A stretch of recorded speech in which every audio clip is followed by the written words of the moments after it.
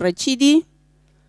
I am based at the Graduate School of Leadership, which is a school within this Faculty of Management and Law, within the University of Limpopo. Thank you for being here. It's a very, very great honor for me to be welcoming you, for me to be here, and a great privilege to be thanking you for being here for the second day of the conference. The first day of the conference was quite a big success, thanks to all of us. The theme of the conference, of our conference, just a reminder, is integrating sustainable legal, economic, and leadership innovations amidst global conflicts and environmental challenges. Like I said yesterday, the presentations, the guest speaker, all a success because of all of us. Thank you very much. Let's make today an even greater day. We were reminded yesterday about the importance of interdisciplinarity when we tackle the strategies of sustainability. We were also reminded of the importance of taking care of human capital, which is our people, our culture, as well as our environment, in order for us to come up with good, effective strategies for sustainability as well as for environmental challenges. We were also reminded very, very nicely yesterday about the quality of education, which is one of the SDG goals, by our youngest participants of the conference, the young, vibrant children from the Sepedi school, primary school. That was very nice. And as we kickstart today, we have honorable, people who are going to be our keynote speaker and guest speaker. We are very privileged to have them in our midst. We are privileged to have them as our guest speakers for our, for them having graced our our conference today. So, but before we listen to them, let's listen to an opening and welcome, so that we are welcomed to the second day by Dr. T. Mabila, who is the Director of Research, Administration, and Development within the university. He's going to be welcoming us and opening for us so that we feel welcome for the second day. Dr. Mabila, it's up to you. Please, let's give him a warm round of applause.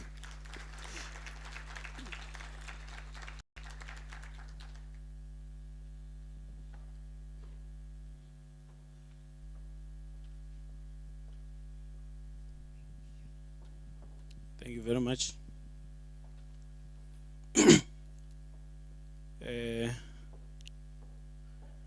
Let me start by greeting our most valued guests this morning,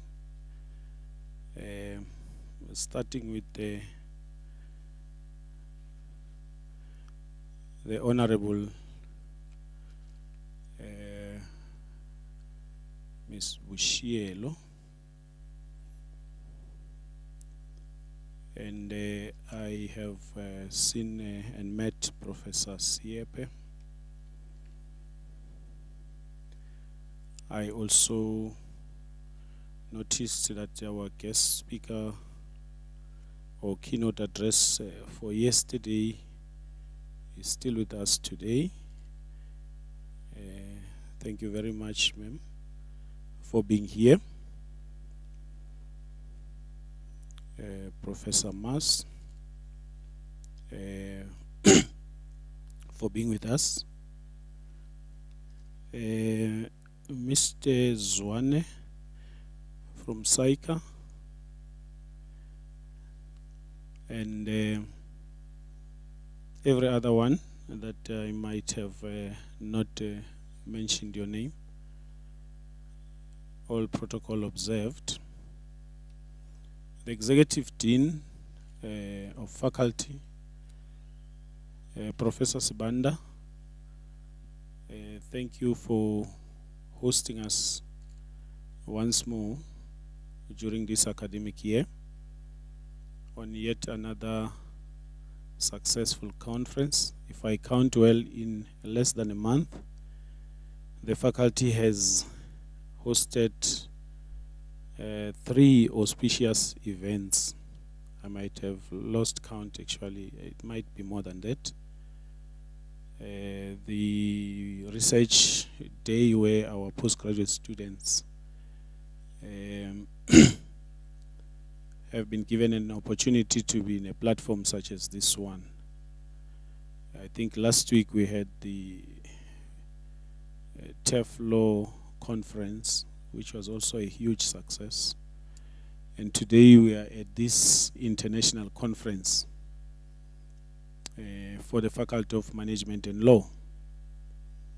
I must say that the colleagues in this faculty should be very grateful to find themselves in spaces like this at this time of our life. The University of Limpopo has just celebrated, and we continue to celebrate, our 65 years since its inception. And one of the dreams from being the research fraternity in the university is that we should see the university thrive in providing a platform for extensive and quality research. And I think the faculty is living up to this ambition. The theme of the conference cannot be overemphasized, very relevant, touches on a number of issues, touches on global challenges which have caused a lot of instability across the world, but mainly also in the north of where we are. But also the whole issue of climate change, which seems to be very aligned to the theme of this conference, is quite a very key phenomena which we cannot ignore. And I think the scientific committee and the chair of this conference have done well in that regard. And I'm sure we are going to find ourselves within a platform where we will, as academics, as researchers, and as policymakers, be thoroughly engaged in these topics. The university has quite a number of focus areas, research focus areas, which we seek to promote. But today I've been very close to this faculty and has not been let down, even though the initiator and the founder of that niche area left us a few years ago. A niche area in sustainability, climate change and sustainability, which was led by an accountant who has a passion in sustainability accountancy. And I know that some of my colleagues still drive this very well. I know that niche area is about to produce its first or second doctoral candidate who is working on that. And we are keen to support and see the role of this faculty in ensuring that such a niche area is promoted and leads in terms of output as well as training of students within that arena. It also puts the university at the forefront of driving what we call interdisciplinary research, collaborations within and outside the university. And a conference like this one, where you also see colleagues coming from the Faculty of Humanities, you might see one or two from the Faculty of Science and Agriculture. You realize that the faculty is in the right direction, Professor Sibanda, in the sense that we are actually also keen and driving the agenda for ensuring that we do not operate as an isolation from other faculties. I think I saw Professor Stole, the Director for School of Social Sciences, in our midst, and I know he's presenting a paper later on today. Thanks for taking the courage to address the accountants, the lawyers, the business administration specialists, the economists, and so on and so forth, Professor. And I do believe that you will find this platform more suitable than perhaps where you are in the social sciences. And hopefully before you retire, you would have gravitated towards one of the schools in this faculty, hoping that Professor Sibanda will facilitate that.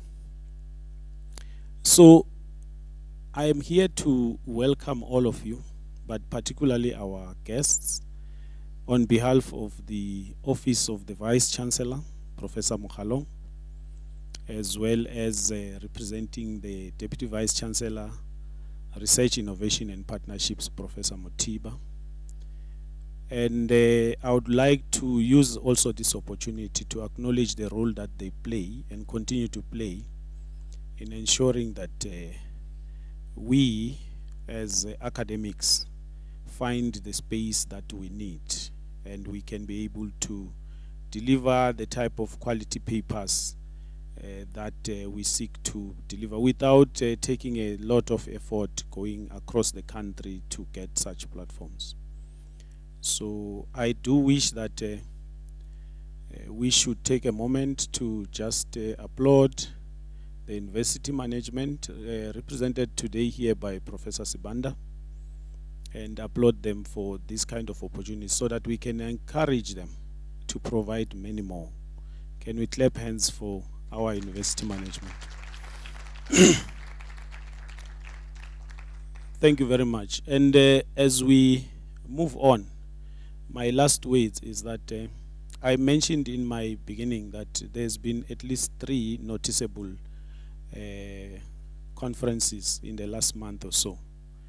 I would like to urge the faculty, I would like to urge colleagues, let's not close the books when we get the questions and we are told, thank you, you can sit down.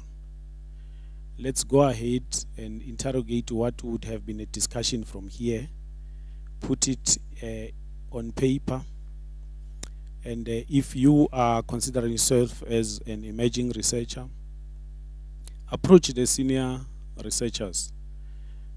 I see there's Professor Kanjere sitting on my left. I see Professor Ngwakwe sitting there, almost at the center. I see Professor Madzivandila. I see quite a lot of them that are here, including the Executive Dean, the Director of School, Professor Koma. These people are there and they are willing to assist you to turn your presentations into articles. And our university is going to support every effort that you make to write those articles. And let us publish them. And because of that, then we would have contributed to putting our university ahead of our counterparts in terms of research productivity and research output. To the colleagues that come from other universities, we are grateful that you have been able to be part of this conference. And as it grows, I am very sure that your names will be etched in the history of this conference. I can see it growing. I can see it going from one venue to another across the country. And you will forever be the participants that participated in the first international conference of the Faculty of Management and Law. And thank you very much for that. I thank you, Lady Chairperson.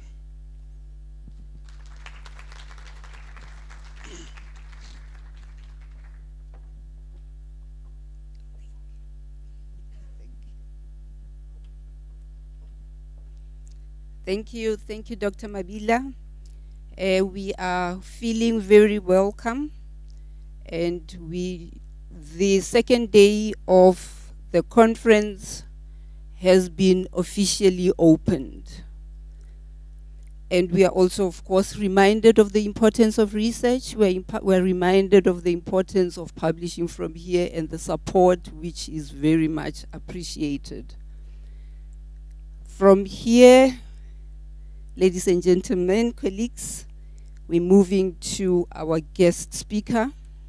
We're moving to our keynote speaker, who is going to be introduced by Professor Nkuna. Professor Nkuna. After the introduction, Professor Siepe, our keynote speaker, will follow.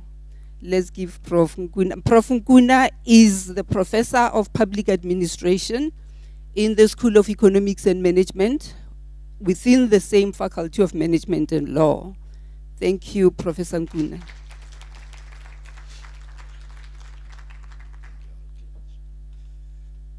Good morning, colleagues. I'm given a task here to introduce our guest speaker. And through the wishes of the guest speaker, I know that if I was doing it electronically, I was going to send it to you through a zip file, because there are quite a lot of things I have to say about this guest speaker. But I'll try to be as short as possible and as pointed as possible. The guest speaker I'm introducing today for this conference is one of the heroes or the giants in the space of knowledge within our discourse. And then the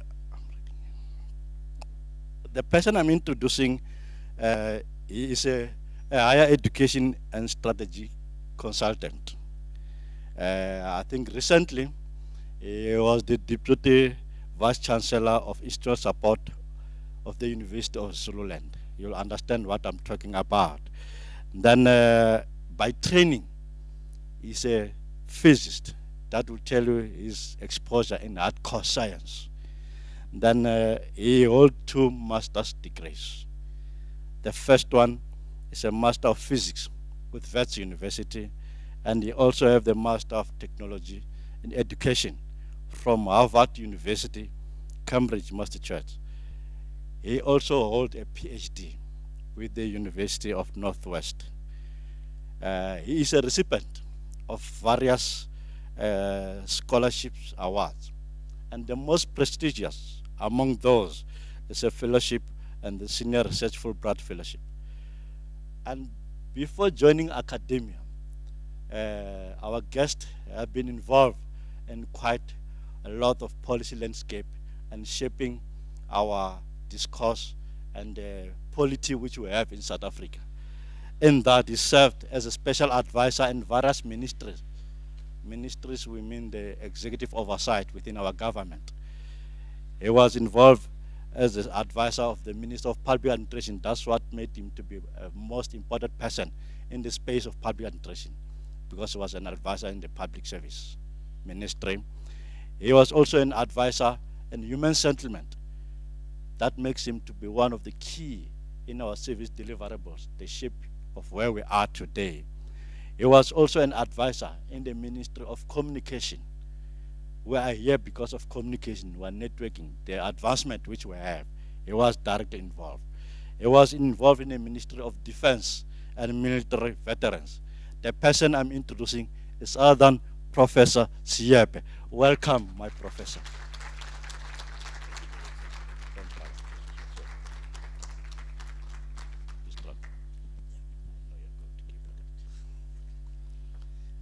Thank you very much for those kind words. I had to stop him before it begins to sound like an obituary. Um, Let me first also express the appreciation for having been invited here, and also to recognize some of the people who are here. And I see, fortunately, my slides is already up. Let me acknowledge the presence of the Deputy Minister, Ms. Bushielo, and also the Executive Dean, who, working with or conspiring with Professor Sitati, decided that I should come again to address the people of this university. A friend of mine and a former dean of the School of Law at the University of Venda was surprised that I was invited again. And I had to assure her that Professor Sibanda is busy studying repeat offenders. So I become a good subject. And I was saying to her that maybe I have not offended enough, hence the tendency to invite me and to continue to have this form of engagement. I'm also pleased that the university has seen it fit to come up with a topic that, or the theme that is pregnant with meaning in terms of the role of universities. The notion of sustainable solution, especially given the problems that don't seem to end, is very critical. But also combining both the legal, economic, and the scientific, it's also important for the most simple reason that nature does not give us problems that are neatly packaged. Therefore, the solutions will not be neatly packaged. The solutions will need a form of integration. It will require multidisciplinarity. It will require transdisciplinarity. It will require that we should actually think beyond or outside the box, as they put it. And I'm also pleased that this conference has sought it wise, or the organizers, so that they should invite not only scholars, but practitioners and policymakers, because these connections become very, very important. And in the words of the Executive Dean, this is about creating vital conversations on pressing issues of our time. And when I looked at the papers that are going to be presented today, I can see. I thought that my approach would be, instead of giving what appears to be a simple solution to our challenges, is to recognize what I just said, that our problems are much more complex. And the issue is, how do we begin to ensure that the universities become an answer to our challenges? And the most obvious for me would be about revisiting the idea of a university, but the idea of a university as a site of struggle for meaning. A friend of mine and a mentor who passed on recently used to ask the question, what was it all about? And in that, it should be a question that when you reach the sunset of your life, or when you finish a university, you should be able to ask, what was it all about? And in that, I want to put that the university should be a place of intellectual deliberations, a place where there is engagement of ideas. And a friend of mine who I often disagree with in public wrote a very incisive paper many years ago. And he says what we need is to recenter the intellectual project of the university in our business. And he said most importantly, that the university ceases to exist when the intellectual project no longer defines its identity, when it no longer infuses its curriculum, when it no longer energizes its scholars, and when it no longer inspires its students.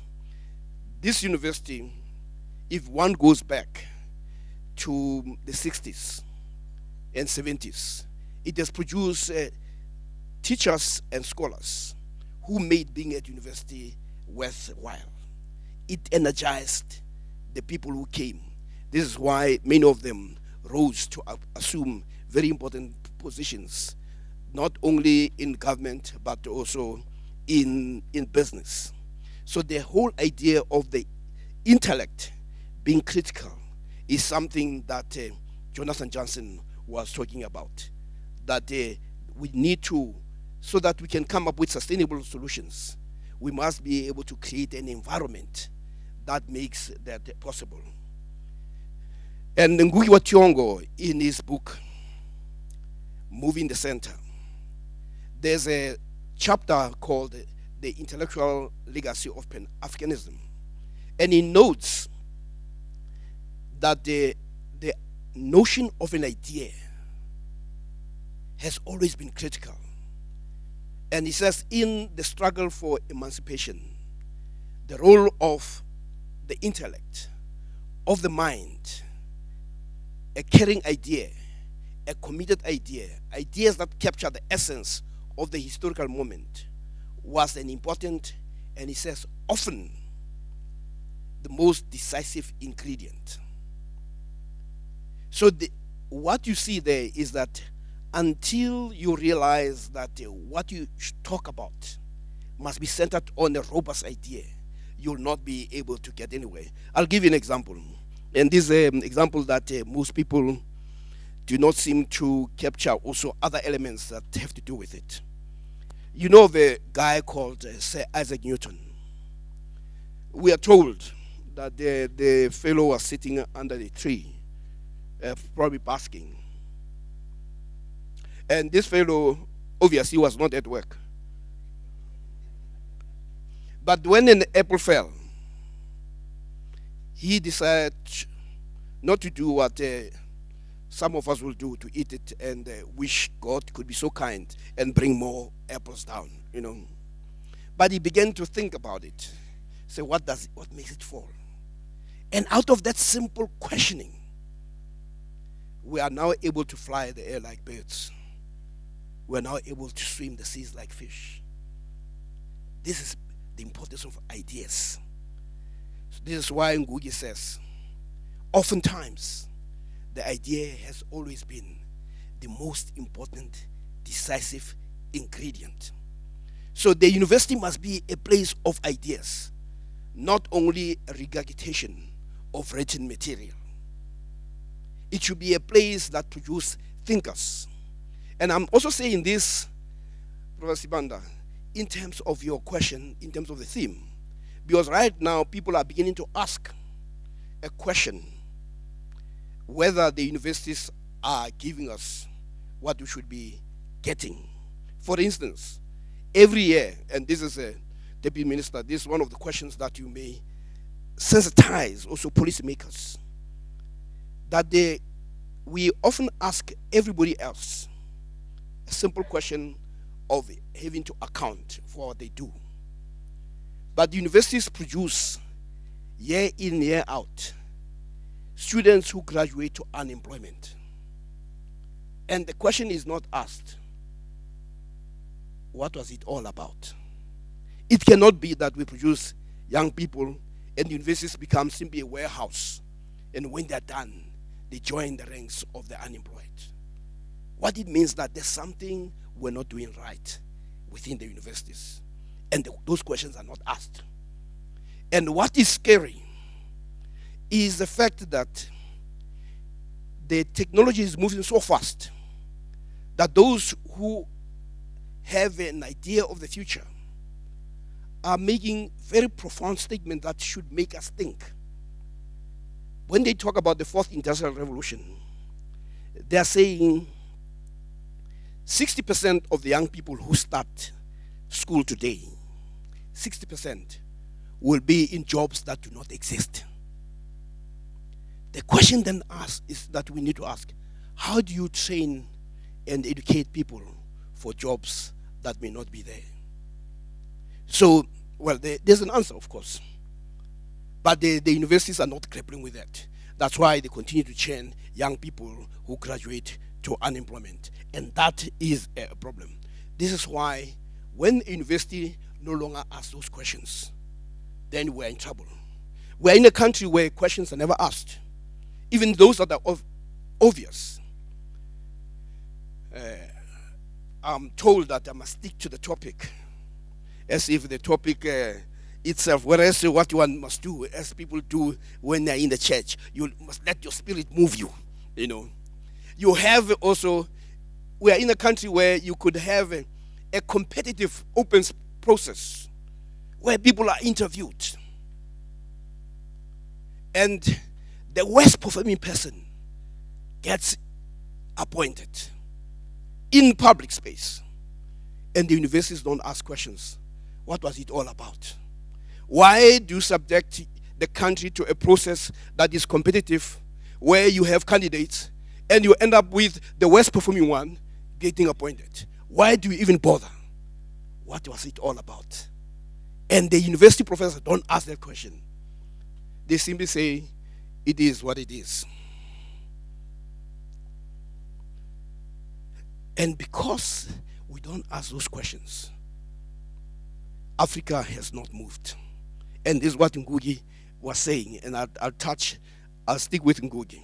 But the point is, until we turn the university into a place of thought, we will not produce a society that is thinking. And Winston Churchill put it very nicely, that those who control ideas also control the future.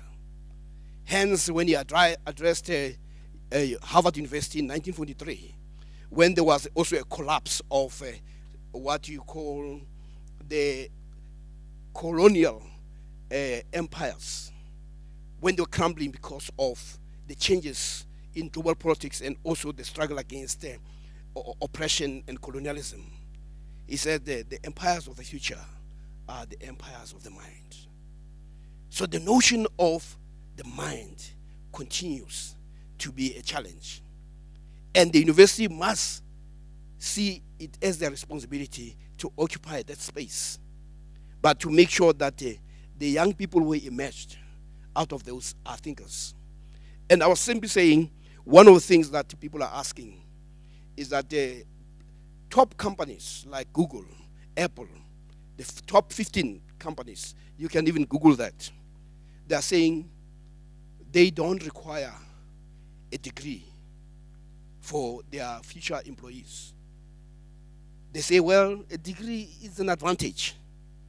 But they see the damage that universities are doing, that they would rather have people who do not go through that machine, emerge out of it smelling the same way. You know, Deputy Minister, you say you grappled with MBA. One of the things that you find with people coming from MBA is that as soon as they speak, you know this guy's got an MBA, because there's a discourse, there's a language that they use, you know.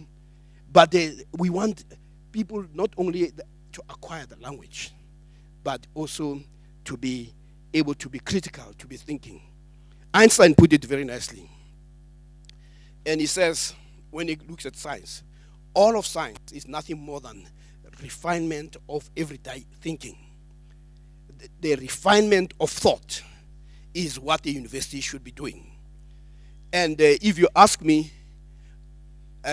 about what I studied, most of it I have forgotten. I mean, my master's thesis, what I can understand is only the part where it's written in English. The rest looks familiar, but I don't understand it. But this is what education does. And this is what Einstein says, that education is what remains after you've forgotten all that you've learned in school. I mean, I can tell you, you can bring me somebody who has done a PhD in mathematics 10 years ago, 20 years ago. They may not be able. They'll be able to see that, yes, I remember writing that. But what that means, they will not remember. But it is the critical skills that we want young people to have.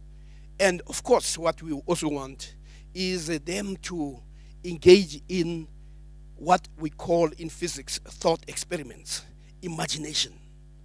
Bernard Shaw says, some people see things as they are and ask why. I see things as they never were and ask why not. We need to be able to imagine. You know, when Soviet Union put Sputnik into space, which was simply a small artificial satellite the size of a rugby ball, the American president decided to say, when he saw that this represents a defeat of American claims to technological supremacy, they felt that they were outsmarted. And he said, no, we'll do better. We'll put the man on the moon. A leader in Africa were to say that, many of us would have suggested that he must be arrested for his own sake and be put in a mental asylum. But in the United States was a mission impossible. But as James Baldwin put it, that in our country, as in any other country, the impossible is the least we can demand. And what I'm also asking you is also to do that, to engage in that impossible challenge of making your students to be excited about ideas, not about regurgitation of what other people have actually put. A friend of mine also interrupted my preparation by sending me this note. And she also suspected that she knows who sent this note about the great teachers. And this person, who I think is a professor of law at the University of Pretoria, wrote about his experience with his teachers. And he says, Professor Ramos, he thanked him for insisting on the forgotten ethical dimensions of all laws and politics. And Wendy Brown for reminding us that critical scholars don't write cookbooks or blueprints, but ask hard questions. Robinson for believing that African history, culture, and experience can still remake the whole world. And Spiller for showing that academic writing can be beautiful, demanding, complex, and exquisite. This is what ultimately, when he thinks about his stay at university in the hands of great teachers, this is what it was all about. That's why I'm saying that the universities, we need to reclaim the intellectual project of the university to be able to come up with the sustainable solutions. Because the solutions that we have proven to be inadequate. We can talk about what we call exhaustion of knowledge, where the knowledge is no longer able to anticipate, and we're subjected to all forms of crisis, financial crisis, climatic crisis, technological crisis. These are indication of the exhaustion of knowledge and what it means that we need to start rethinking. So I thought it would be, having said that, it is important closer to home. And to indicate that we are blessed, and some people talk about cursed, to be in the continent, one of the richest continents in the world. And some people call it a resource curse, that we are so resourced, yet it can also become an issue of a curse. And the paradox of the continent is a simple one, that despite its richness, the abundance of richness in terms of the human and the natural, Africa is the home of the poorest of the world. The World Bank tells us that next year, 80% of the poor will be coming from this continent. 80%, despite the intervention of many other people, the IMF, the World Bank, and etc. But the things are not getting better for the African. And of course, those who are scholars of coloniality and decoloniality will tell you that this is because of that Africa has been subjected to a pesticide, and its resources have been expropriated, have been plundered and pillaged. And to an extent, that the pesticide that took place has led to a form of irreparable harm that has been done to Africa's intellectual capacity. So if we are going to be participants in finding solutions that are sustainable, we must address this legacy.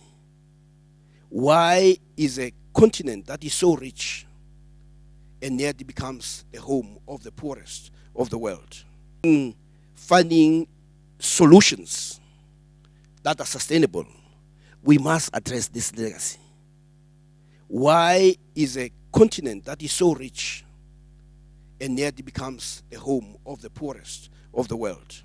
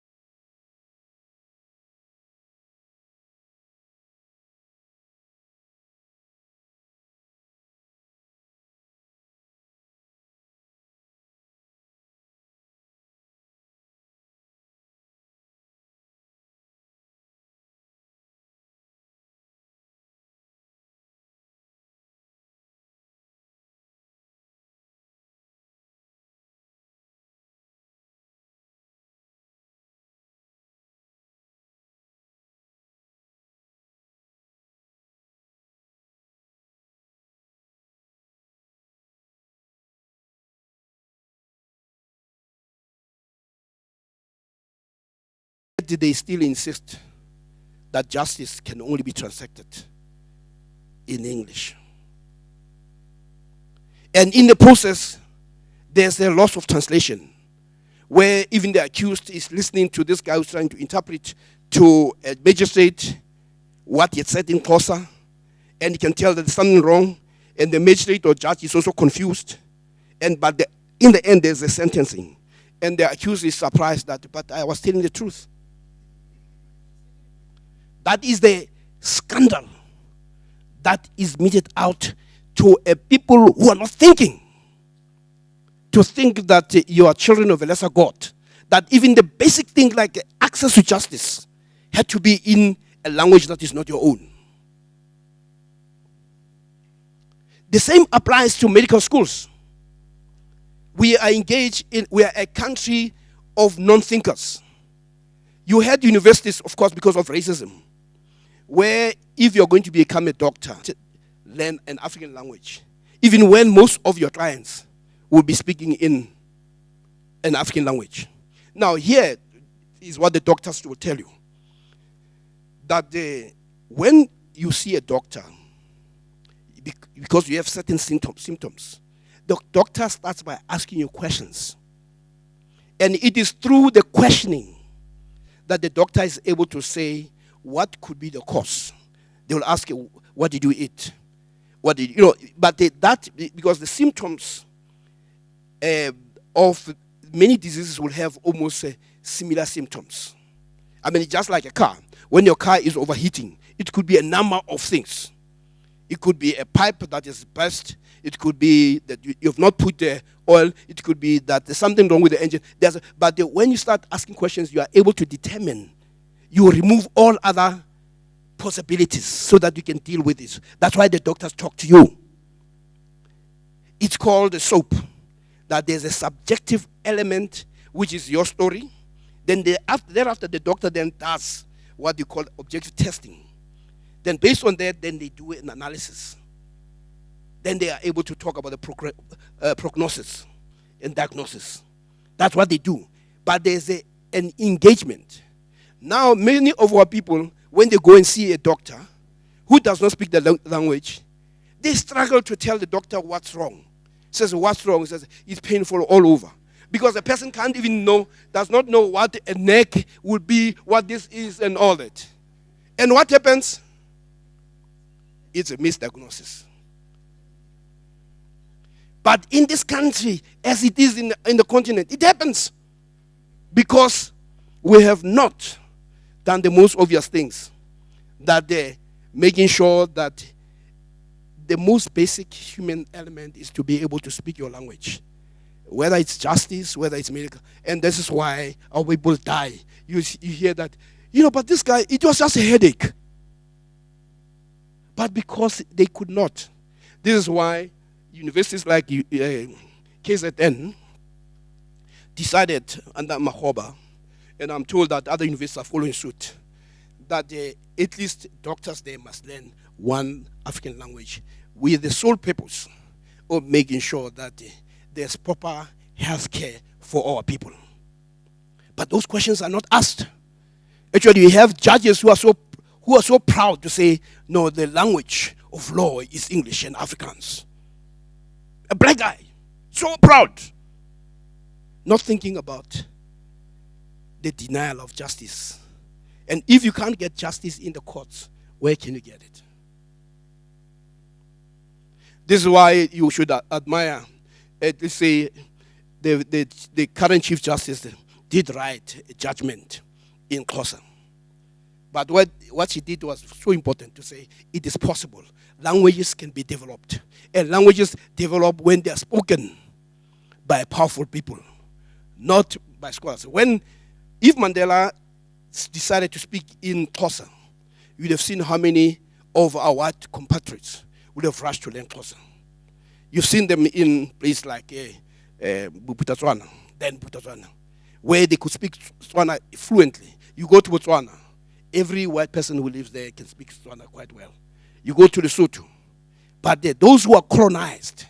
So this is what Fanon talks about when he talks about the attack on on your psyche. And this is what also Biko talked about, that in the end, what we produced is simply a type of black man who has lost his manhood. He says, all in all, black man has become a shell, a shadow of man, completely defeated, drowning in his own misery, a slave, an ox, bearing the yoke of oppression with sheepish timidity. Biko wrote that in the 70s. But the manifestation of it happens all the time. The two examples I gave you on language is simply an indication of how much we've actually lost. But everywhere you go, people speak their languages. I was in Indonesia recently, and in China, in Russia. When you go to those countries, the idea of that you study science or anything in a foreign language is foreign to them. Ngugi decided to write his latest book in Kikuyu. And Ngugi is one of those authors who has written, his books are translated and they've sold in millions. And when he was asked by one of the interviewers who was saying, but Ngugi, you know, your books, they sell in millions. Why are you writing in Kikuyu now? And Ngugi responded, he says, because I'm Kikuyu. And then he asked the question, would you ask Shakespeare why does Shakespeare write in English? But you can see how colonialism has actually that we don't ask these questions. This is what, when we talk about universities, as a site of struggle for meaning, it should be what was it all about. If your kids, I mean, I can tell you, I've seen it many times. A black guy with a PhD has less confidence than a white person with only metric. Even what I do when I go and talk to some politicians or some people, if I want to get a hearing, I've got some white guys I call my white guys. I bring them along because only when they see that I'm with the white guy, the black person is going to give me an audience. This is a reality. This is what Biko says. You know, but it's a reality. And you see, and even the politician that you will talk to or the guy who's a manager would wait. If you do the talking, you see him looking at the white guy because he wants the white guy to speak. You know, even when the white guy has been given a script by me to say, you say the following and nothing more. You know, when they ask questions, repeat what you said. You know, but because we never, you know, the issue is your education is what we call a miseducation. And here's the beauty of it. You know, the colonialists were very clever. What they did was to target your mind. And also to make sure that they produce the type of black person and African who will be beholden to whiteness and to coloniality. Who will be so proud. I mean, you have some of our best people. Africa has so many problems, but you have a black guy said, no, you know, I'm going to Japan. I'm going to work in America. I'm going to. The problems are here. Your people have problems. But it is seen as a sign of achievement. But those people do not move around. They make sure that the society. So what I'm saying is that let us reclaim the universities as sites of struggle for meaning. Let us reclaim the universities as spaces for intellectual deliberation. Carter Woodson said this in his book, The Miseducation of a Negro. And I see a lot of Negroes in this country. He says, when you control a man's thinking, you do not have to worry about his action. Very important. When you control his thinking, you do not have to worry about his actions. You do not have to tell him not to stand here or go yonder. He will find his proper place and will stay in it. You do not need to send him to the back door. He'll go without being told. In fact, if there's no back door, he'll cut one for his special benefit because his education makes it so. This is what we produce. This is what you find with African leaders. And one of the things that Gus Fugel was saying is that what we must also know is that just because you got political education, political liberation, does not mean that the structures and processes and systems of colonialism disappear. They remain in place. And those are the ones that continue to control. So for as long as some of you cited about those structures, you should know that those structures have in them an internal logic. And that internal logic makes sure that they deliver what they were designed to deliver.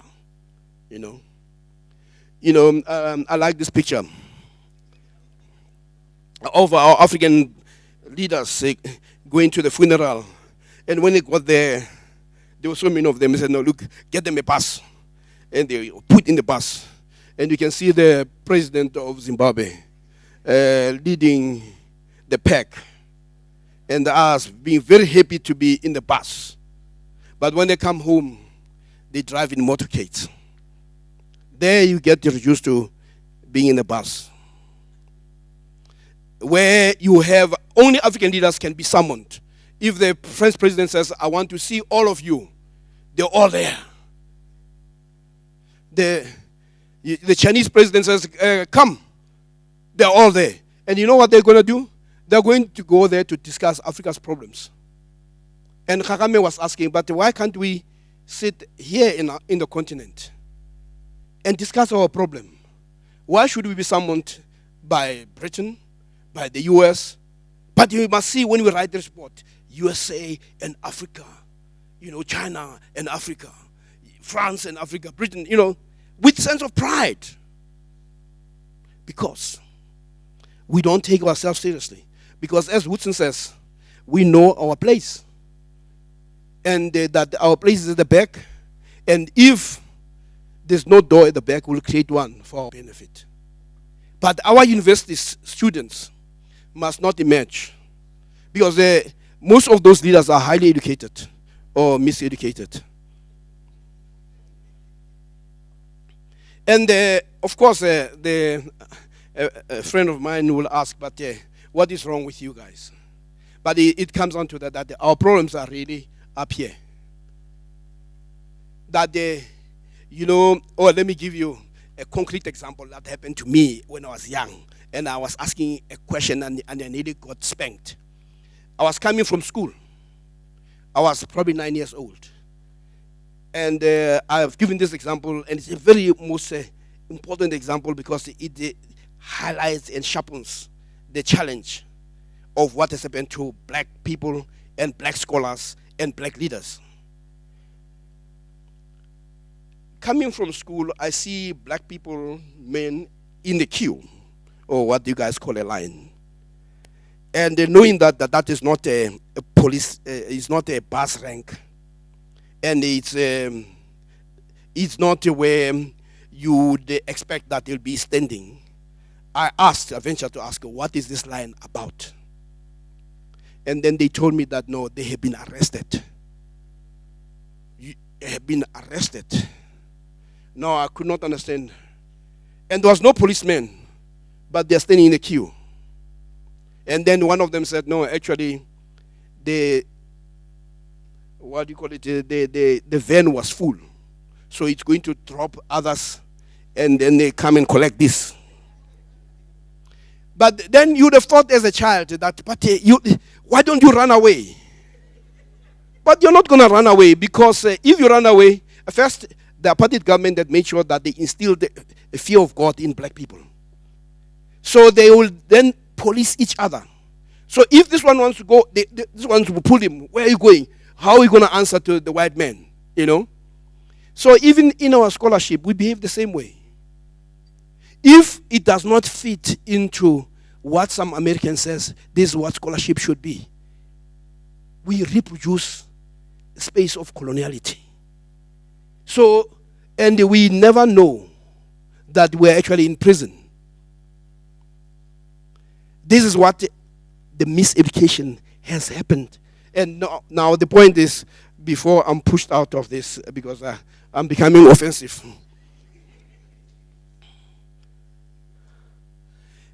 The last point I'll make, actually, the slides, there's more into this, which Professor Sibanda, it requires a workshop to deal with workshop about how we solve our thing. But Malcolm X said, you must also be careful how you introduce the truth to the black man who has never previously had the truth about himself. So the black brother is so brainwashed that he may reject the truth when he first hears it. You have to drop a little bit on him at the time and wait a while to let that sink in before advancing a second one. So I thought I should just give you a little bit of this one. And maybe next time, this is a way of inviting myself again. I'll bring the other part of how to do it. But the long and short of it is that we have a responsibility, and the responsibility is simple. Let us reclaim the university as a site for struggle for meaning. Let us go back to the idea of making our universities to be exciting for thought. Because in the end, what education does is that we'll forget most of the stuff, technical stuff, but there are things that will be most meaningful. And that is what education should be. And when the question is asked, what was it all about? You should be able to answer the question. Thank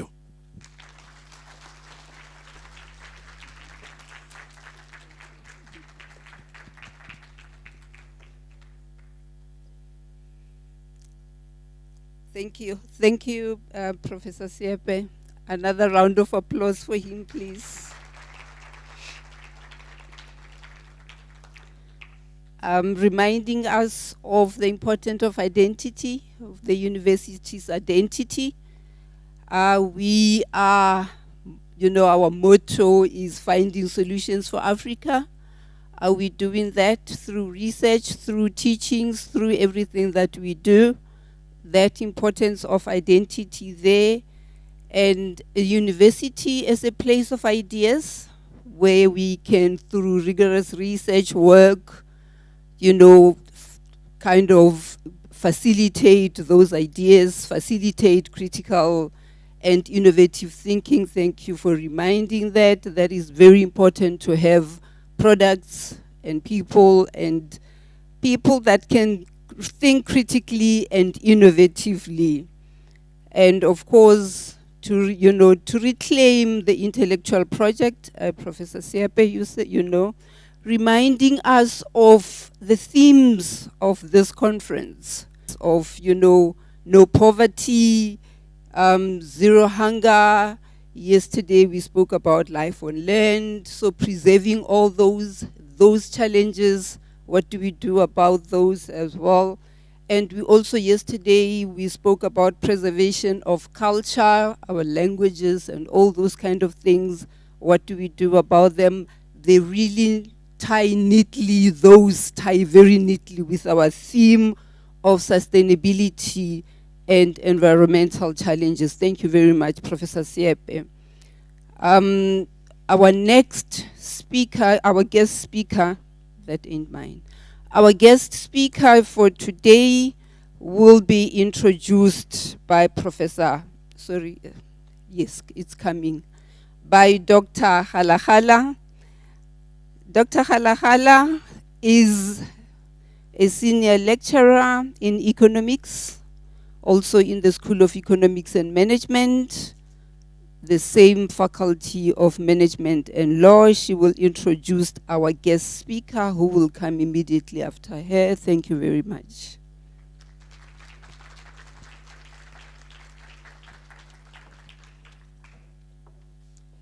Greetings to the House at large. Allow me to introduce our guest speaker, Mr. Robert Zwane, CASA. Mr. Robert Zwane, CASA, is a qualified chartered accountant and is the Executive Director of Learning, Development and National Imperatives with the South African Institute of Chartered Accountants, that is SAICA. Previously, he was the senior executive of the national projects and led the execution of the Audit Development Program, which is the ADP, and several other initiatives as the director of the Education and Transformation Department at the Independent Regulatory Board for Auditors, which is IRBA. He worked for a while at the University of Johannesburg in a variety of capacities, such as house warden at one of the university's residences. He worked as a senior lecturer and an academic trainee. He finished his training course at one of the big 4 accounting companies. In other roles, Mr. Zwane sat on the International Federation of Accountants, which is IFAC, International Accounting Education Standards Board, as a technical advisor to the South African representative, and was also a member of the Education Committee of the Public Accountants and Auditors Board of Zimbabwe. Please welcome Mr. Zwane. Thank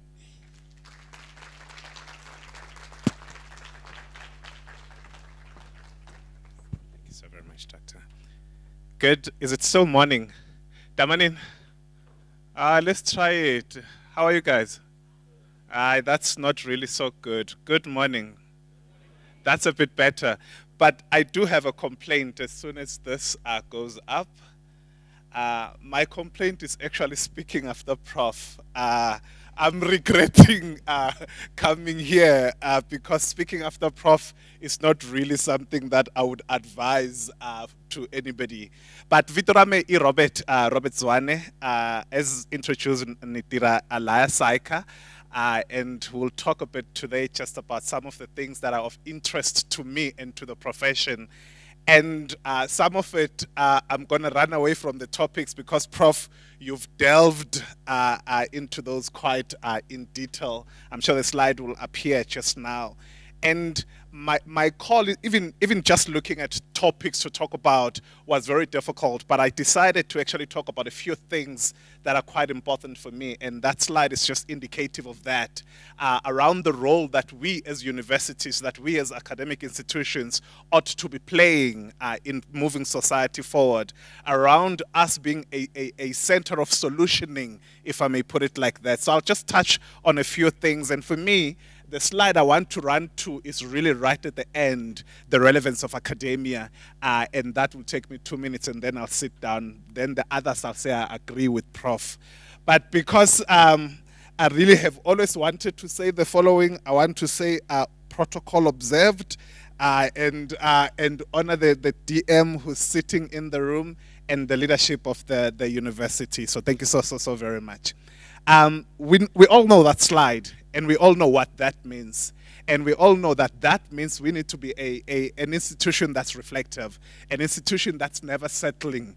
And Prof, you mentioned it by saying, if we are great educators, we are going to be asking questions. And what that means is you can't be sitting here and you've been taught by the person who taught Umkulu and the person who taught Umkulu Gamkulu, and you're still sitting here saying we are going to make a difference and we are not evolving. So VUCA for me is not just reflective of the complicatedness of the world, but the complicatedness we should be ourselves in terms of how we renew ourselves every day. This slide for me is also quite key in reflecting not only in our country and our environment as a country. If you look at inequality, you look at sustainability, you look at crisis, you look at everything that's in there, it's reflective of what is happening. And academia ought to be leaders in developing solutions for all of those aspects that are in there. Digitization is also appearing on that slide, and poverty, as Prof spoke about it, is also appearing in that slide. And also quite important is how do we actually get to look at all of these matters and have all of our programs as universities be addressing everything that is on that slide. And this slide for me I deliberately wanted to use an old slide, if I may use it as an old slide, and looked at the research date there. If you look at that article at the World Economic Forum report, it was in 2020. And look at the title, just the first bullet on my left. It says these are the top 10 job skills of tomorrow and how long it will take to learn those. And that was in 2020. And it says top skills in 2025. So if you look at those two dates, it really scares me. And because the question is, if those are skills of tomorrow and it was literally yesterday being 2020 and tomorrow is 2025, what does it mean and where are we as academic institutions in terms of developing those skills? So for me, that should scare us in terms of looking at just the closeness of those dates. And if you look at that, many of us are still thinking, digital acumen and all of those are still thinking about how to get there. But the world is not waiting for us, if I may put it like that. The world is shifting every single day. So if you look at those, analytical thinking, Prof has spoken a lot about critical thinking being the fourth one in there, complex problem solving. And all of this means as well that any program that a university teaches or a university endorses has to actually be looking at how do we solve our problems in this country. There's a member of SAICA, and I'll honor his name and not share it here, a member of SAICA who's quite senior in the profession and who runs his own schools. So if you go Google, you'll find him within 2 seconds. And at his schools, they actually use a framework that's problem solving. And that is at a high school and at a primary school. They use problem solving as a learning and teaching and learning framework. But one of the things that is quite interesting is I visited the school a few years ago, and I think I was at a grade 10 class or grade 9 class that I went into.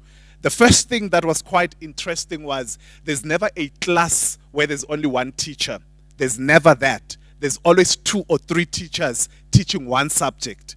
And the one thing that they saw was you can't sit and be teaching accountancy and using English, yet the English teacher is not in the classroom as well.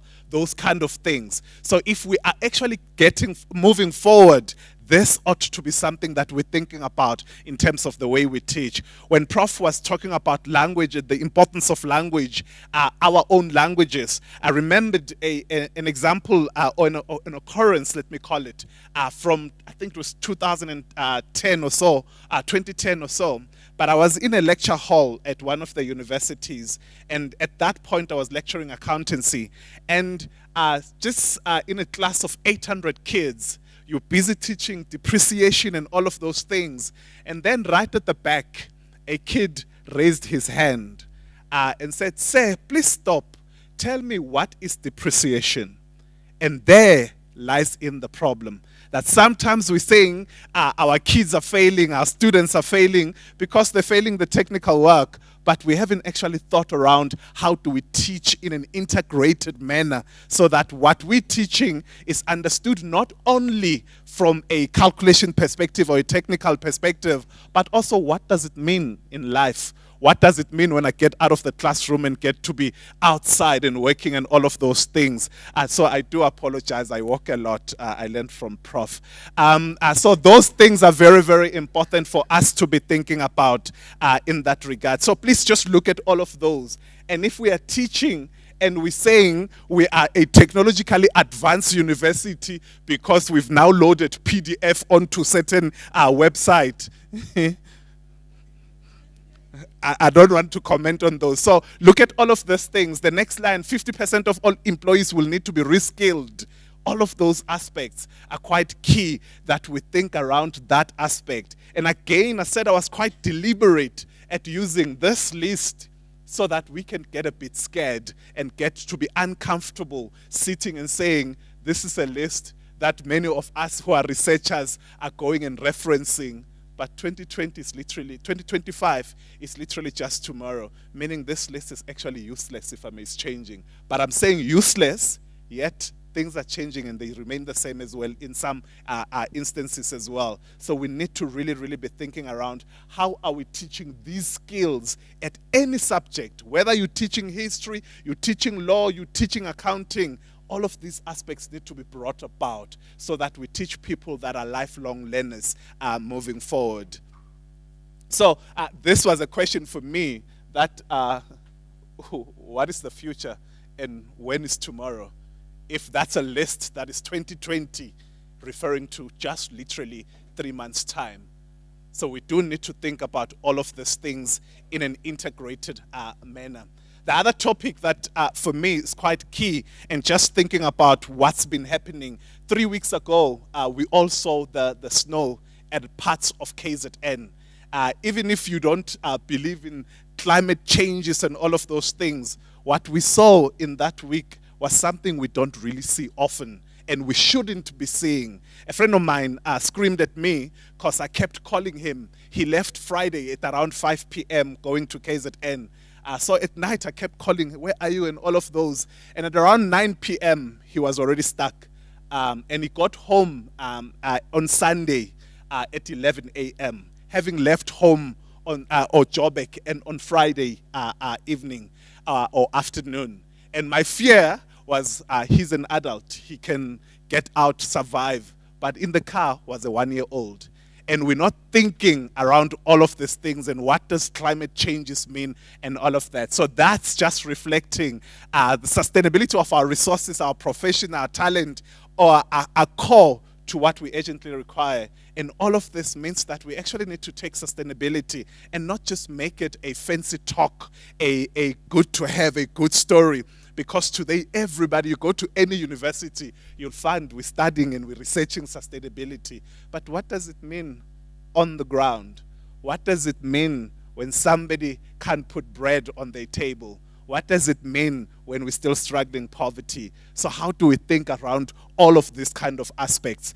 Just 2 weeks ago, I was having a conversation with a colleague of mine after reading an article. It was an article on protein and locusts and how they can save the world. So I was looking at those saying, wait, this can save the world. It means my grandma knew around how to save the world more than 100 years ago.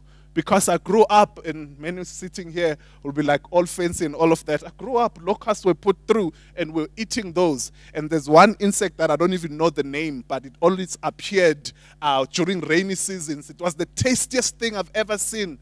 Now I was reading an article, and to Prof's point, because somebody who has a skin that's slightly lighter than this has done some research on it, all of a sudden, it's something we want to consider eating. Yet, when my grandma brought it growing up, what's that? And all of those kind of a thing. So we need to go back to who we are in terms of looking at sustainability and all of those. Growing up, I used to love visiting home. And one of the reasons I loved visiting home was getting to be home for 2 weeks. And for the entire 2 weeks, I eat and I eat and I eat. But there's nothing that has oil at all. Yet for 2 weeks, I'm eating.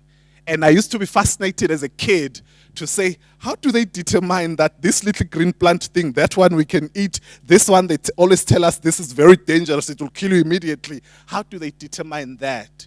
But why are we not getting to be respecting and honoring that kind of history, that kind of heritage in terms of how we sustain ourselves? We live in a country where there's so much of poverty.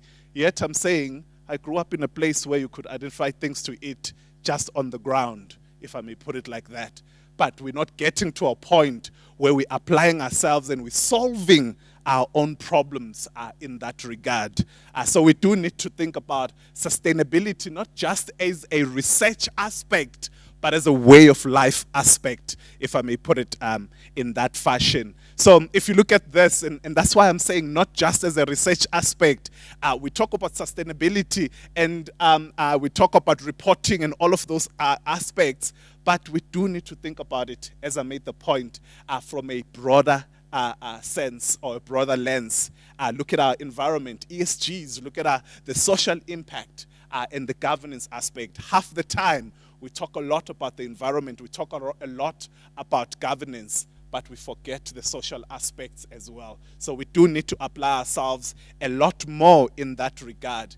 And as an accountant, the need around reporting, we talk greenwashing and all of those aspects. For me as an accountant, that becomes even more important, that I don't get to have people saying they are the following, yet they are that, and all of those kind of aspects. So we do need to get into these aspects. From a government landscape, as South Africa, we have entities that have already adopted the sustainability standards, but where are we moving? How can academia get involved in that regard? One of my colleagues is an expert in this field. So I said, if I was to talk to you and look at sustainability and look at what was quite key, she said, Robert, for me, it's how does our curriculum integrate sustainability? How does our curriculum talk to social, environmental, and governance matters? And then again, the issue of research becoming a lot more important in that regard. And then collaboration are also quite key. So this is where we, as a center of intellectual capacity, as Prof sort of mentioned, we need to actually be getting into this space and looking at how we affect the daily needs, if I may put it in that fashion, through such researches as well, through thinking sustainability, and not thinking sustainability only from a reporting perspective, but from a what's happening on the ground. I won't touch the slide, just looking at technology and all of those. But I thought of also just earning my salary just for a moment, because I'll be fired if I don't talk about SAICA for a moment before I sit down. But in terms of earning my salary, I thought this slide was quite important around who are we developing as a university. If you look at that slide, it talks to our curriculum framework. And if you look at the graph this side, or the image this side, right at the center is value creation and integrated thinking. So how is, or who is the student we are developing? Are they those that are creating value, are thinking about creating value as the world is moving away from the traditional CFO, Chief Financial Officer, to more a CVO, Chief Value Officer? How are we as UL thinking around those aspects, around integrating the way we think? The green aspect, the second circle, if I may call it that, is what we call our enabling competencies. Right at the center is our technical integrated thinking and all of those, and the green is our enabling competencies. The very obvious one that you're seeing there right on top is business acumen, and I won't even touch on that. Digital acumen, I won't even talk about that. But decision making becoming quite important. Relational acumen becoming quite important as well. So that's the acumens that are enabling us to be thinking, that are enabling the technical work to be applied quite differently. That blue line, or turquoise, I think it is, that turquoise line is also quite an important one, which is our professional values. If you look right on the side, it's ethics. Are we teaching professionals that know the accounting but can't think around ethics and all of those kind of things?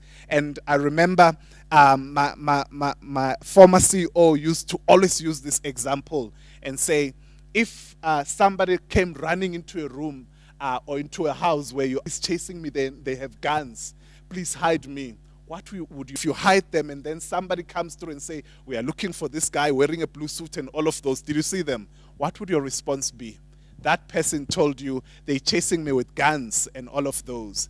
And then you say, I've never seen them, I didn't. Maybe consider the other passage and stuff. Then tomorrow you hear somebody wearing a blue suit was being chased by law enforcement agencies and was not found. What's ethics? How do we think broadly around that? An interesting case study around one of the airlines, one of the Asian entities, countries' airlines, was airlines crashing. And I always say airlines crashing because of culture. And if you look at what was happening there, was the issue of pairing a senior person with a junior person. Something that we as a country also have in terms of challenges. What was happening in that scenario was every time a junior person would have issues or would hear some issues, they'll say, Captain, we think there's an issue. But that person who's senior saying, nah, there's nothing like that. In that culture, as a junior person, you don't question. And then a few minutes later, an incident happens, something that could have been avoided. So how do we train people that think critically, people that asks the right questions, people that stand up when they need to, professional courage and all of those aspects. So we do need to think about all of these things as academia. And in this room lies the future in terms of everything that runs our country, everything that runs our countries. So if we are not thinking in that fashion, the world is in trouble. And then if you look at that, lifelong learning is also in that blue line as well. How do we create people that will get out of here? Our sitting right next to the deputy minister, and something she said sort of played in my head. She said, no, I just love too much reading. I read quite a lot. And how many of us as young people, as students, as young professionals do that? All I was doing when Prof was talking was taking photos of all the books I need to be looking at. But as young people, as students, do we develop that nature from an early age or not? We cry about language. Yes, we need to go to our own languages. Yes, we need to be looking at that. But we cry about languages, about us not being able to engage, also about us not thinking broadly, because we don't expose ourselves to reading broadly. So how do we teach that kind of aspect? And what I'm sort of requesting from the university is all your top achievers, all your awards must just be books. Africa has great stories to be told. So it must just be books that we give, because reading not only tells stories, but opens our imaginations, also helps us in thinking quite broadly as students. So we do need to be looking at that. And also something that's also very, very, very key, and this is how a CA looks, is social citizenship. How do we develop people that feel a sense of responsibility to their country? Prof said people are getting out and going abroad, and many of us as young ones, when that aspect of going abroad is presented, it looks very attractive. And then those who can solve our country's problems are out and they're gone. But how do we as young people say, okay, I'm going to go for a year, but I'm going to come back and apply what I've learned to here? Or I'm going to look at how are we doing things differently and come back. So how do we create a culture of responsibility or accountability towards our country as well? So those aspects are quite key in looking at as well. So this is very, very, very important. And I'm actually quite glad that I had two sort of departments in this room. I had a lot of accountancy. I had a lot of talk about law, because we met with a senior member of our country in terms of government and all of those matters. And they said something that if we are to ensure that as a country we don't experience aspects such as state capture again, accountants and lawyers are needed.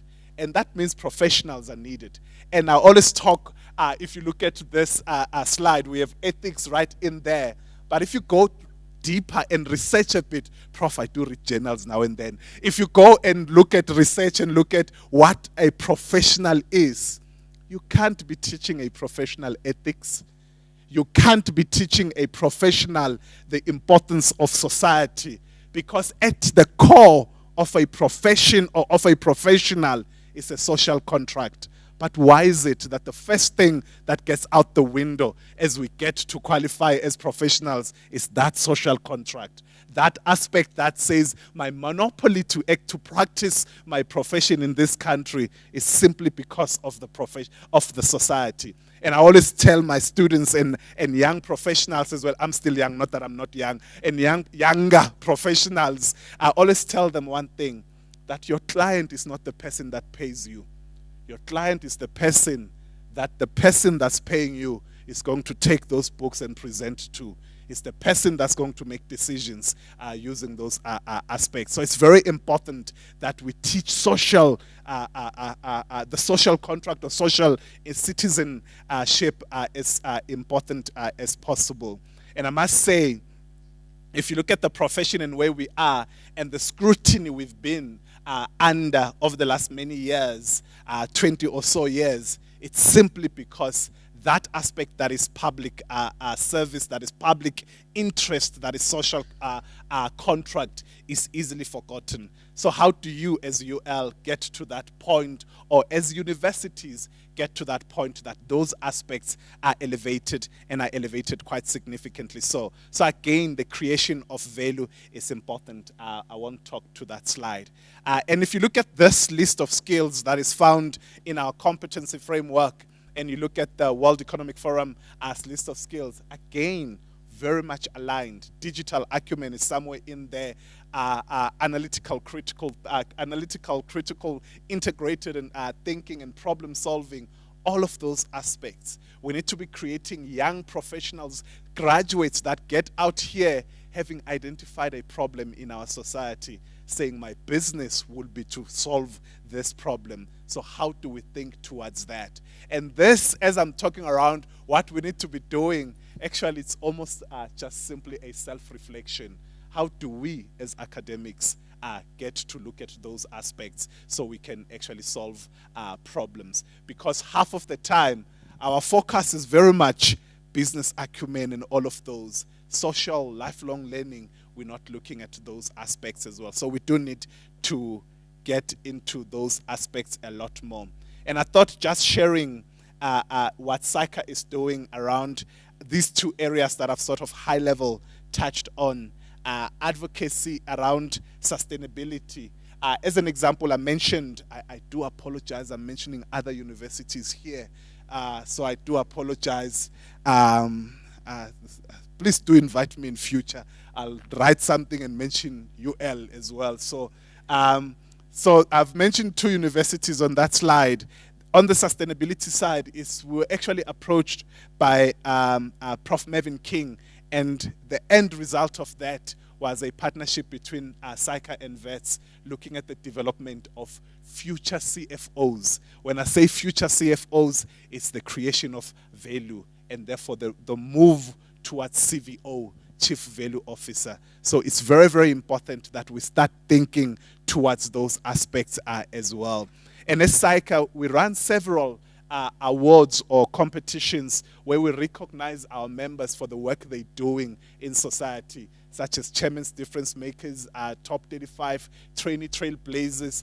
And if I use the very last one, that's the youngest professional in there, being the Student Leadership Summit. 3-4 years ago, the students were presenting their ideas and the businesses they were running already. And one student came through and presented. He was studying in Joburg, and he was running a farm in the Eastern Cape. And what was quite interesting about that young student who was doing third year of his undergrad at that point was his sister and his sister's family had to move back to the Eastern Cape because he started a garden. He started a farm. And it was getting to a point where it was growing. That sister who was not employed in Joburg decided to go and be looking after the farm at home. That's a third year undergrad student. Another student who came and presented that year had spoken to several retailers and said, I know your food does go to waste now and then because it expires, but if I could get permission and get the food 2 days before it expires, I would appreciate that, because I'm at university. I know a lot of students who need the food, but a lot of retailers came in and supported that kind of initiative. So how do we come in as lecturers, as academia, and get our students to be thinking a lot more broadly around things? Just last year, on the digital side, one of our winners, a candidate or a trainee who's finishing his articles only this year and becoming a CA only at the end of this year, last year won the competition because at a second year of articles was already connecting more than 20,000 students and giving them information through an app he had developed. So how do we get our students to be thinking coding, to be thinking of solving their own challenges that they experienced here? And not that thing where we say as students, I know many of us are sitting here, sometimes do that you are at rest and there's some unfair treatment. And you say, yeah, one day when I'm a senior person, I'll change this thing. And then when you get to be the senior person, you do the very same thing that they were doing to you. How do we get people to move away from that kind of mentality to a problem-solving mode? So these are very, very, very important. And I'm going to apologize for the second time, and please do still invite me. But I'm going to mention another university, and that's UJ. This was in 2018, 2019. We actually approached the then VC, Prof. Marala, at that point, and said, there's a lot of talk around 4IR. There's a lot of talk around digital innovations, digital transformation. We know you are respected in that area, and therefore we need you to be developing courses for our CAs. Within a space of 3 months, short certifications were already developed. And why I'm using those two examples, when I was meeting some of our guests today, I heard a lot about UL and sustainability and all of those.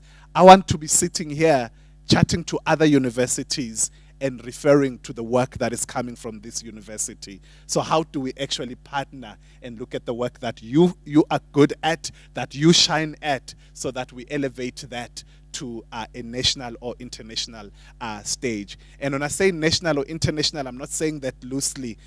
Most recently, SAICA runs a bursary program that is aimed only at supporting African and colored students. And why only those two? It's because when you look at our register, it's still not well represented around those two groups. But it's quite interesting that over the last few months, we've had 2 countries visiting us saying, Robert, we have issues with our indigenous groups in our countries that are not qualifying as CAs.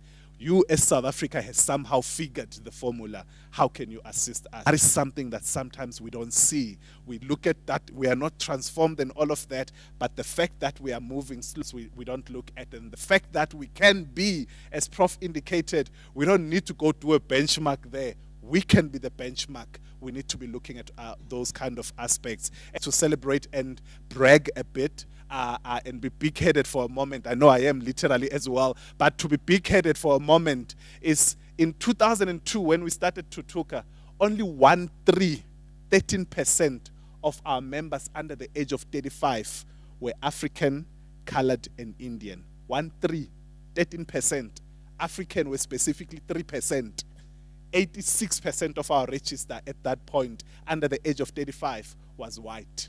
In February this year, 57% of those that are younger than the age of 35 are ACI, are African, colored, and Indian.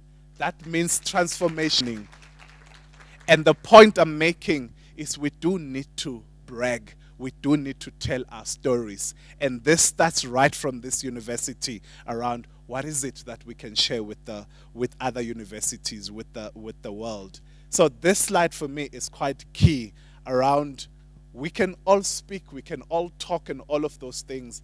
What does it mean for you as an academic? How does it get tomorrow when you go back to the lecture hall? Or do you go tomorrow and you go change the dates in your modules that you created last year or 3 years ago, and you continue and you present and you're like, I am so passionate about developing young people. I'm so passionate about the profession, but you last updated your module 4 years ago.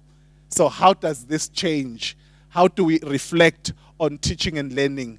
How do we adapt technology to make sure that young people are actually thinking differently? Let me just give you an example of Admire in terms of his thinking. I remember this one day I was called to the university because he was not very well.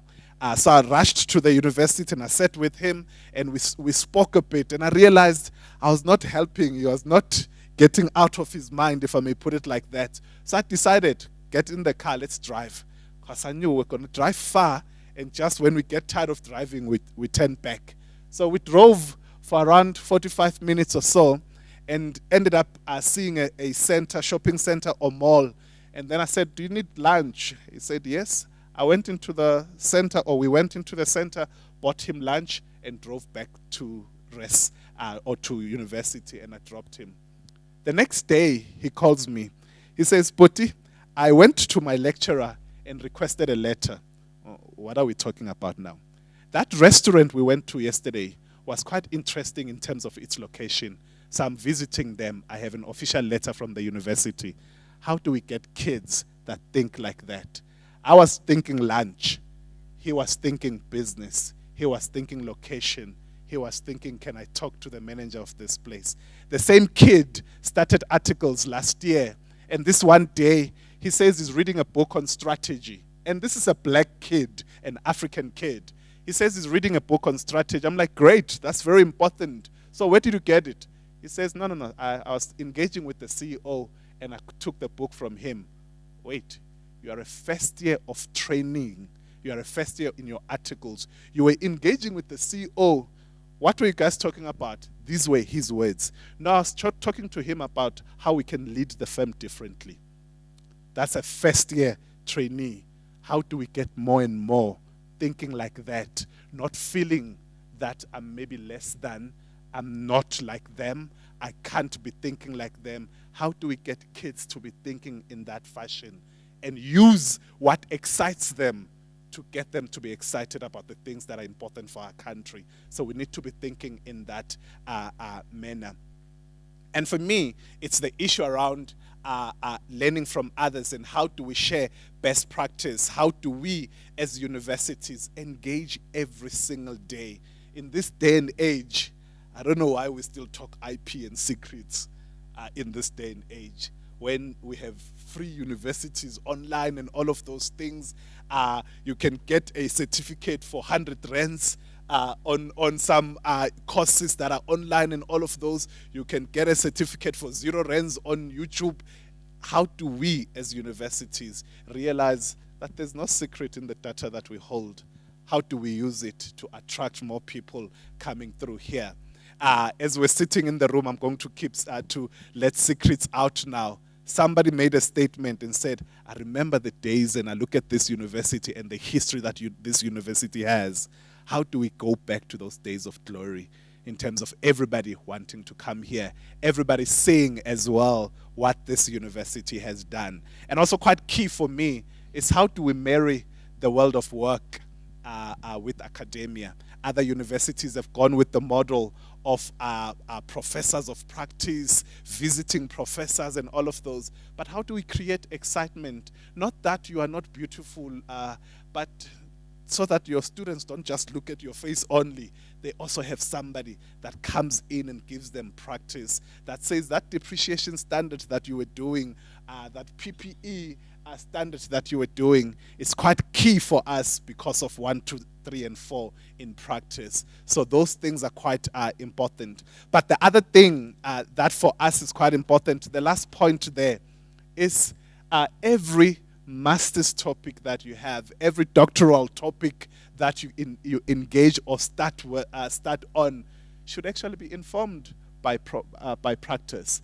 So how do you come to us and say, give us all your issues so that all our master students are thinking around those aspects, so that at the end of the day, we don't celebrate you having a master's, but nobody will ever open your master's and refer to it. And yet you pride yourself you've done a master's, but nobody even looks at it. You've actually wasted time. And for me, it's how do we actually get to solve issues by going back and looking at our problems so that everything we're studying is solving our problems. Sitting on that table, I was looking at a certain topic for a certain doctoral study, and I was like, wait, this is what everybody is struggling with. So how do we get to that point that we are actually only researching those things that when they get to be published, everybody wants it like hotcakes, as they say. So we really need to be thinking about topics in that manner. And that is why I know I might get into trouble because I'm at a university, and therefore I do apologize in advance for the statement that I'm going to say. I apologize from all the professors that are in this room. But that is why I always tell kids, don't rush to your masters. And I know the university wants the masters and credits and all of those. I always say, how do you get out from honors into masters if you don't know the world of work? If you don't know the problems that exist in society, how do you solve them? So we need our kids to be in touch with what's on the ground, so that when somebody gets to a point when they are actually starting a master's process, they're not just doing a nice reporting topic. Sorry to the accounting people. Oh, I am, by the way, as well. Not just a reporting topic, but they're actually taking that reporting topic and making it solve what the profession is struggling with. So we need to be looking at those aspects. So if you're about to start your master's, please do come and approach us. I hope you're not standing because of time. Oh, I thought I was going to be quick. Now I'm actually, Prof, you've taught me well. So just my final slide. I spoke about teaching and learning, but at the end of the day, it's all about that reasonable chance of success. It's about how do we get our teaching and learning processes and to be changing, so that those that sit in our classrooms are also passing. We can't be having lower pass rates as well, yet we actually enrolled them into our programs. By enrolling somebody into our program, this is what we've told them: you have a reasonable chance to succeed. So we literally need to be looking at all of those aspects. And for me, at the end of the day, it's going back to the statement that we also need to be, as academics first and foremost, to be those that learn, unlearn, and relearn. Thank you so very much.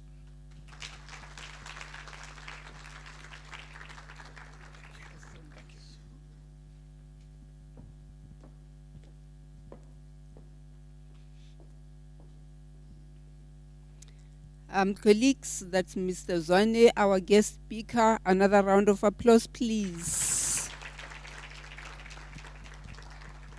Sure, he reminded us of so many things. The importance of lifelong learning. I like it because it's on the screen here. And the importance of having students who can really solve problems, who can come up with solutions to whatever that is there. The importance of also in, coming to our theme, also complexity of the world out there, that it's so volatile, it's so uncertain, it's complex and it's ambiguous. So what do we do with our research? What do we do with our teaching? And of course, he reminded us of the top skills that are required of our lifelong learners, us as lifelong learners and our students. Thank you very much, Mr. Zwane. We also even spoke about the, leadership and the importance of social influence. Thank you. At this point, I would like to call you back, Mr. Zwane, Professor Siepe. I would also like to call upon Professor Sibanda, Professor Stati, I don't know where, I can't see where you all are, and Mr. Mjambisi to come to the podium, please. Oh, and Professor Goma. And he's the one that I'm seeing. The others, I can't see them. Professor Goma, Mr. Mjambisi, Professor Sibanda, Professor Stati. Sorry. Oh, Dr. Zwane first. Sorry, Prof. Because of photos. Mr. Zwane, Mr. Robert Zwane.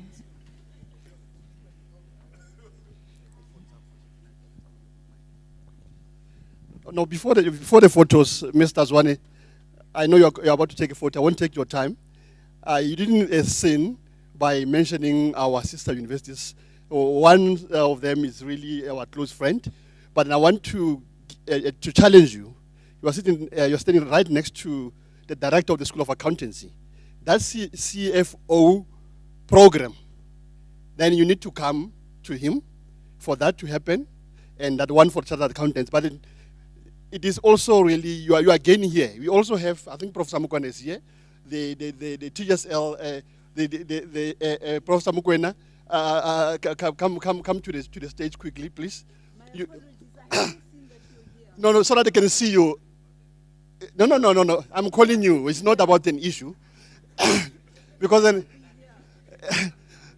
Prof, quickly, because I want Mr. Zwane to see that those two programs should be developed, as he said, even for us we here at the University of Limpopo. So please don't only focus the other side, even here.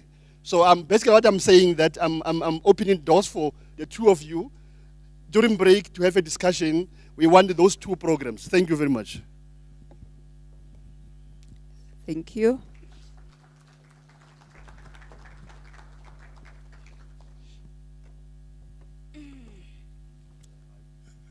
Another round of applause. Oh, here.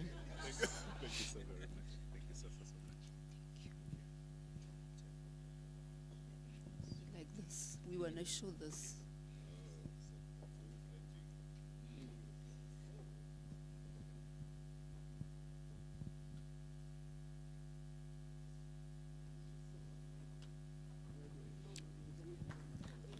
Only Mr. Robert Zwane can leave.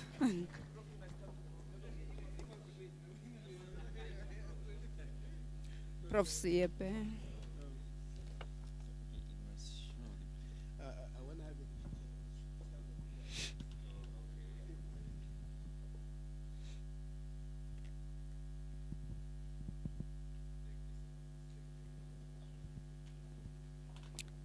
Thank you very much. A round of applause. Thank you, colleagues. The session has come to an end. When we leave here, we are asking that we go out again, like we did yesterday, those of you who were here, for a group photo. And then we go to tea. Then after tea, I see we've got very interesting papers for today. After tea, we've got two sessions. Session 1 is in here. Session 2 is in the other, is in the chapel. So please, as we leave, photos, tea, and then we go to the separate sessions. Let's enjoy the sessions. Thank you. And the sessions will start at exactly 5 to 12. Thank you, Mr. Njoko. 5 to 12. Thank you very much.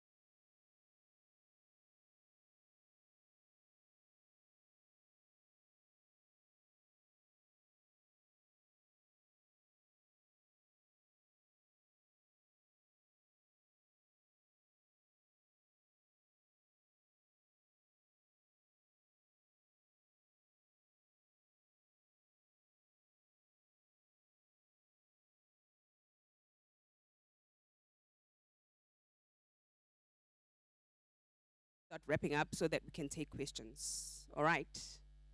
Mpahlela T and Associates, please come up.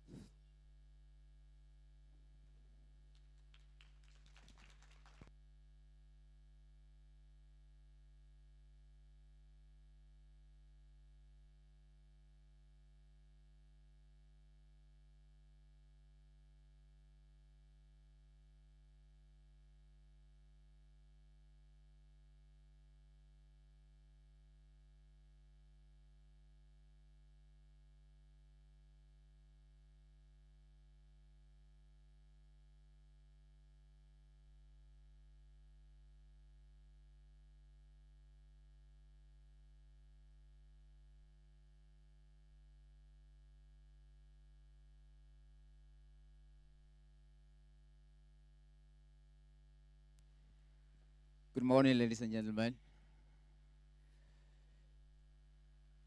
Good morning. Are we all okay?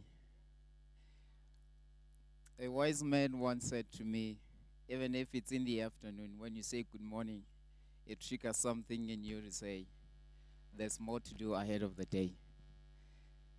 So when I say good morning, I hope I triggered something in you. And if I did, you're welcome. My name is Mpahlela Taelo. I'm with my colleagues. They'll introduce themselves. We are here to present a paper on a certain policy that was introduced to try and curb youth unemployment. I will now give one of my colleagues to introduce herself.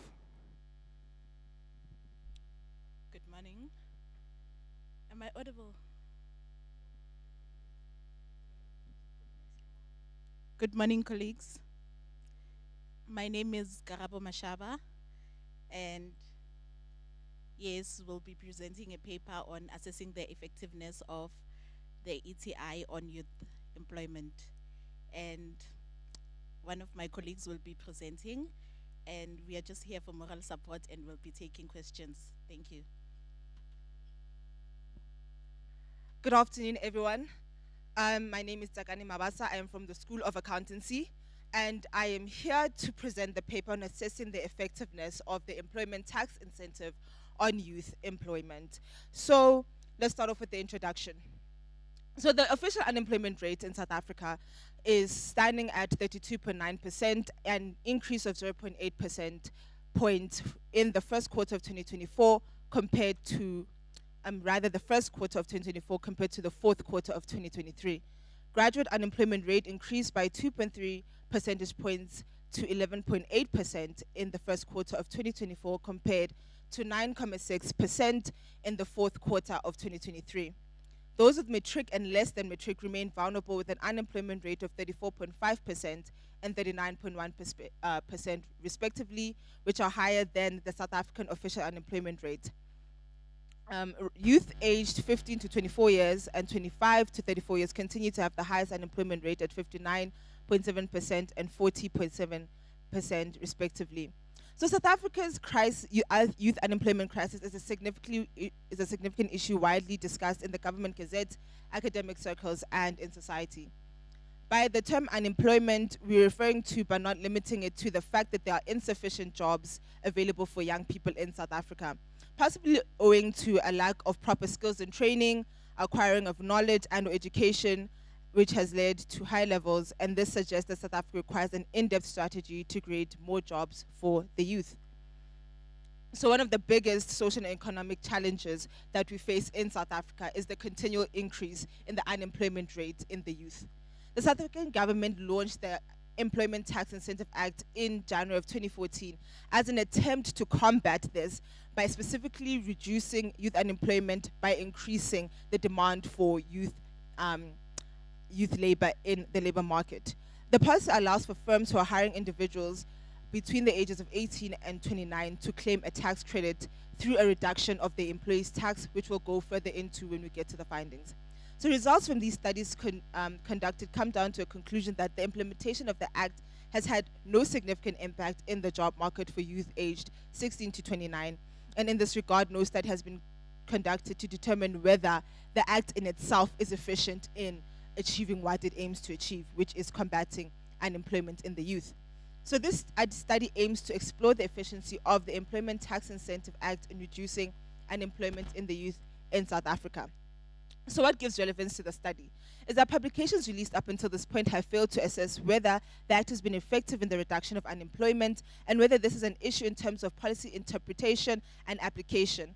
So the study is dependable as it's based on case laws and the implemented act, which is the ETI, and these are objective. It is credible as it's based on the said act, and court cases confirmable as we used credible sources, transferable as stakeholders can benefit through the findings to improve the implementation of policies. This study aims to contribute to existing literature on the relationship between youth employment and the ETI, and further aims to provide considerations on whether the implementation of the ETI Act of 2013 has been effective in addressing youth unemployment in South Africa, and in turn allowing stakeholders involved in policy making to evaluate through the relative findings whether relevant adjustments to cost-sharing mechanisms implemented by the government is needed to facilitate maximum benefit from a standpoint of both job creation and economic benefits gained by the firms applying the policies and the employees that will be recruited therein. So the following theories will be used in answering our research questions and the research objective. So we have used a utilization-focused evaluation theory. The theory emphasizes the importance of designing evaluations that are useful and relevant to the intended users, which in this study relates to firms who take up the employment tax incentive and employees therein. Our focus is on identifying and addressing the needs of the relative stakeholders and using evaluation findings in relation to the study to inform decision-making and program improvements to be used, which is essentially a comprehensive description and illustration of how and why a desired change is expected to happen in a particular context. We will be focusing particularly on mapping out or filling in what has been described as the missing middle between what the employment tax incentive does, being its activities and or interventions, and how these activities or interventions lead to desired goals being achieved, being the reduction of the unemployment rate in the youth. We have identified the long-term goal and have worked backwards to inform what conditions through recommendation should be in place as short-term goals and or objectives that will foster the ultimate goal of reducing the unemployment rate in South Africa, and of course stepping closer to reaching the SDG goals, number 1, which is no poverty, and number 8, which is decent work and economic growth. So tax incentives have been widely adopted as an efficient policy tool for promoting firm investment and innovation in both developed and developing countries all over the world. The employment tax incentive was initiated by the South African government in January of 2014 in an attempt to address unemployment in relation to the youth. It is a head-on strategy within the labor market which aims to generate a need for the supply of youth labor in relation to employers recruiting individuals between the ages of 18 and 29 years, and then they will receive a tax credit in line with the Act. Continuous high unemployment is one of the biggest social and economic challenges, as we stated before, and research conducted in South Africa shows that high unemployment in the youth is often associated with a lack of skills or proper knowledge and economic outcomes in both the short and long term. In the short term, it is associated with higher crime, substance abuse, and ceasing to search for jobs due to a lot of youth failing or losing hope in finding jobs within the job market. And in the long term, a gap between youth finishing school and finding work impacts their chances of employability due to being unskilled and or inexperienced as they are fresh out of school. The research paradigm used in the study is constructivism using a qualitative approach. The design will use case studies through observation and historical studies. The population is the Employment Tax Incentive Act and court cases to identify and select relative findings. Data collection will be court cases, the Act, and the Act will be used for either criticism or improvement, and court cases will be used to analyze reasons in ambiguity or ineffectiveness of the Act. Data analysis is content analysis through interpretation of the content of the Act as well as other court cases. So the Employment Tax Incentive Act aims to provide an employment tax incentive in the form of an amount by which employees' tax may be reduced to allow for a claim and payment of an amount where employees' tax cannot be reduced and to provide for the matters connected therein. So I'm going to go over the benefits intended to be gained from the Act, who is an eligible employer, which individuals are qualifying employees, and how is it implemented.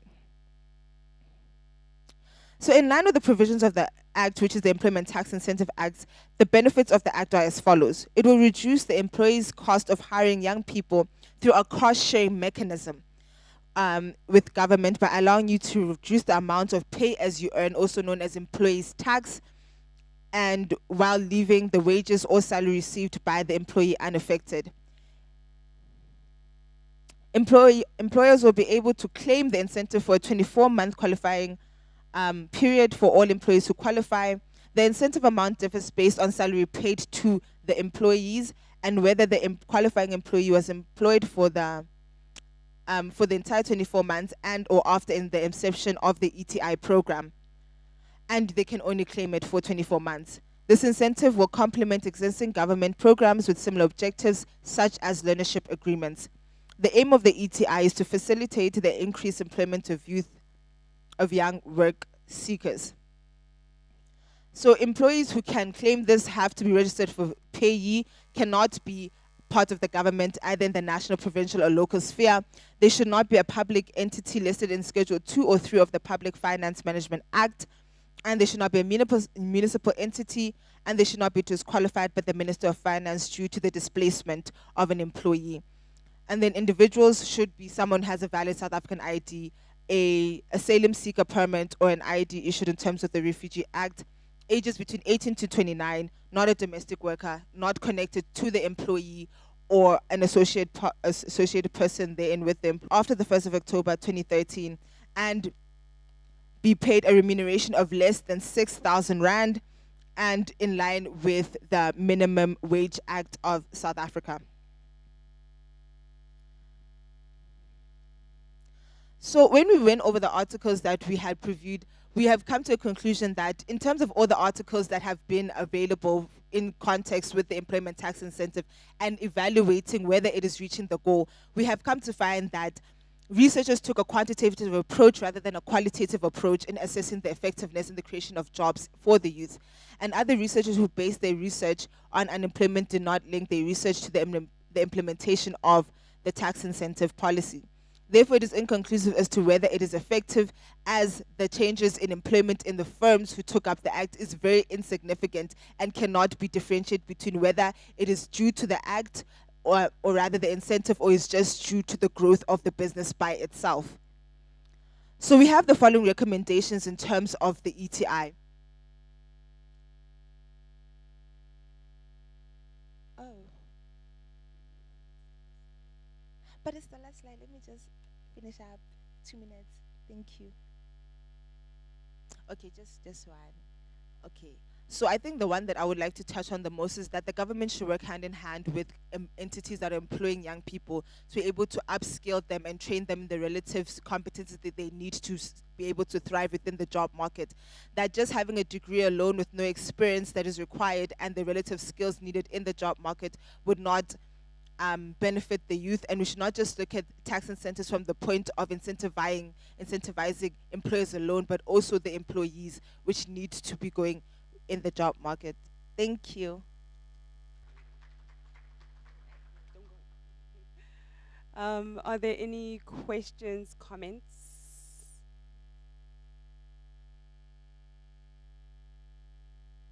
Any questions? Yes, there's a question there. You have the mic.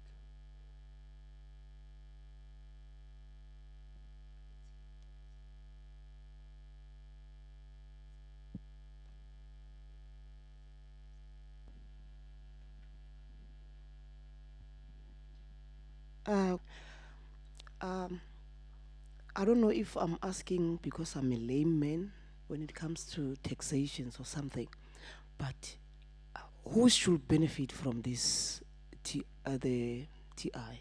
Is it the employees? Is it the employer? Because I don't know, you spoke about the pay as you earn. So I'm not sure if the incentive is paid for to the employer to incentivize that they employ youth. I thought it will benefit the employer, but there's some pay as you earn. Can you just clarify on that one so that we are on the same page? Thank you so much. Okay. Is this on? Okay. Thank you so much for your question. So the ETI is aimed at benefiting the employer.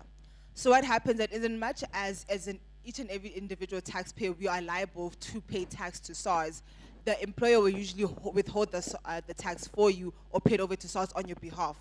So for each qualifying employee that a business is going to employ, they get a deduction on this amount, a reduction on the liability that they have to pay over to SARS in terms of the pay as you earn. I'm not sure if I'm making sense. No, it benefits the employer.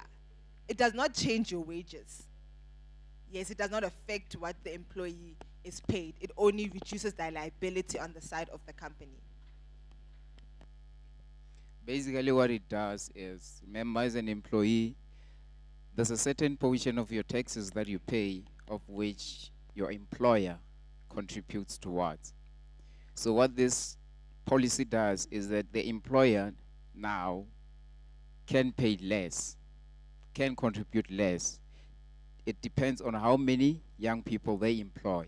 For every young person they bring into the company, there's a reduction in the employer's taxes that they pay, which is what it encourages youth employment. In the absence of any other questions,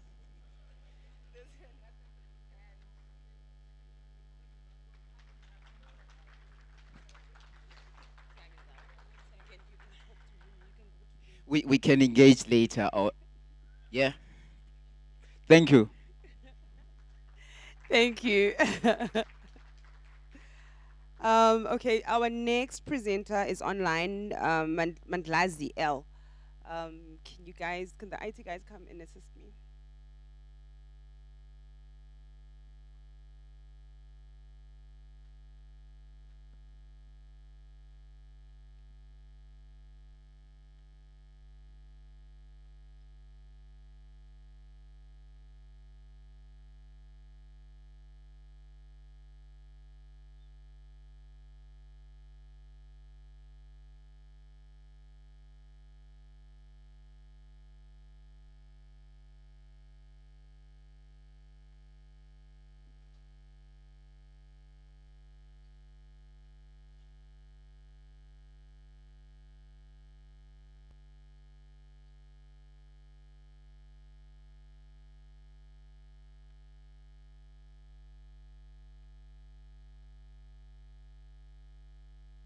Thank you.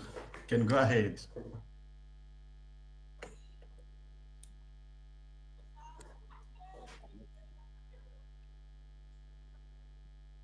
Good morning. Morning, Ms. Matele, how are you? I'm good. How are you? I can't complain. We are now ready for your presentation. No problem. You have 10 minutes to present and then 5 minutes for question 10. It's 10. All right, noted. Okay, and then 5 minutes is going to be for questions. Once the 10 minutes is up, I will alert you so that you can start wrapping up. You may go ahead. No problem.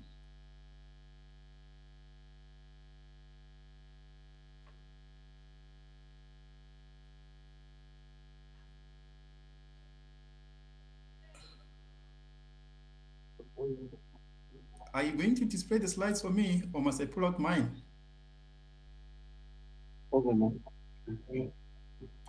I can't see my slides.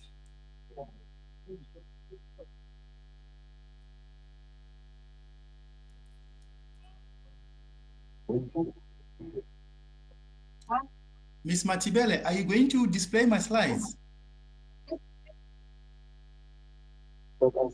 All right, and then if I want to share, where do I go?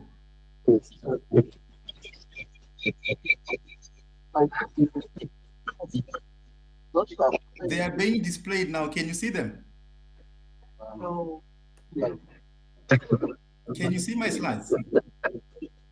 No, we can't see your slides. My side. Okay, where do I click if I want to share my slides? I think below there is something called present now next to the smiley icon. Can you try it? This one. This one?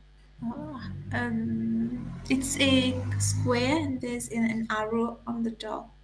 An arrow pointing to the top. Try it and see how. Which one is it? This one? I won't know. I can't see your screen. Where is it? So it's next to the smiley face. Below on the bottom. Is it the arrow that is pointing up? Yeah. Yes. Give it a try and see. Okay, I've just clicked at it.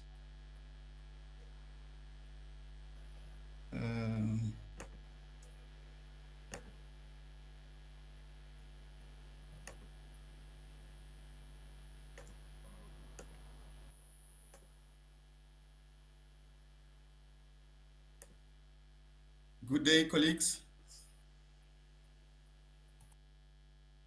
Please confirm if you can see my screen. Yes, it's visible now.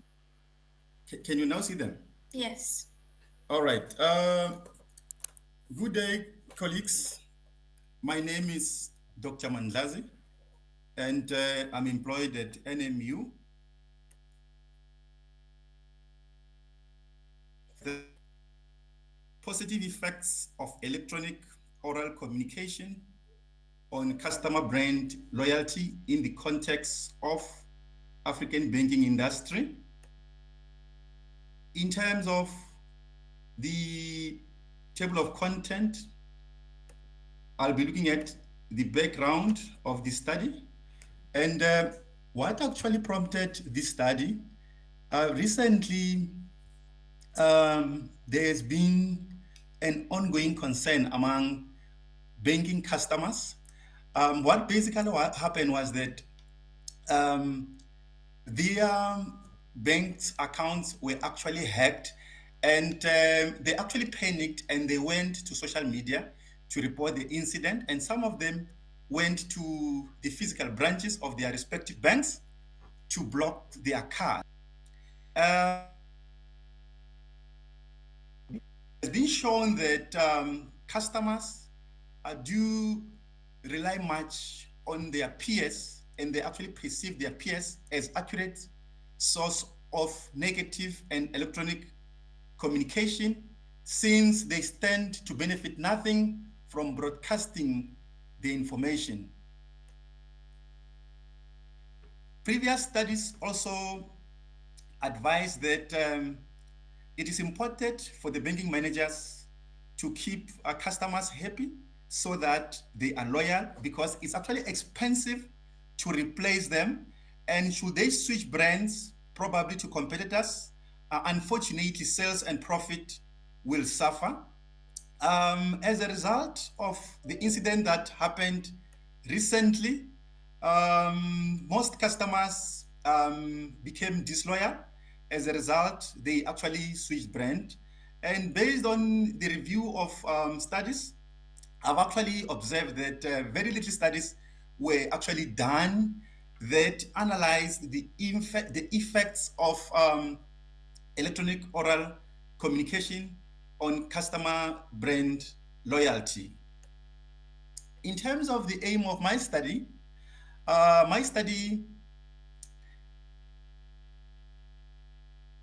analyzed the positive effects of electronic oral communication on customer brand loyalty,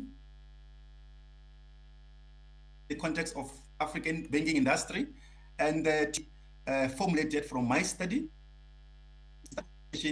has positive effects on brand engagement. The other one, to ascertain whether brand engagement has positive effects on customer brand loyalty. In terms of the literature's review, I've actually adopted a theory called reciprocity theory, which is grounded on two tenets. The first one is called intrinsic reciprocity, which suggests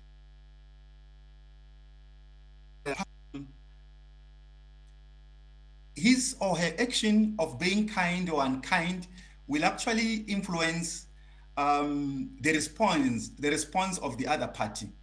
And in terms of instrumental reciprocity, this suggests that the first party does not actually give regard to how the other party will actually respond, since they actually act selfishly. And then we also have the construct which was reviewed in the literature, electronic oral communication. The second one is brand engagement. I also reviewed customer brand loyalty, which then led us to our conceptual model, and two hypotheses were actually formulated from this study. The first one suggests that electronic oral communication has positive effects on brand engagement. The other one suggests that brand engagement has positive effects on customer brand loyalty, which then led us to our research methodology, where the study followed quantitative design to collect data. Furthermore to that, the study surveyed data from teenagers and adults. And as a result of not having sampling frame, 4 malls were selected out of the 30 malls within the Gauteng region. And in terms of the sampling procedure, judgmental and purposive sampling were used. Out of sample size of 400, 311 respondents were actually surveyed. And then in terms of data analysis, validity and reliability were actually established. In regard to reliability, composite reliability and Cronbench Alpha were used, and the benchmark criteria for that is that both values for the Cronbench for the composite reliability and Cronbench Alpha had to be above 0.70. Yet, on the other hand, for the validity, the study used convergent validity that makes use of factor allodings and average variance extracted. And in terms of the benchmarking criteria, all the values had to be above 0.50. Okay, in terms of determining the suitability of the model to the data, structural equation modeling was actually used. And in the slides, I've actually showed the benchmarking criteria and the results that were actually produced from the study. And looking at the results, it actually shows that the model was actually suitable to the data. As you can see that most of the tests that were done, if not all, were actually accepted. Coming to the result and the conclusion, it suggests that electronic oral communication has positive effects on brand engagement. And based on previous studies similar to this one that were done in the past, consequences of customer engagement. Furthermore to that, it was also shown that brand engagement has positive effects on customer brand loyalty. Based on the study that was done in Pakistan, it revealed that loyalty is an outcome of customer satisfaction. Furthermore to that, based on the study that was done in Zim, it was found that brand managers that integrate customer experience, word of mouth intention, and customer satisfaction are likely to enhance customer loyalty. It was therefore concluded that electronic oral communication has positive effects on customer brand loyalty within the context of South African banking industry.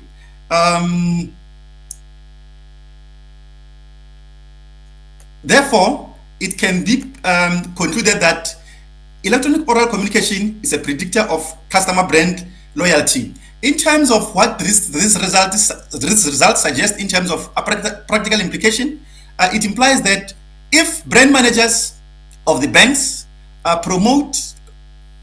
if brand managers of the bank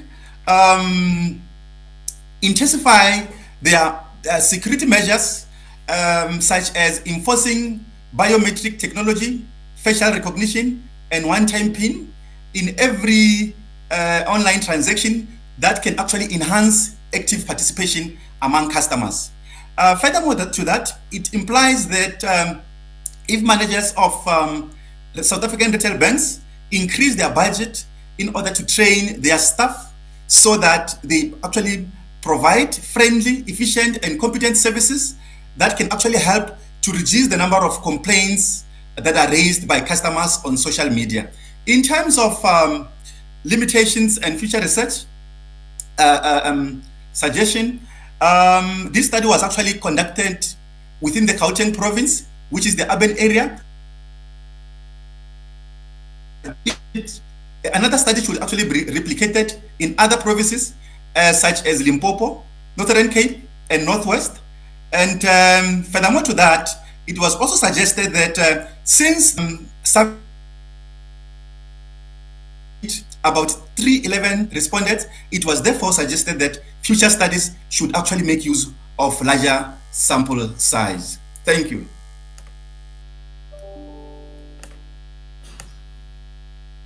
Thank you, colleagues. If you have any question, you can pause it now.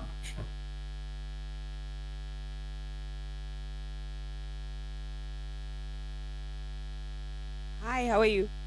Fine, how are you? I'm good. I'm just going to ask the colleagues if they have any questions or comments from you. All right. No problem. All right. We have one question there. Okay, we've got one question, and then there's Prof there. So we've got two questions. Okay, go ahead. Thank you for your presentation. Robin Joko from the Turfloop Graduate School of Leadership. My question is on the, the digital divide, in South Africa, and then when we seem to pretend that, especially when it comes to banking, we seem to pretend that everyone is connected and everyone benefits, from the move of banks, to digital. So what is your view on that, especially given your, your study? Because, where did your sample come from, and where was it done? Because it might be biased towards a specific connected group in our country. Thank you.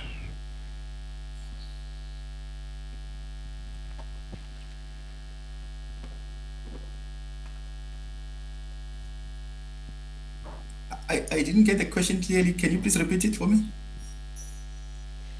You didn't hear the question? Not at all. Not at all. Okay. Yes. All right. Hang on. Do you mind to repeat it on his behalf? He'll. Digital divide. He's talking about digital divide. Okay. What is he saying about it? This. I don't think you can hear from this. Can you hear from this mic? Can you hear him? It's quite far. We can't hear him properly. He's quite far. I can't hear anything. Can you hear me now? Now it's better. Yes. So I was asking about the digital divide in our country, and in relation to your study, because when it comes to banking, we seem to pretend that everyone in our country, is digitally connected. So the results might be biased to a specific group or population that is connected digitally. Thanks. You can respond to that question. Yeah, I'm battling to hear. I heard he mentioned something to do with the device, whether everyone has got the device. Is he referring to mobile phones or what? Okay. He's. Okay. Prof, can we get the mic to Prof? Please alert me if you can't hear the question. Okay, the second question. Testing 1, 2, can you hear me, Doctor? Yes, can go ahead, Prof. Yes, I see in your study, your part of your study, you are dealing with warm bodies. I'm dealing with? Warm bodies. I didn't get that, Prof. No, I'm saying part of your study are dealing with people. You're going to interview people. So I want to check whether have you considered issues of ethical clearance in that context. Thank you. Thank you, Prof. In terms of ethical clearance, since I have actually interviewed individuals, like I refer them to be teenagers and adults. Indeed, ethical clearance was sought, and it was actually approved at the university where this study was actually undertaken. This is actually an extension of my doctoral thesis, Prof.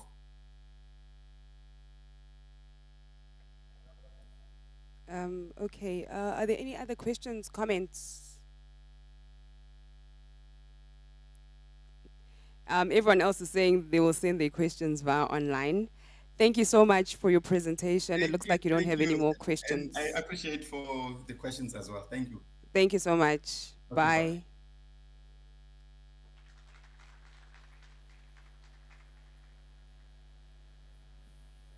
Okay, our next presenter is Muten and partner. They're going to also be presenting online. IT.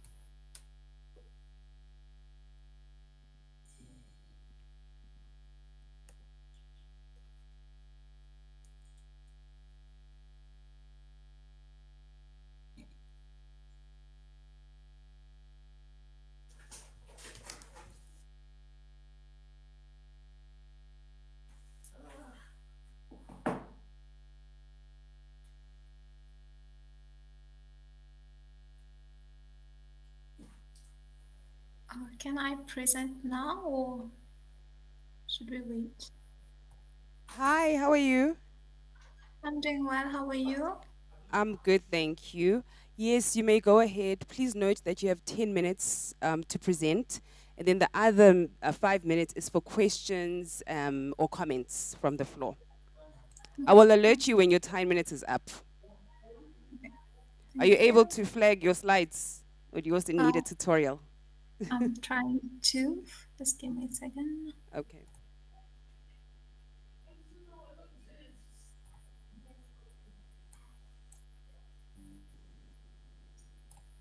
Can you let me know if my slides are visible? But can you go to the slideshow so they can project bigger? Which one is it not the slideshow? Okay, no, they're saying they're fine. I think I stopped sharing it. Let me share again then. Okay, you can go ahead when you're ready. The timer is starting now. Okay. Just give me. What happened to your slides?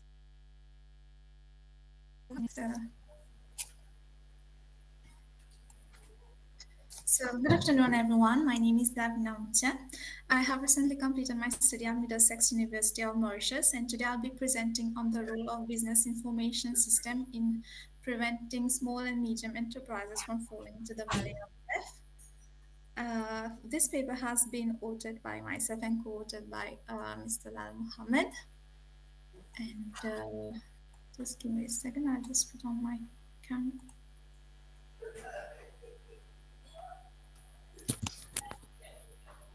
Yeah. So as stated, this paper has been authored by myself and co-authored by Dr. Lal Mohammed.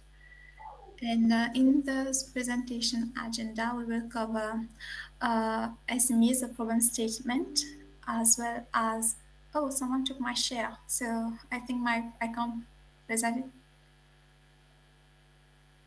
Okay, never mind. So we'll talk about the problem statement, the decision support system, the intelligent decision support system, the research methodology, and the adoption theory and conceptual model analysis, finding and hypothesis test, and the conclusion. So there's no precise definition for an SME. Each country defines it in its own way. For instance, in Mauritius, a small and medium enterprise is defined by the annual turnover, while in Australia it is based on the number of employees that are there. So,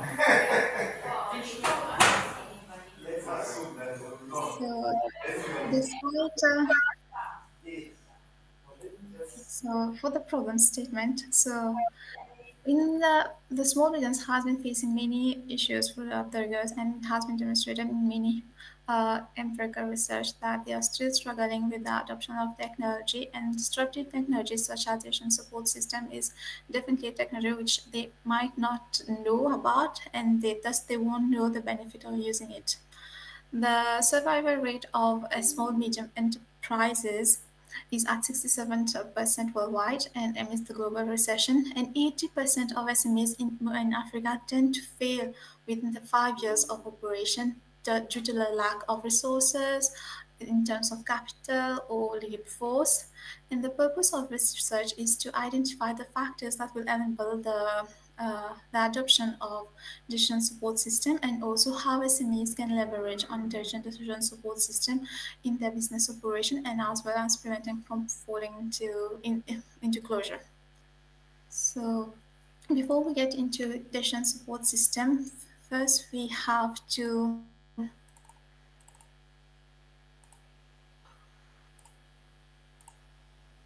First, we have to understand what is a decision support system. So it is an interactive computer application which aids managers in their decision support and the decision making process. But when we incorporate the artificial intelligence with DSS, decision support system, we get the decision support system, which I will refer to IDSS. So the IDSS incorporates components like model base, knowledge base, the database, and those modules can include part of the AI tool, and those technologies can be used by the small businesses to enhance their businesses. So the research methodology that has been adopted is mostly exploratory and descriptive. We have made use of questionnaires to collect data, and we have targeted 150 business owners that were contacted through social media such as Instagram, Facebook, or LinkedIn. But however, we have only received participation of 100. And since this topic has not been explored in the immersion territory, it was best to opt for an exploratory and descriptive methodology, whereby we have identified research papers that have been written offshore, how they have implemented IDSS in different sectors. Moving on to the adoption theory, TAM and the TOE model have been vastly used in the adoption of technology. The TOE framework considers the technology, organization, and environmental aspect that might impact the adoption of technology in a business. The use of TOE enables a researcher to identify factors that will enhance the use or enable the use of a particular technology, and the use of TAM is widely explored in the acceptance of disruptive technology, and an individual intention to use a system where it is determined by two of its variables, which is perceived ease of use or perceived usefulness. In this research, we have opted for the combination of the TAM and the TOE model. The reason why is because since the IDSS has not been explored in Mauritius vastly, or not at all, I would have to say, these two frameworks combined enables us to get a perspective of the business owner, how they will perceive the use of IDSS, whether it's easy to use, and also we are considering the external factors such as the organizational factor, the external variable that might affect this adoption. Moving on to the conceptual model. So for the conceptual model, as stated, we have four organization variable, and under the external we have government support, technical support, and also we and perceived ease of use. And also we have used Smart PLS to check the reliability and validity of construct, and anything which we didn't have a satisfactory wording will remove in the process. So in our finding, we have noticed that 81% of our participants fall under the micro enterprises, and we have very limited participation from medium-sized businesses. Additionally, most of our respondents have been in operation from 1 to 5 years, and the least one is around 6 to 10 years. And for our hypothesis test, 7 hypotheses were supported, namely perceive ease of use, perceive usefulness, our behavioral intention, government support, our ease of use, as well as innovativeness. And 8 of them were not supported, mostly organized competency, organizational complexity, and technical support. These are a few that I have mentioned.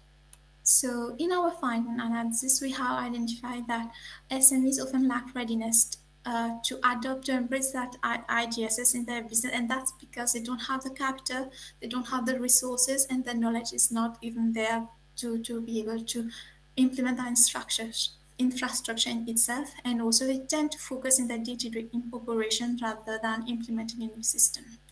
Additionally, manager support was not a significant contributor in this project. That's because IDSS is not known to them. They lack knowledge on that, so that's why those hypotheses were insignificant. Moreover, organization competency has always been a barrier to disruptive technology, and including in this study. So SMEs do not see IDSS as useful, and that's because they don't know how such a system can contribute to their growth, to their business, enhance their business operation, and their decision making as well. Moreover, we have, from our analysis, we have identified that government support plays a very crucial role in small and medium enterprises. So we have also identified that if the government provides support in terms of technical support or capital, the businesses are more likely to perceive ideas as easy to use and make use of that as well. Moving forward, we have perceived useful is quite significant, our perceived usefulness, which means that SMEs are more likely to adopt IDSF if they perceive it as easy, which the system needs to be user-friendly to them, they need to be trained, they need to be guided how to use it properly. Moreover, both perceived ease of use and perceived usefulness is related to behavior intention in the adoption of IDSS. So SMEs will adopt this tool if they perceive it as being beneficial in their decision-making process.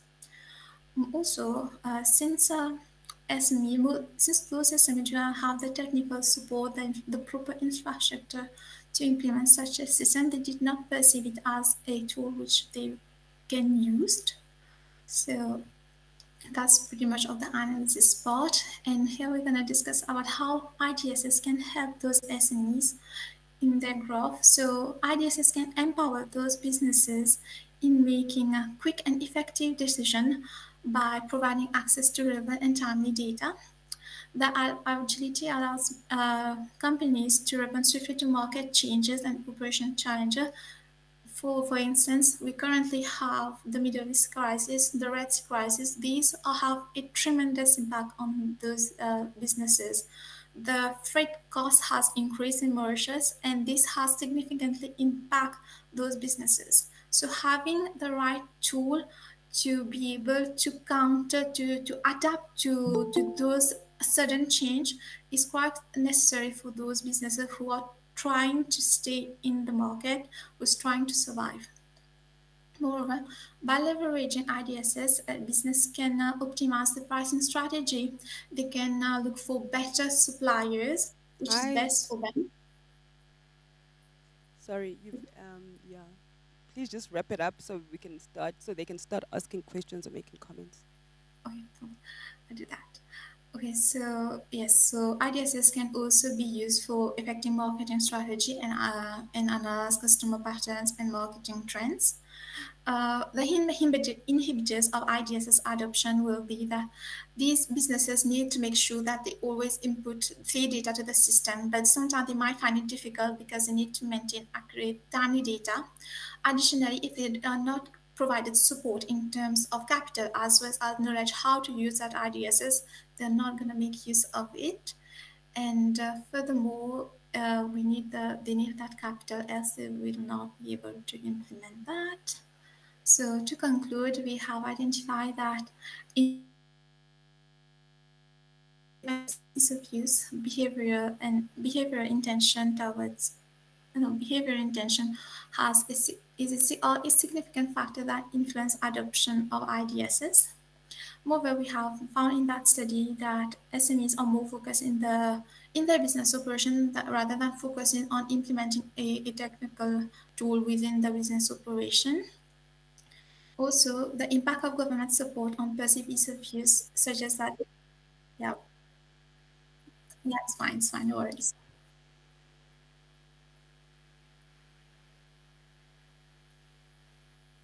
I'm gonna open it to the floor to see if anyone has any comments or questions for you. All right. Sure. Any comments, questions? Yes, Gibson, please can you quickly just come here? Because it's come to my attention that if you speak from the floor, the presenter actually can't hear you. So you're gonna have to learn to sprint. If you have a question, prepare to sprint. If there's anyone else with a question, please start coming to the front. Good morning, Davina. Very beautiful presentation, good study. One comment or question is, what other variables have you considered that could influence the BIS amongst the SMEs? Thank you. Okay, thank you for that question. So one of the primary variables that I have identified to enable that are so the SMEs are very reluctant to invest because they fear that they might fail, they might not have the capital. They want to invest the capital in something else. So the government needs to look for better strategies to get in touch with those small businesses and support them financially as well as providing the training that is required for them to adopt it. But it's not only on the government side, it's also on those SME sides. If they want to sell out, they also need to train themselves on how to use that. And in some countries, even in Mauritius, training are provided to those businesses on how to use certain technology, not IDSs, but there are other tools such as, I believe, Microsoft Office, and also maybe creating a website. This one I need to check, but there are all training that are provided by the government of Mauritius towards those businesses. So they need to take that opportunity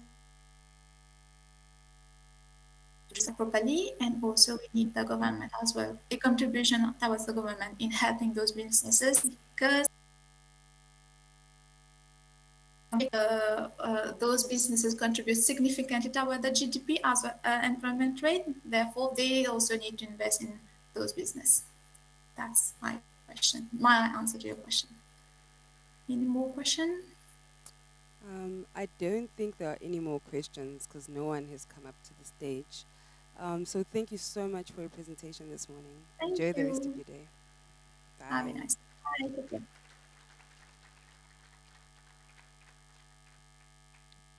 Our next presenter is Ledwaba L and partner or associates. Good and they will- afternoon. Can I come in? Ooh. Well, yes. Are you Ledwaba L? No, I'm Jerry Malange. Then you may not come in. Yeah, because I was supposed to be in at 12:35. We are running behind schedule, but I can Okay. assure you, you're not supposed to be in right now. No problem. No problem.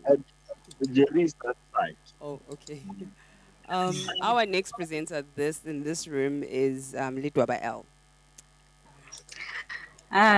Good day. I hope I am audible and you're able to see my camera.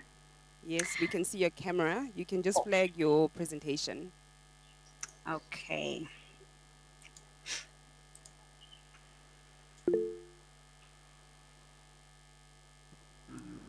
All right, we are starting the timer. You may begin. Okay, noted. So my presentation today is about the perceptions and experiences of employees on the use of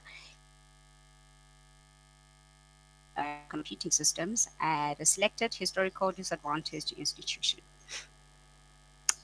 So, in the introduction, we say ever since the incorporation of technology in education was acknowledged as a crucial factor in enhancing both the instruction and the learning outcomes, research on why people choose to utilize this particular technology in higher education has grown in popularity. Recently, there has been a new integration of HPC technology within a historically disadvantaged institution, mainly for the use of both academics and students. In today's technological environment, the advent of HPC systems is transforming the face of humility. So, we might be asking ourselves what exactly HPC is about. HPC is the practice of aggregating computing resources to try and gain a much more performing or efficiently and effectively performing computer in comparison to the traditional way of computation. Although the benefits of integrating HPC technology in higher education, particularly in HDIs, has been intensively acknowledged, the general desire to use this particular technology has not been accepted with ease. The problem with technology acceptance is not only on the lack of knowledge, but on how to use it and the lack of information and practices that relates to that particular technology. Many academics and industry researchers are concerned about end user adoption intents and attitudes towards the various technologies due to the growing reliance of technology.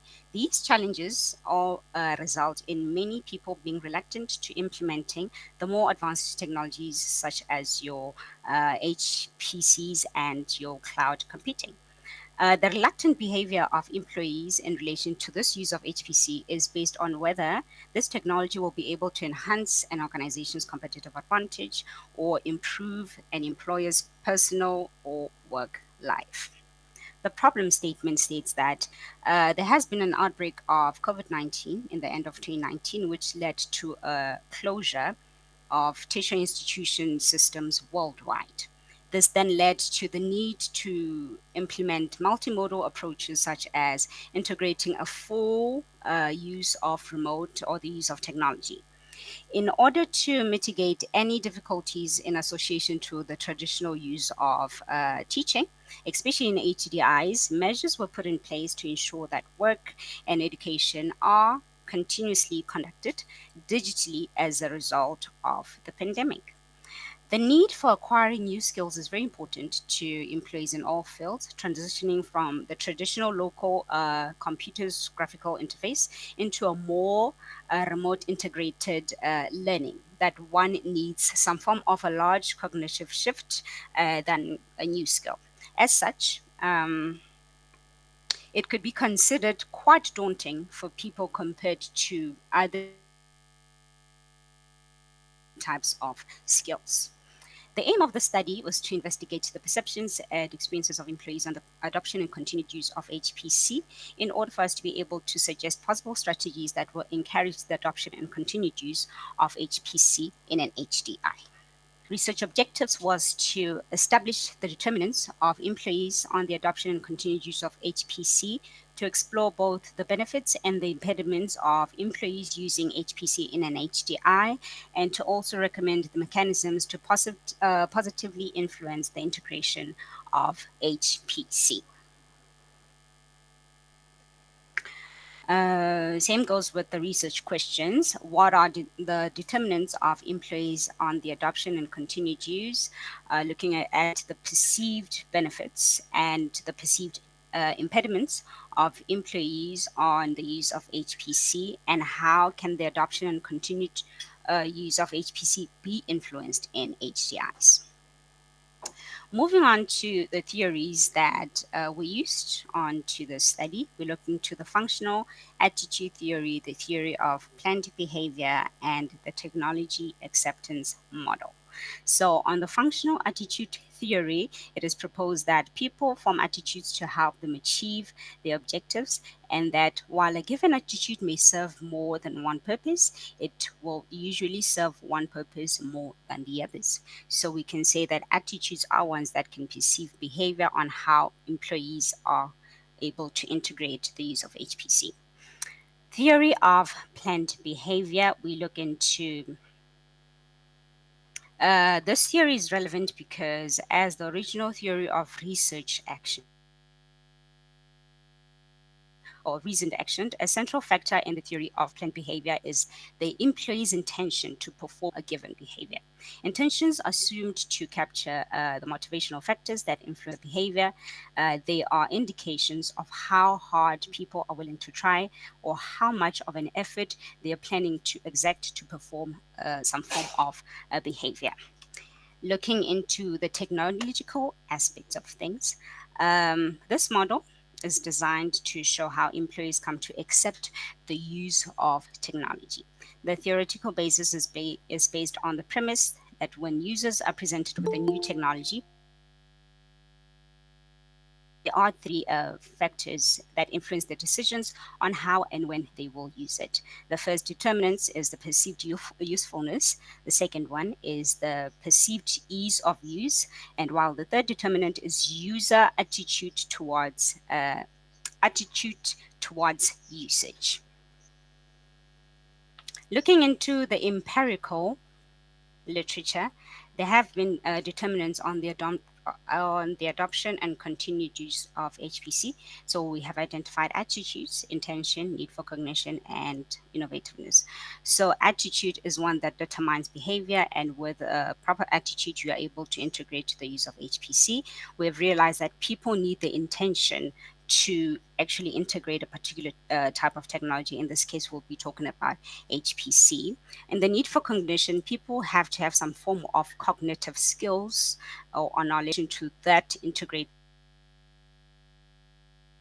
the new technology that needs to be integrated. And on the use of innovativeness, there are ideas, there is an advancement of technology every now and then. We have machine learning, we have artificial intelligence, we have robotics, we have the use of the revolution leading to the fifth industrial revolution. So there has to be some form of innovative ideas and creations that lead to the integration of advanced technology. Benefits on the adoption and continued use of HPC, we looked into growth and sustainability, flexibility and scalability, increased efficiency. In terms of growth and sustainability, it is much easier to grow with advanced technology, and HPC seems to be more sustainable than the traditional use of HPC of computation. Flexible and scalable, it is flexible and scalable due to the fact that it is cloud computing, so it is much easier to use on the software basis rather than on hardware. Increased efficiency when you are able to run computations, experiments, calculations from the cloud and any other experiments therefore. So it provides efficiency because you're able to run multiple calculations, multiple experiments on just one HP system.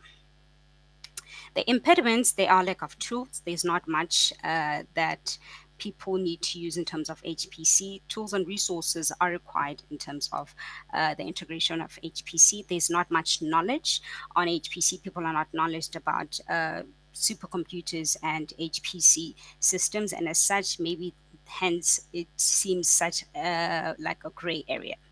Outdated curriculum. Through the advancement of technology, not a lot of people are updated on especially programming or computations, machine learnings, and high performance computing systems.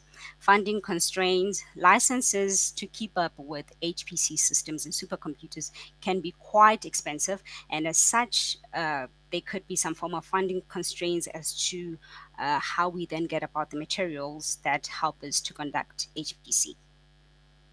The integration and continued use of HPC, so we can put HPC in courses. We don't have much learning or knowledge on HPC. As such, the integration of HPC in courses will assist so that people are more knowledge on the use of HPC and what HPC is all about.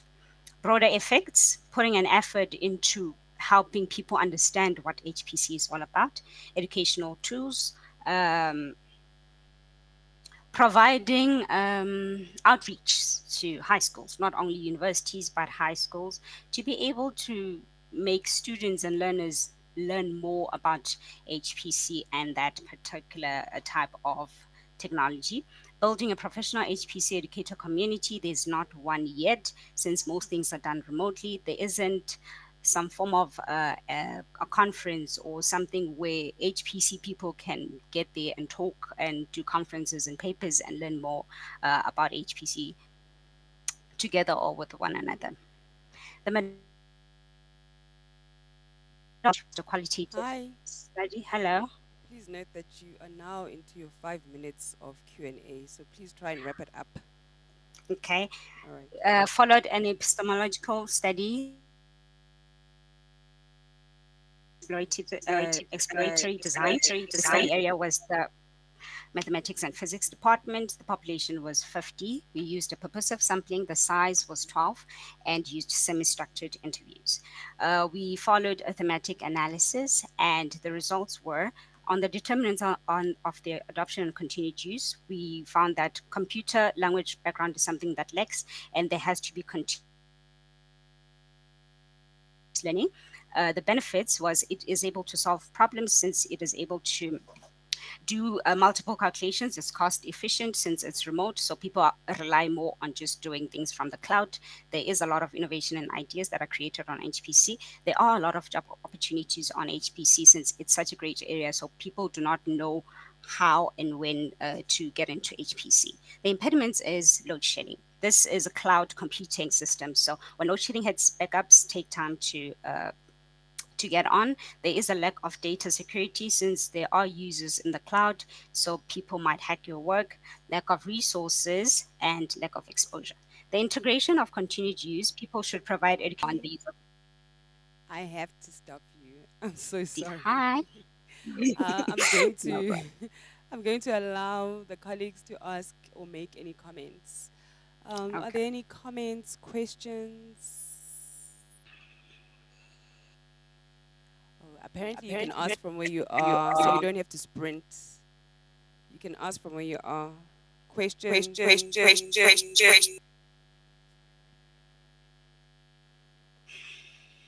No questions. Okay. It looks like there are no questions. So, in that regard, thank you so much for your presentation. Enjoy the rest of your day. Oh, wait, I'm muted. Hi, Ms. Ludwaba. Hi. It looks like there are no questions for you, so your presentation was so good that everyone does not have any questions for you or comments. So thank you very much. Thank you. Bye. Okay, I can see everyone is exhausted, but we have one more presentation. So there's a slight change in the program. Pila and Malaji, you will present after lunch in this venue. We're going to take one more online presenter, and then after that, we're going to go to lunch. Thank you.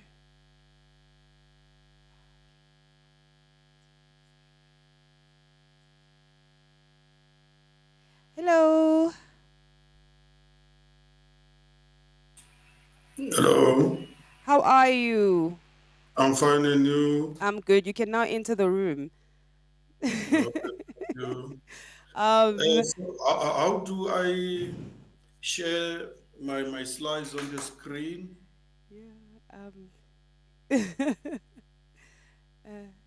Please, like, I can't also. Can you walk him through? See, I can't walk you through because I also need the screen.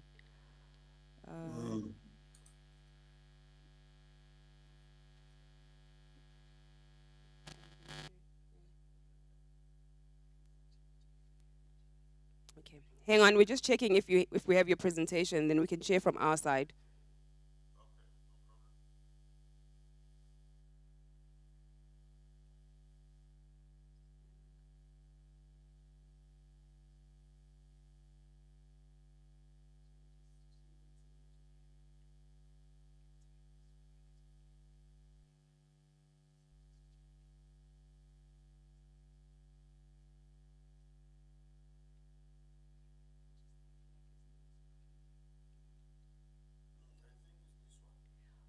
Oh, okay.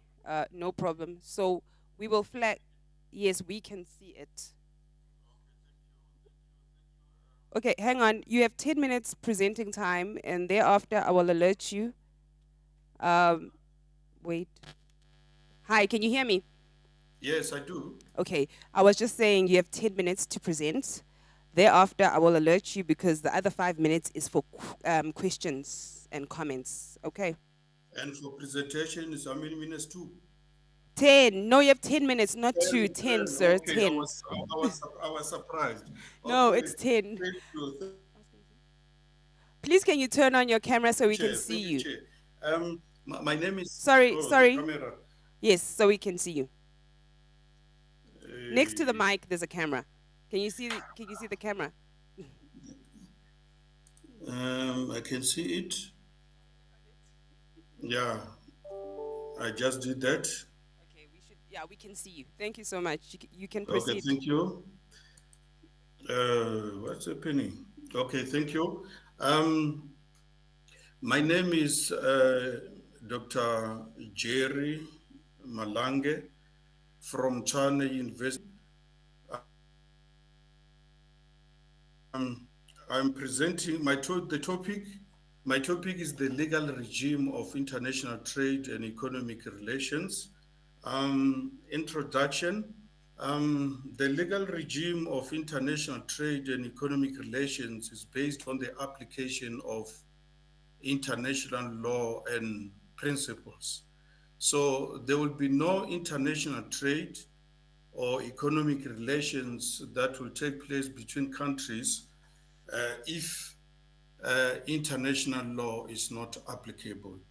And the international economic relations uses fairness when it deals with matters.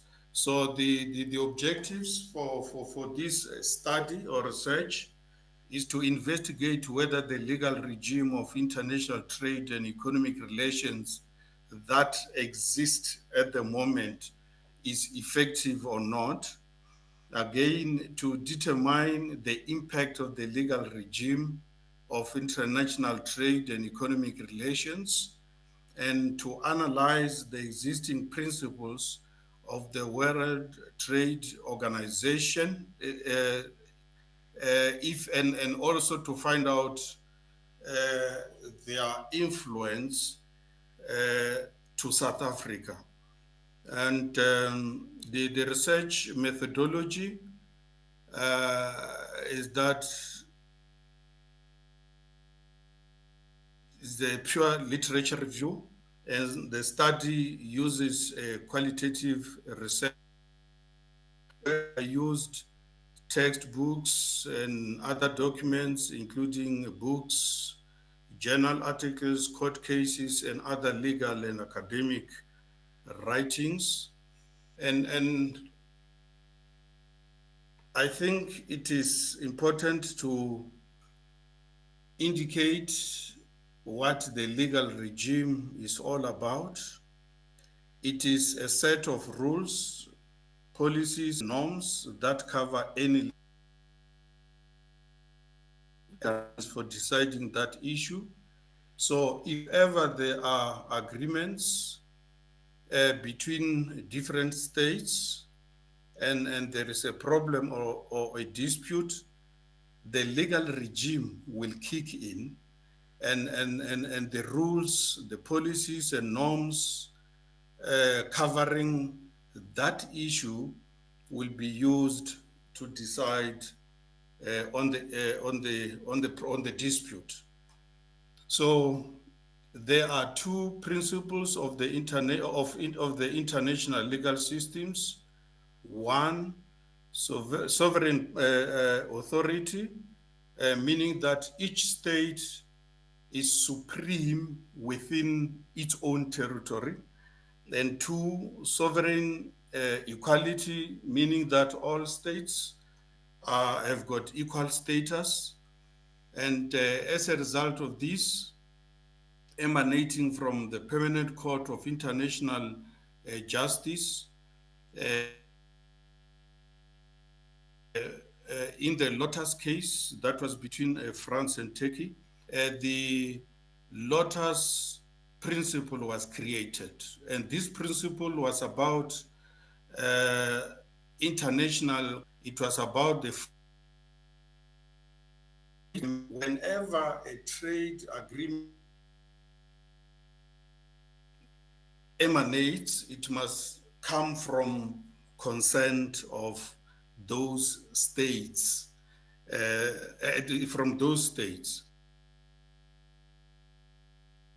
So international law is just about a body of rules which regulates the behavior of states and other entities like international organizations, which is the UN, European Union, the African Union, and others, in their relationship with each other. So whenever there is a problem between any state or between any states, international law principles and rules will be applicable. And these rules are there to regulate the relations between the countries. Coming to international legal personality, legal personality simply means the right to enforce the rights or your rights or the agreement you entered into. To companies and individuals. And again, legal personality also exists to different countries or different states. Each state has got legal personality status, meaning that each state has got the right to exercise its rights against other countries. The purpose of international trade permits countries to increase their markets and access goods and services. And this is created by consent between the parties. Now, the most important organization in international trade is the World Trade Organization, abbreviated as WTO, and it has got 5 principles. These principles are trade without discrimination. The second one being free trade liberalization. The third one, trade predictability. The fourth one, promoting fair competition. And the fifth one, special provisions for developing countries. So all the countries that are members of the WTO must stick to these 5 principles.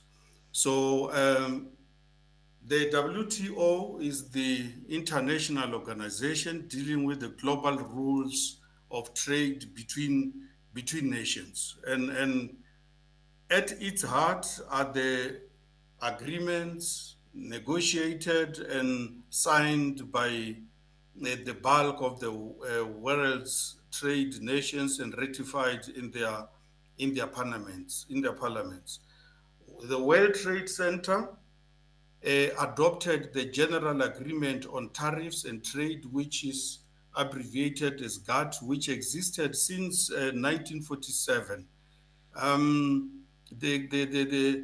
The functions of the World Trade Center are administering the trade agreements between different states.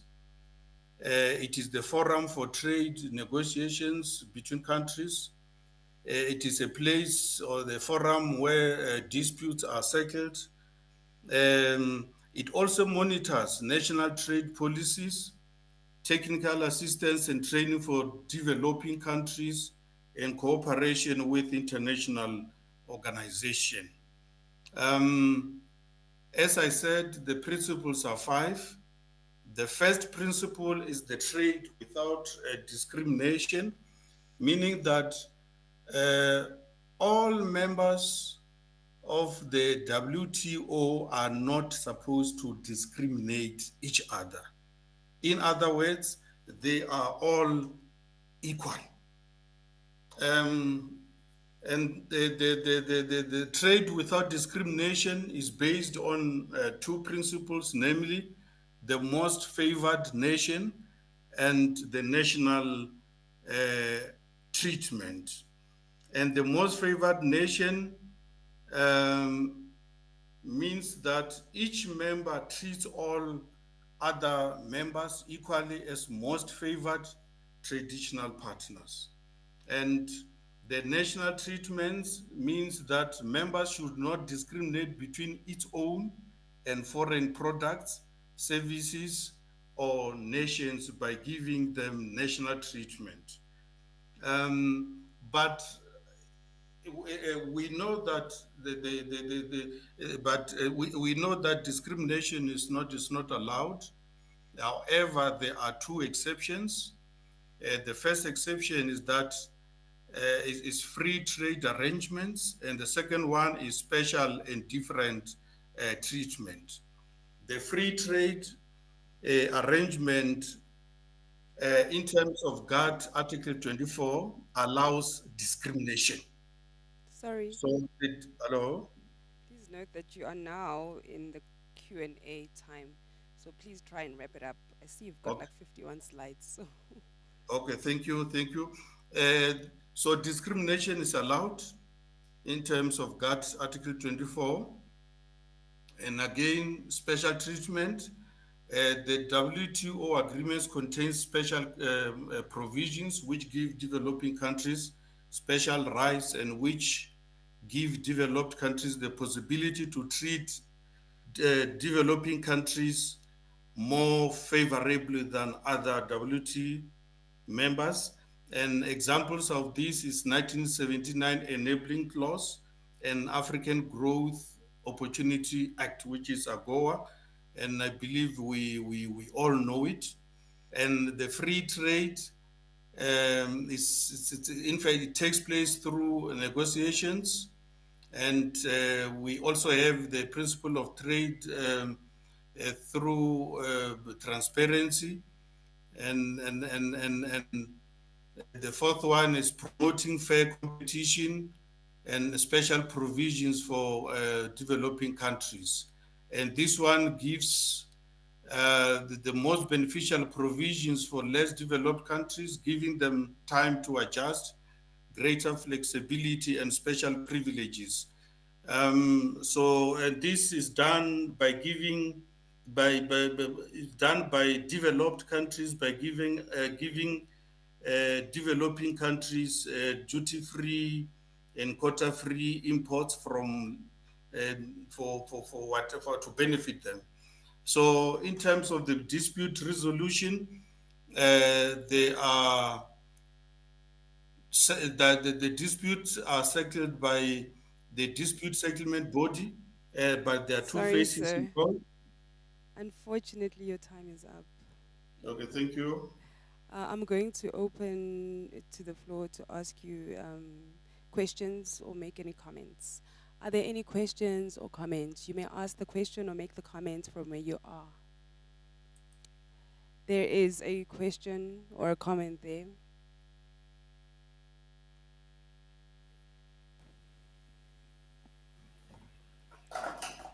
Thanks, Doc, for that presentation. I want to ask you, what are your thoughts on issues of dumping, wherein you see developed nations dump their products in the vicinity of developing countries? And this happens often in the area of trade. And also the subsidy of these, developed countries, especially farmers, wherein their products are being subsidized, and it sort of reduces competition with the farmers in developing countries. Thank you. Okay, thank you for the question. In fact, all WTO countries are supposed to respect each other, and all of them are supposed to be equal. However, practically, this is not happening.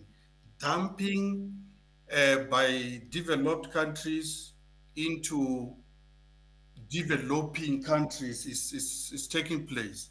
An example of this one is the AGOA, whereby countries like America are just sending rotten chicken in South Africa. So dumping is not good. And according to me, there should be changes in as far as this is concerned. Thank you. Thank you. Any other questions? You have like 32 seconds. All right. It looks like you have no other questions or comments. Thank you so much for joining us this morning. Enjoy the rest of your day. Thank you. Ladies and gentlemen, I believe it is lunchtime, so the morning session is officially over. Please do enjoy your lunch. Thank you so much.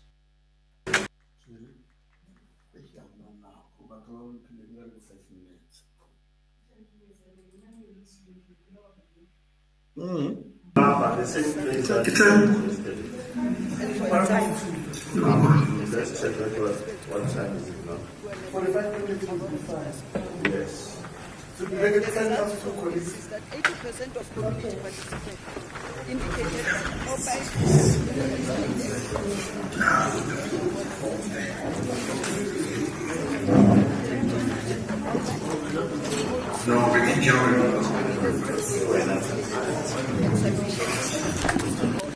the implementation and management of e-government online services.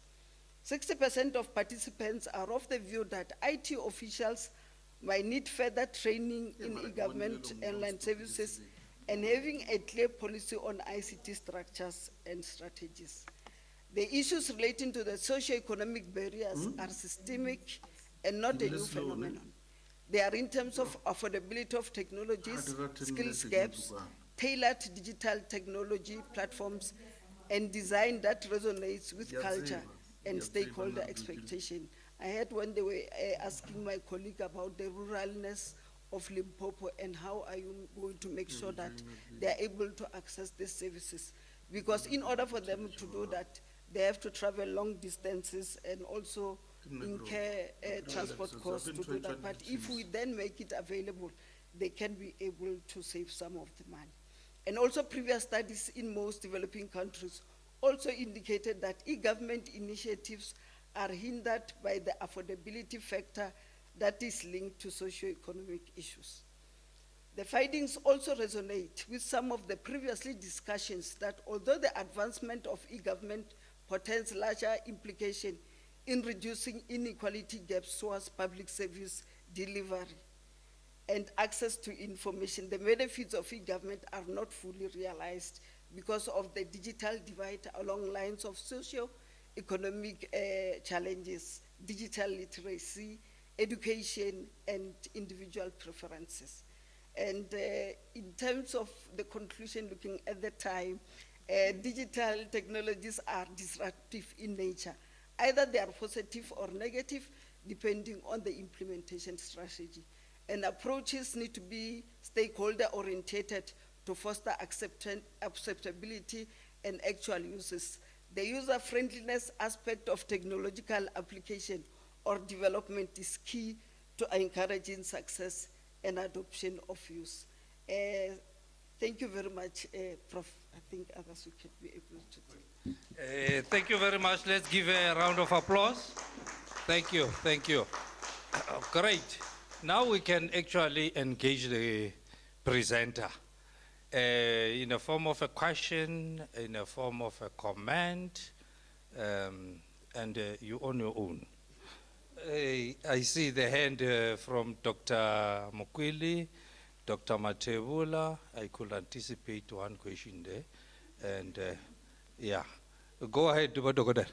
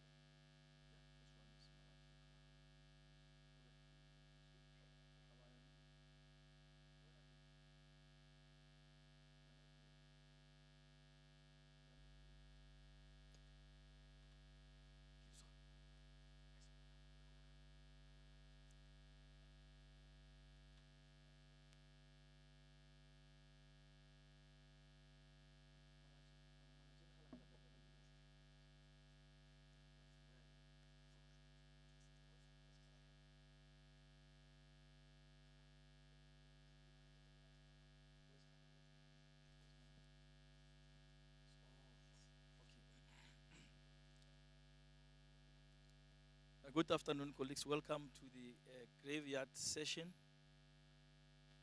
Itumeleng Thusa is my name. I was requested to come and chair this last session. So we have only 1 hour, 30 minutes. In other words, it means that at 4 o'clock at least we should be done with the presentations. We have only 6 presenters in our session. We will have 4 face-to-face and we'll have 2 online. The first presenters are Malachi and Khalakhala.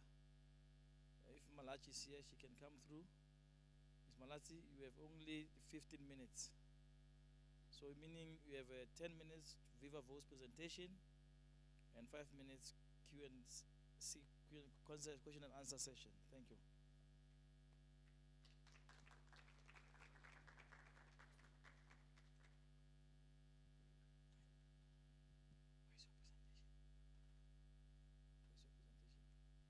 I did send it yesterday. I think I sent it.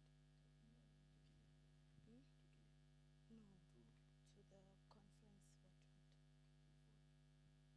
No. Hold here.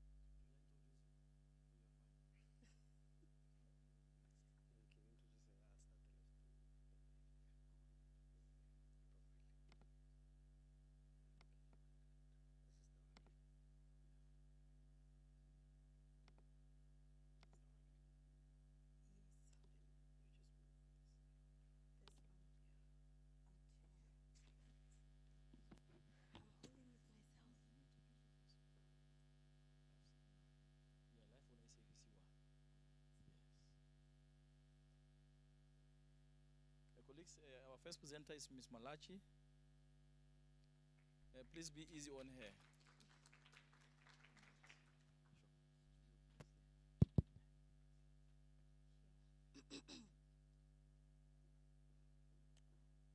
Good afternoon, ladies and gentlemen. Standing before you, it's Malachina Lady, doing honors degree under the School of Economics. I'm here to present my research paper titled The Impact of Foreign Direct Investment on Economic Growth in South Africa. Moving on to the introduction and background. South Africa, like other countries in Southern Africa, falls under the category of developing nations. Its economy is marked by low GDP, high unemployment rate, and low income levels. In recent years, South Africa has attracted a notable amount of FDI compared to other developing African nations. This trend of FDI highlights its comparatively advanced infrastructure and varied economy. Economies and decision makers are keenly interested in understanding how FDI inflows impact South Africa's overall economic performance, especially in terms of GDP. With globalization, developing countries, including South Africa, have recognized the benefits of trade liberalization, which has influenced FDI trends. The COVID-19 pandemic has led to economic recessions worldwide, resulting in decreased FDI inflows to African countries, including South Africa.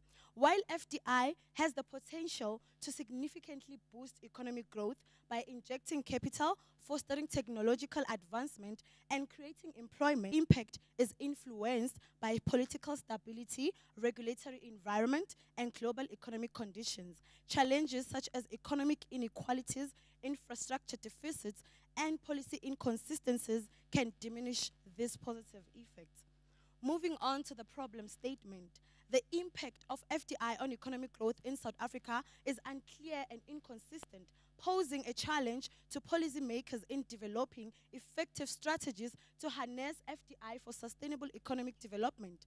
According to Murano 2018, there is uncertainty surrounding the impact of FDI on economic growth. In his study, despite the significant inflow of FDI from 2000 to 2015, it was unclear whether this investment led to growth by increasing available capital or negative growth to harmful spillovers. The aim of the study was to investigate the relationship between foreign direct investment and economic growth in South Africa from 1994 to 2023. Moving to the literature review, it is divided into two, which is the theoretical framework and the empirical literature. The first theory is the macroeconomic theory of international production. The Hymas theory emphasizes the role of FDI in boosting economic growth through capital, technology, and expertise transfer by multinational expertise. In South Africa, FDI has contributed to industrial development, technology transfer, and skill enhancement, despite political risk. Studies by Blomstrom, Koto, Kumo, and FEDEC confirm the positive impact of FDI on productivity, domestic investment, and job creation in the country. The second theory is the export-led growth hypothesis. Export-oriented policies drive economic growth through expanded exports, better resource allocation, and technological innovation. FDI strengthens this process by improving market access, reducing production costs, and creating spillover benefits like technology transfer, boosting domestic investment, and export competitiveness. The last one is the electric pyramid theory, which states that FDI motivations through three factors: ownership advantages, location advantages, and internalization advantages. This framework helps explain why firms invest abroad and how FDI contributes to the economic growth to host countries. Moving to the empirical literature, the impact of foreign direct investment on economic growth. Empirical research on FDI's impact on economic growth shows mixed results. Studies like Sylvester 2005 and Sokang 2018 found a positive relationship between FDI and growth, while Lerato and Lorraine 2019 noted a negative association. Moving to the short and long run relationship between foreign direct investment and economic growth. Lobano's 2021 study on Romania found a long-term positive relationship between FDI, trade openness, labor, and economic growth, while FDI stimulating further GDP growth. Similar positive associations were observed in South Africa by ANU 2022 and TOPA 2018, while studies in Pakistan and Zimbabwe showed mixed and negative effects.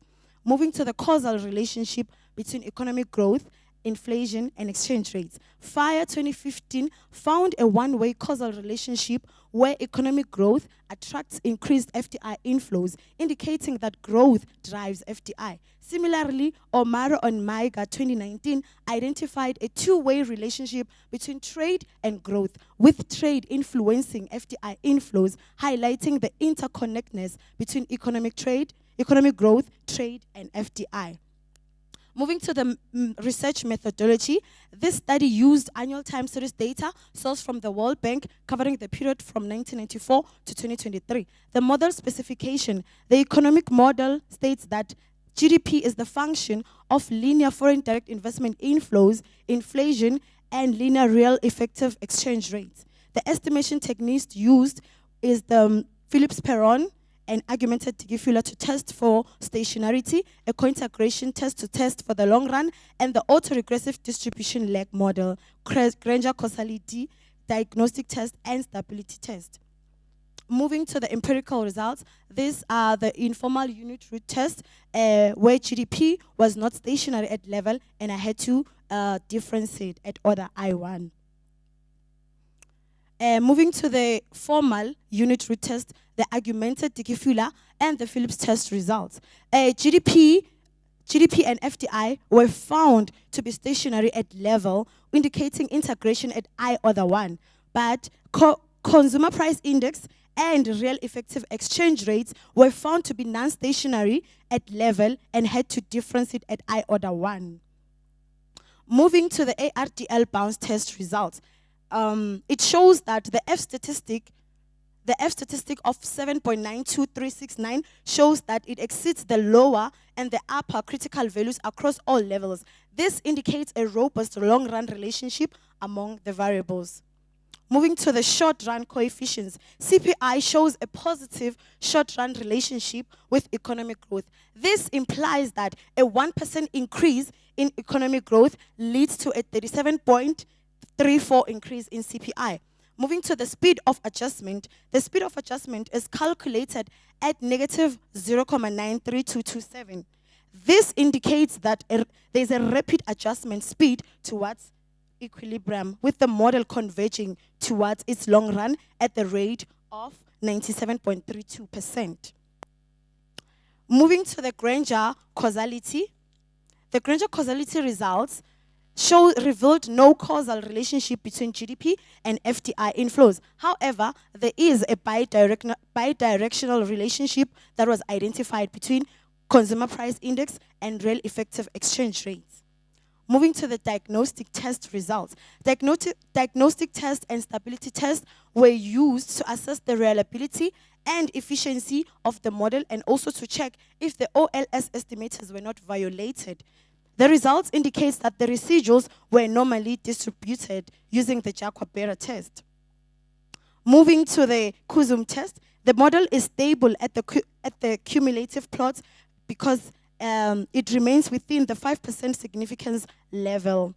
Moving to the conclusion and recommendation, the research confirms FDI's positive impact on South Africa's economic growth through knowledge transfer, job creation, and productivity gains, but highlights negative effects from foreign divestment. Econometric analysis found GDP and FDI stationary at level I0, while CPI and real effective exchange rate were integrated at order I1, with long-run co-integration between the variables. FDI and real effective exchange rate positively influenced GDP in the long run, while CPI had a negative effect in the short run. Real exchange effective rate had a positive impact on GDP, but CPI showed no significant effect. And in conclusion, with the recommendation, South Africa should maintain a stable and transparent policy environment to attract consistent FDI, reducing uncertainty for foreign investors and fostering long-term economic growth. Thank you.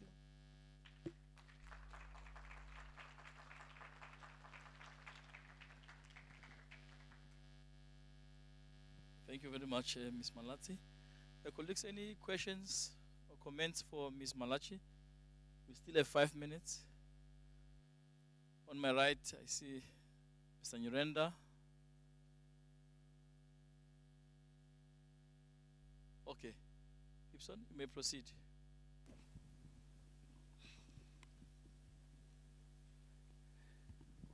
Thank you very much. No, it was worth the wait. Very good presentation. Just a word of encouragement. It's not a question or comment. Please continue with your studies. I think you're onto something nice. Let's hope to see you doing masters and furthering your studies. Thank you.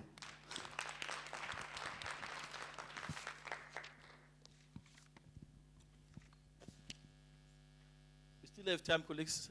Comments? That's all. Okay. Okay. On our queue, the next presenters is Ms. Mahlangu, NP, and Majola, BK. That is online presentation. I will request the colleagues to assist us.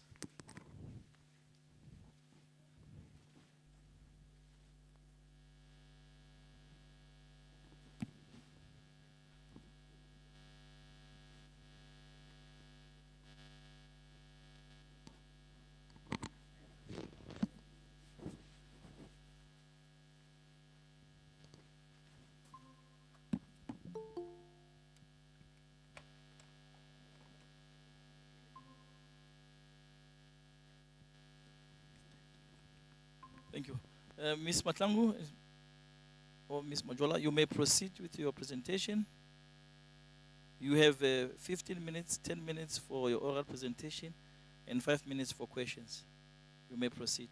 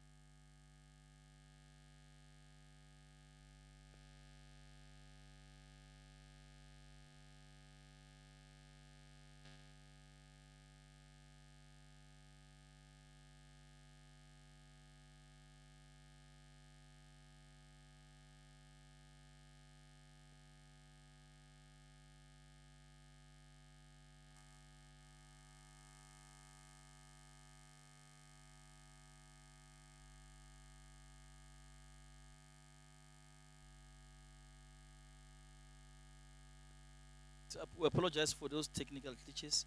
We couldn't reach Ms. Mahlangu, so we'll proceed with Matabata Sioha, if she's here. Matabata, you can come to the podium. Thank you.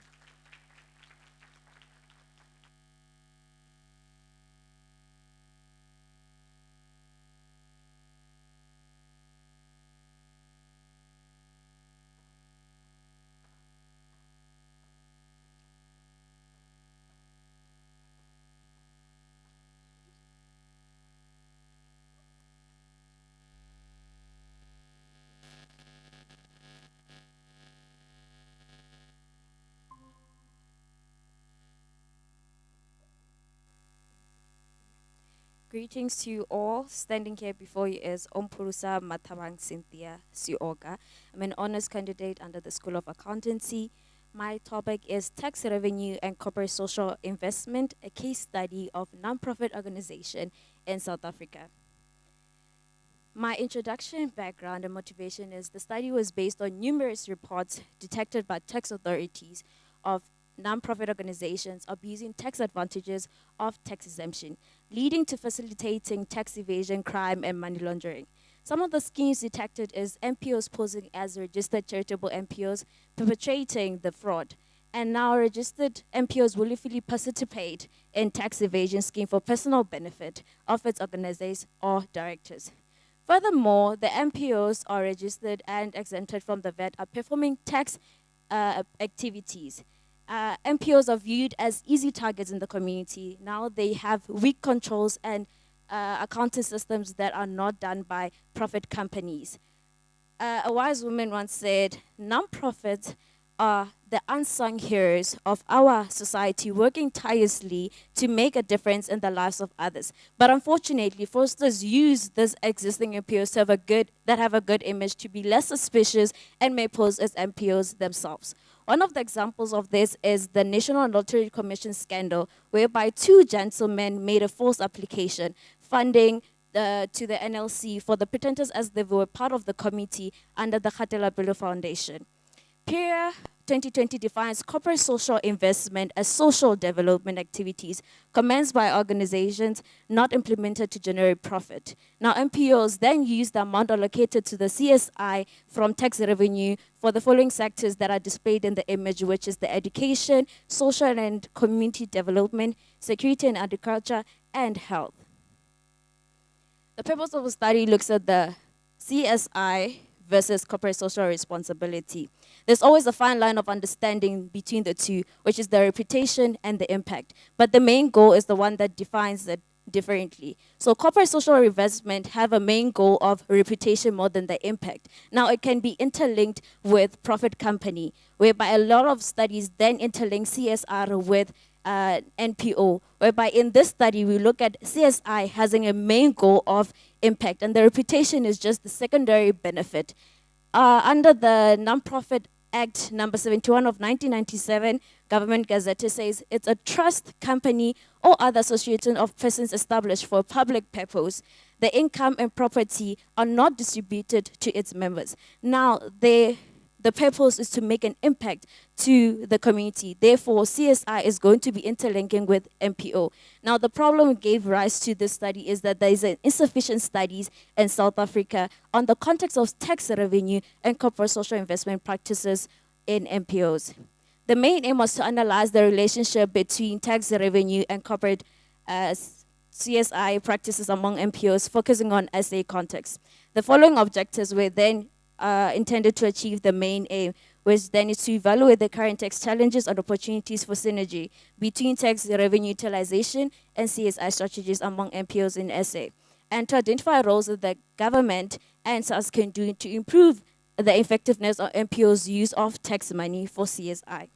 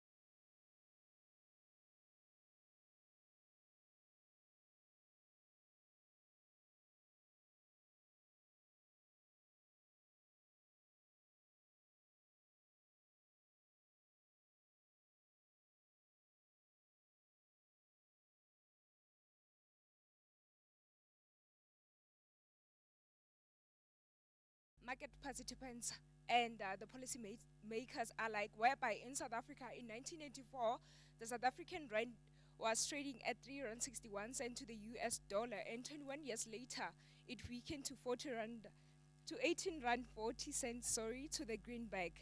And the persistent volatility has been hindering the economic growth and also the foreign direct investment, whereby it was impacting South Africa in a way that we were unable to achieve inclusive growth, and the economic instability and inflation have made it hard to lift people out of poverty and also increasing inequality.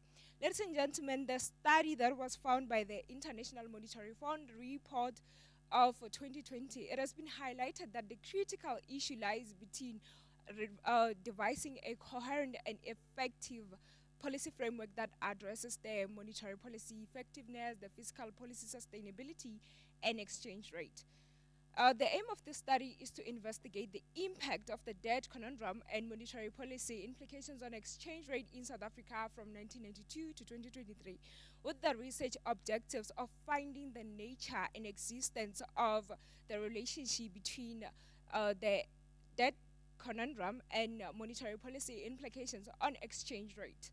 The theory that the study will be focusing on is the interest rate parity monetary approach to exchange rate expectation theory and interest rate inflation, whereby with the empirical literature, it has been found that the high external debt leads to currency depreciation, and there was an inverse relationship found between inflation and exchange rate, and the increase in domestic as a result into the currency appreciation.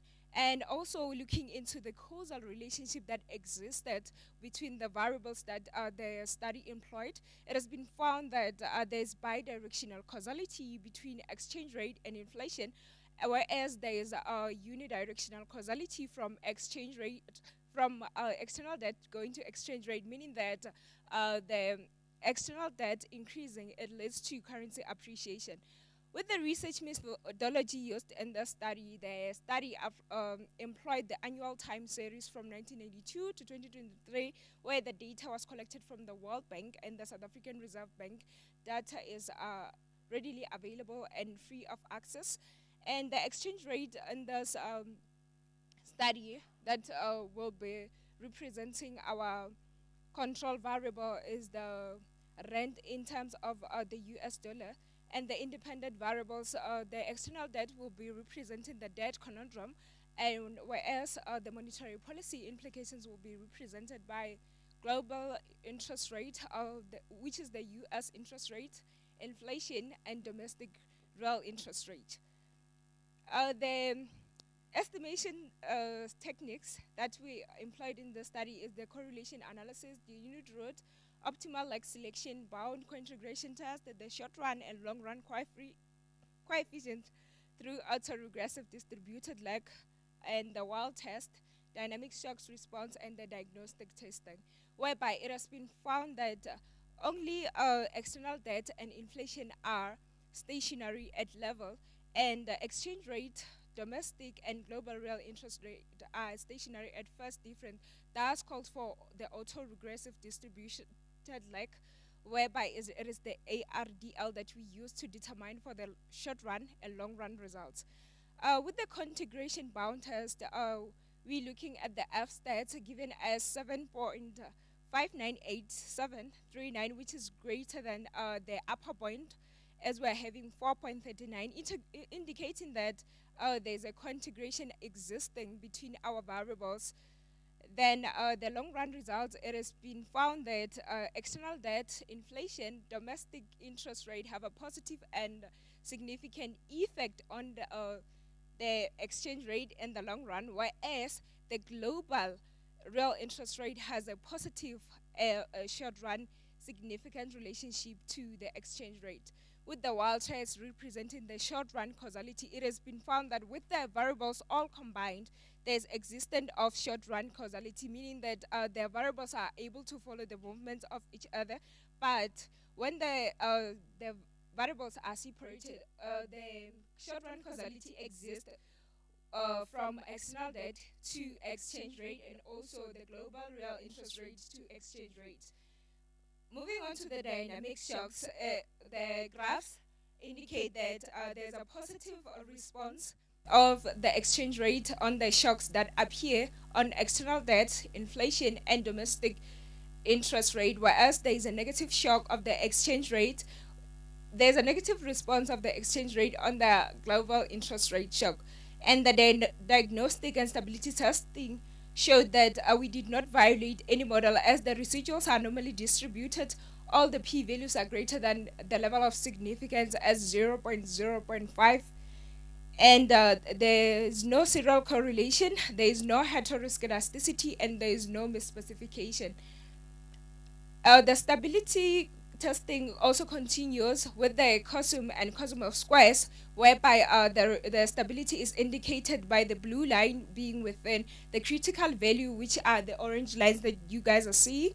And moving on to conclusion, as it has been found that there's a positive relationship in the short run and long run from external debt and exchange rate, it means that high external debt leads to currency depreciation.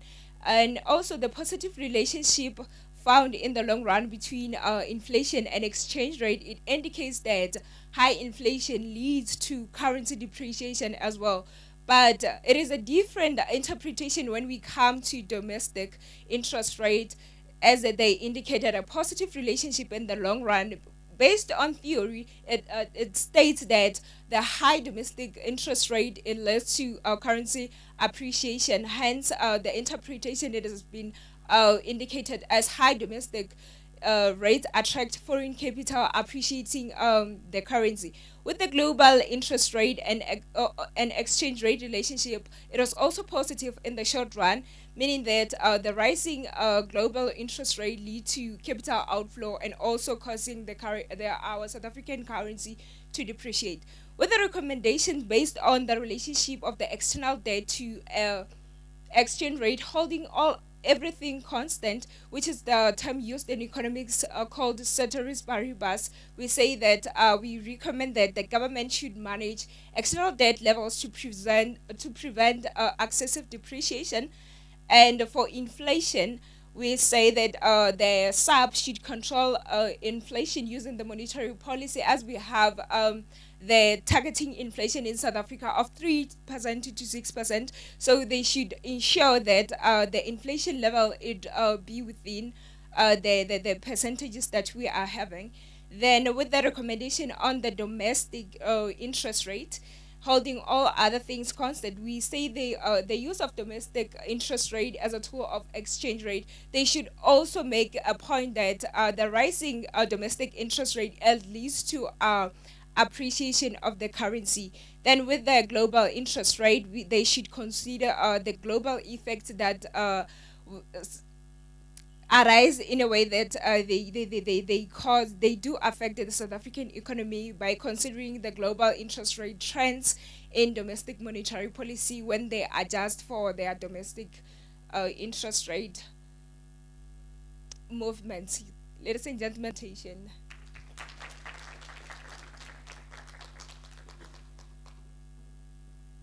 Question, comments, colleagues, for our colleague, Ms. Mashishi.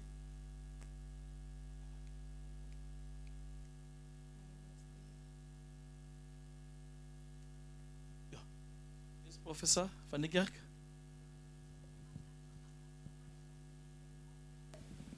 The interest of the inflation rate that is set between 3 and 6%. Do you agree with that rate? What is your opinion of that? Can you repeat your question, please? Yeah, sure.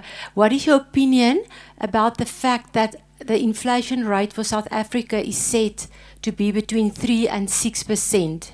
Do you think it's a good thing, or are you against that? Well, not to be, I don't know, don't get me wrong, based on how I'm going to reply you. As economists, we do rely on the existence of the validity of the results that we're having. So I believe that the SARB having to finally agreeing that if ever we're having a percentage of 3% to 6%, they are able to see that we are able to achieve the likes of economic growth in South Africa, because as the interest rate as the inflation increases based on my study, it does negatively affect the exchange rate, which in the overall, it does affect SDG number 8, SDG number 1, SDG number 10 as well. We are unable to achieve, to actually reduce poverty, because like it has to come from economic growth, whereby we will be able to also have the ability or be able to reduce just the inequality in South Africa. We are suffering from that. Yeah, I agree with you 100%. You touch on something that I personally feel very strongly about, the economic growth. But just your personal point of view, what would you regard to be a good economic growth in South Africa? That is actually outside my study area. Okay, no, thank you.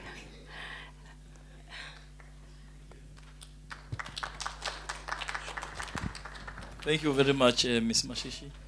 I think also in the afterlife I will want to be economist. The next speaker is Ms. Shadung and Letswalo TE, if they are here.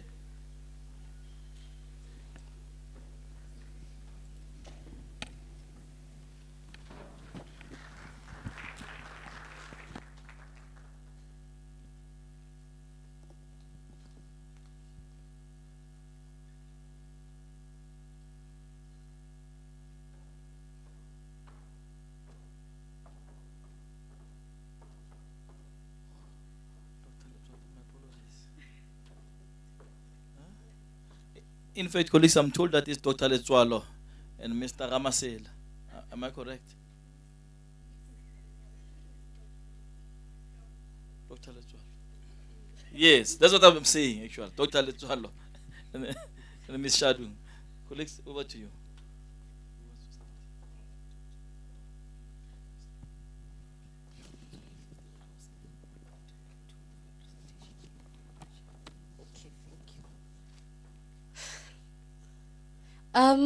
Good afternoon, ladies and gentlemen. Before you is Shadung Ramaisela Velemina with Dr. Letswalo. Now, the topic of our study is the effects of redistributive taxation on income inequality in South Africa, autoregressive distributed lag. Now, ladies and gentlemen, South Africa grapples with pressing socio-economic challenges, including pervasive poverty, income inequality, and rampant corruption, which have hindered economic development of the country.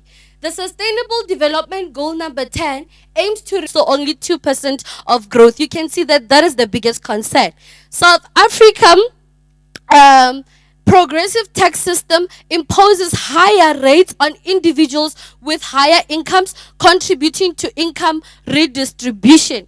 Now, the Sustainable Development Goals recognizes, among other things, that ending poverty must go hand in hand with strategies that improve health, education, reduce inequality, and spur economic growth. Now, this objective all require funds from different sources, tax being one of the most sustainable. The study contributes to the broader theoretical debate on the relationship between redistributive taxation and social welfare.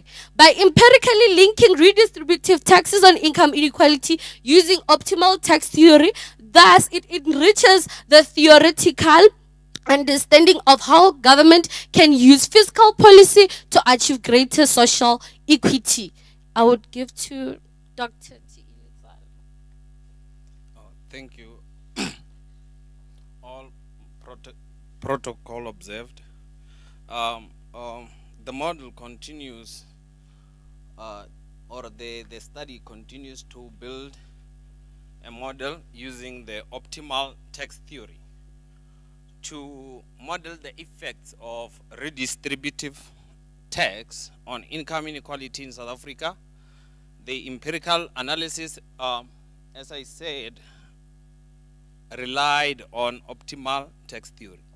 Optimal tax theory was introduced by Atkinson and Stiglitz in 1976, which aimed to maximize the social welfare function considering the financial constraints.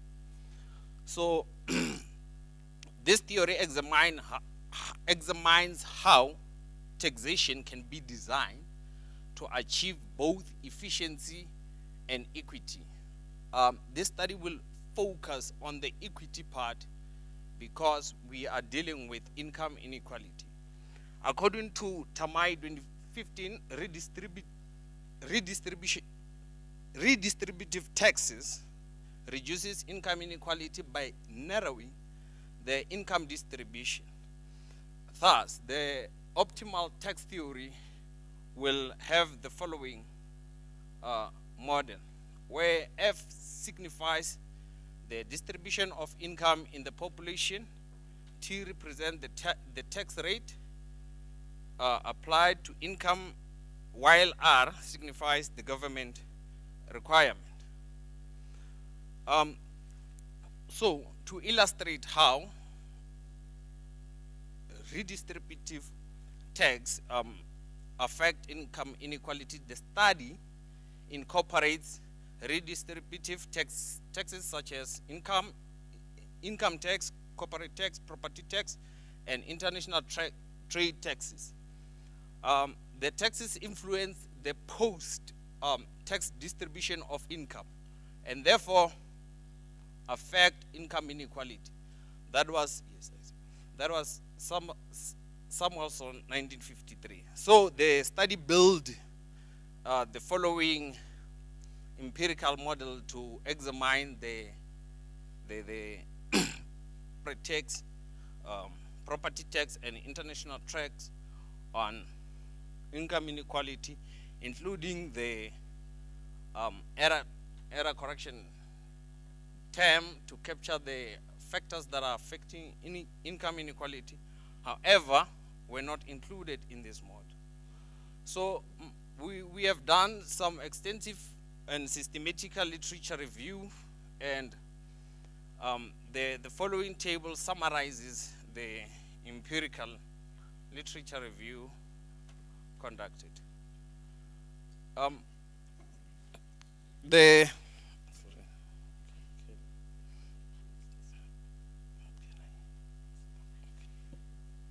Oh, thank you very much. Now, the data was obtained from the South African Reserve Bank, World Bank, and SWEET. So the income inequality here is proxied by the Gini index, function of income tax, property tax, company tax, and taxes on international trade and transaction. Therefore, the econometric model for the GDP is as follows. Where variables within the model denotes the logarithms form, which allows for the interpretation of estimated coefficients as elasticities, and beta naught is the constant. Beta 1 to beta 4 represents the parameters of econometric model. ET represents the error term. Now, the study has adopted stability and diagnostic as well as stability test. Thank you. Okay, the stationarity test confirmed that, or the study examined 3 different stationarity techniques, and all of them showed that all the variables are integrated at order I1. The bounce test revealed that the variables in the model have the long-run relationship with income inequality. Thus, the computed F statistic is 24, which is higher than both the lower and the upper bound critical values required by this test. The long-run coefficient showed that income tax is positively related to income inequality, while corporate tax is negatively related to income inequality, meaning that corporate tax reduces income inequality while income tax increases income inequality. Property tax and taxes on international trade all have found to reduce income inequality in South Africa. So the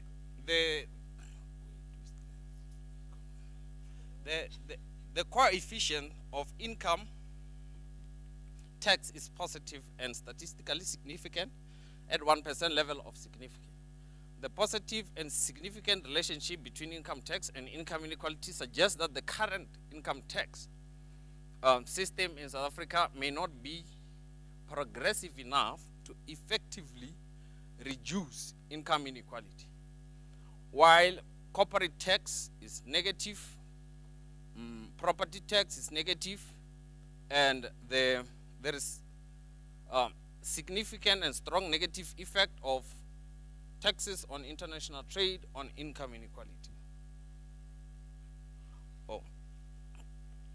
The study continued to regress the error correction term, which was found to be negative and statistically significant, confirming the existence of the long-run relationship between the variables in the model and income inequality.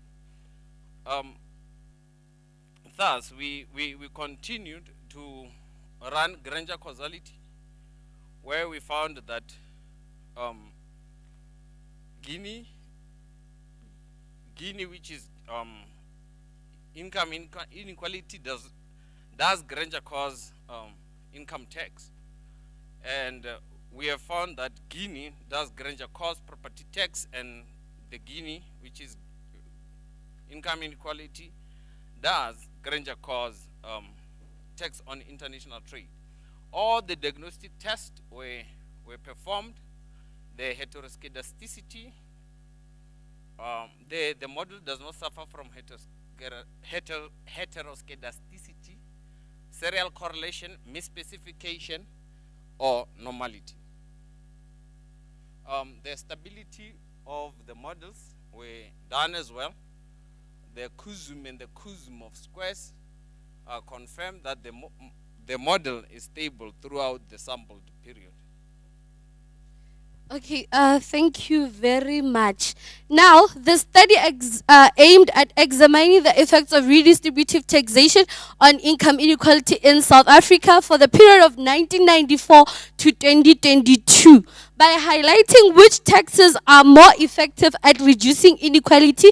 Policymakers can design better tax system focused on the redistribution. Now, as the results indicated, the positive and significant relationship between income tax and income inequality suggests that the current tax system in South Africa may not be progressive enough. We therefore recommend that the policymakers can implement various measures to restore fairness and equity in the tax system. They can reintroduce the progressive tax brackets with increasing the rate for higher income earners, or they can increase the tax exemptions or credits for low income households, or they can either review, adjust tax deduction, and look at the loopholes. Now, the presence of long-run co-integration suggests that changes in tax policies can lead to long-term shifts in the income distribution. The long-run estimates indicated that while corporate,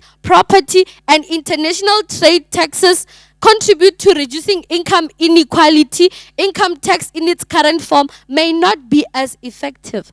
The short-run results suggest that while income tax increases inequality in the short run, trade taxes can effectively reduce inequality. Property and company taxes show insignificant short-run effects on inequality, indicating that their redistributive impact is likely more relevant in the long run.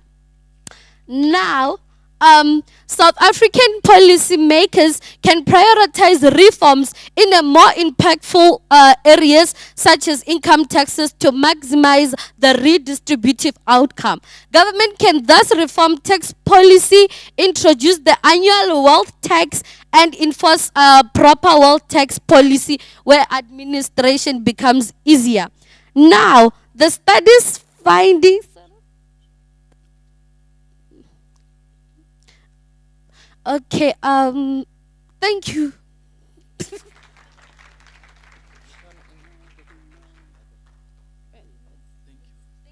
No, thank you very much, colleagues. Indeed, I agree with you. The CUSUM and the CUSUM squares shows that everything is in order. Colleagues, any questions or comments for our colleagues?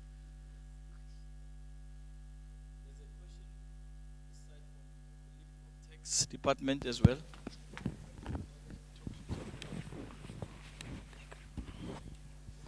Thank you so much to the presenters. I think it was a wonderful presentation. I just want to perhaps make recommendations instead of questions. The first one with regards to the point at which your study stops. You are looking at high income earners, and high income earners are not the top 1% of the population.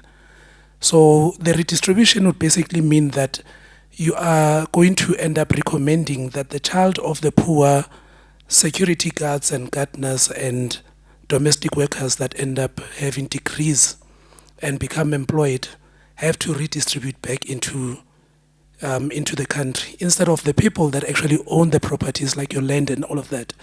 Because the top 1% does not pay taxes.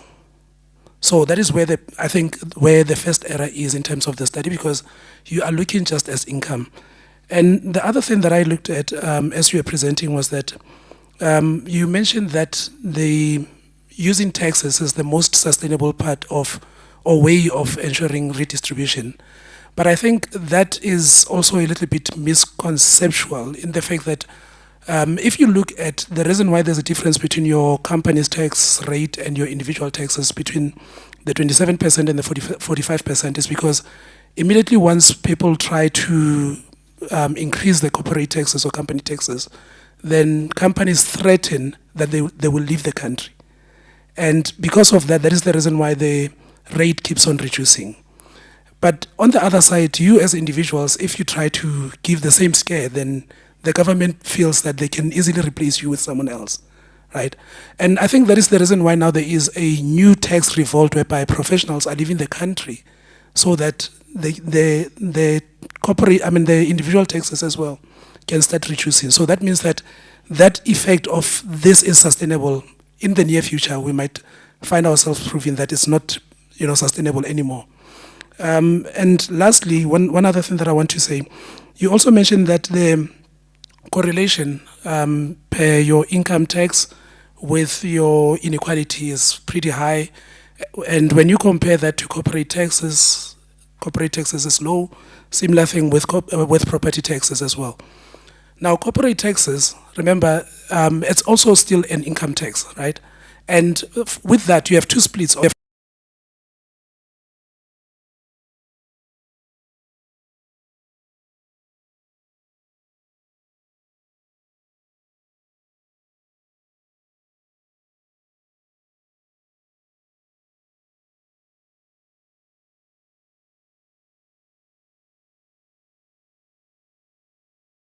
The dividend, then you might see that there's that positive correlation as well into that. And again, in terms of property taxes, only with that, there isn't a lot that is happening there. So I'm just going to cut there. Thank you so much.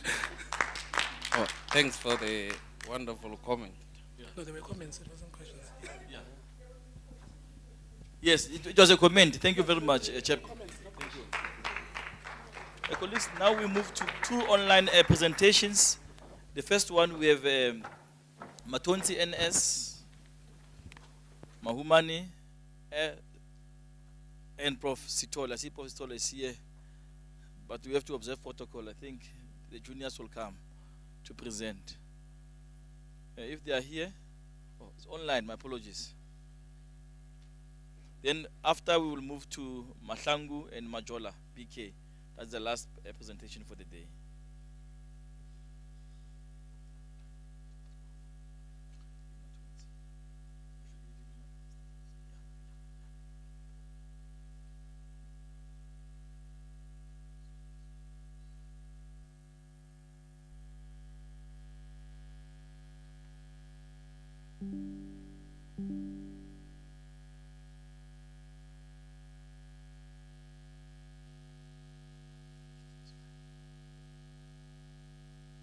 Mahumani, you may proceed.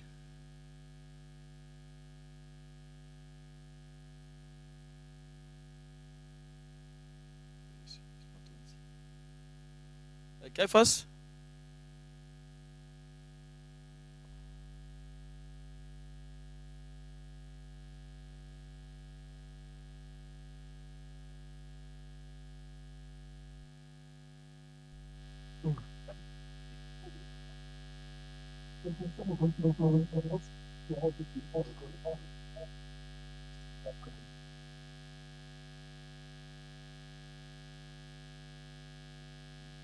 There is something wrong because can see the slides.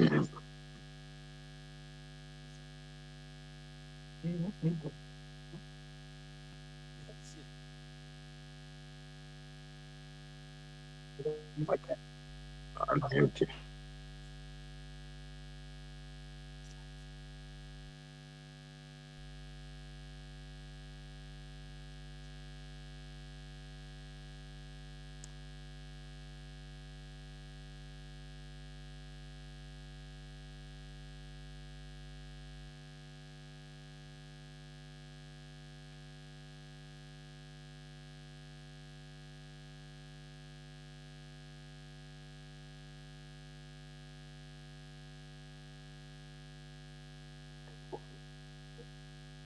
Mahuman, can you start?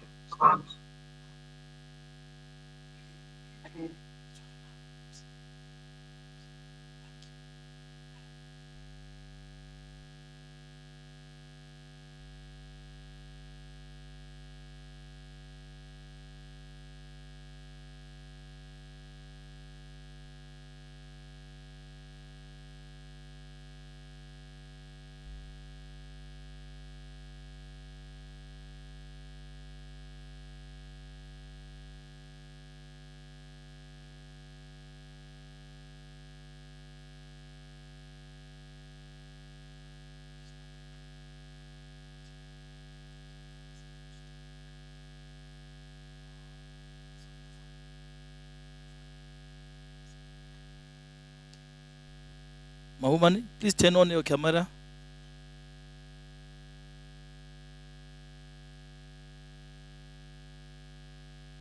Kefas, turn on your camera.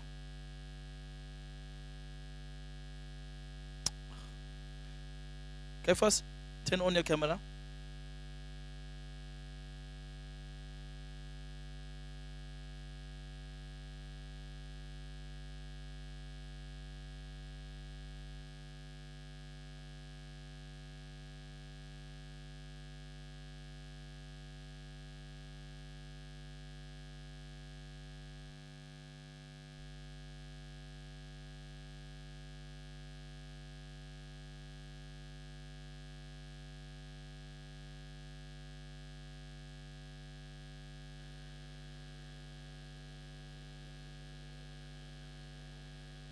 If us unmute.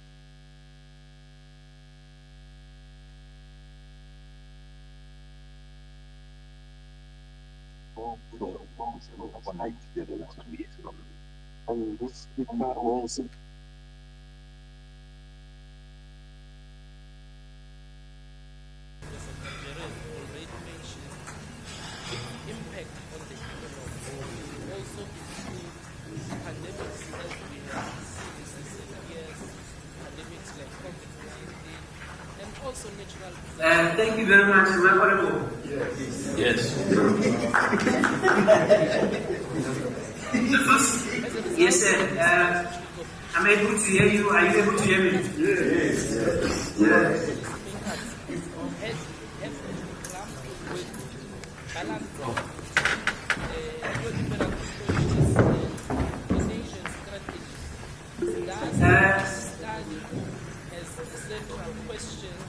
what extent does this approach hold in the South African economy?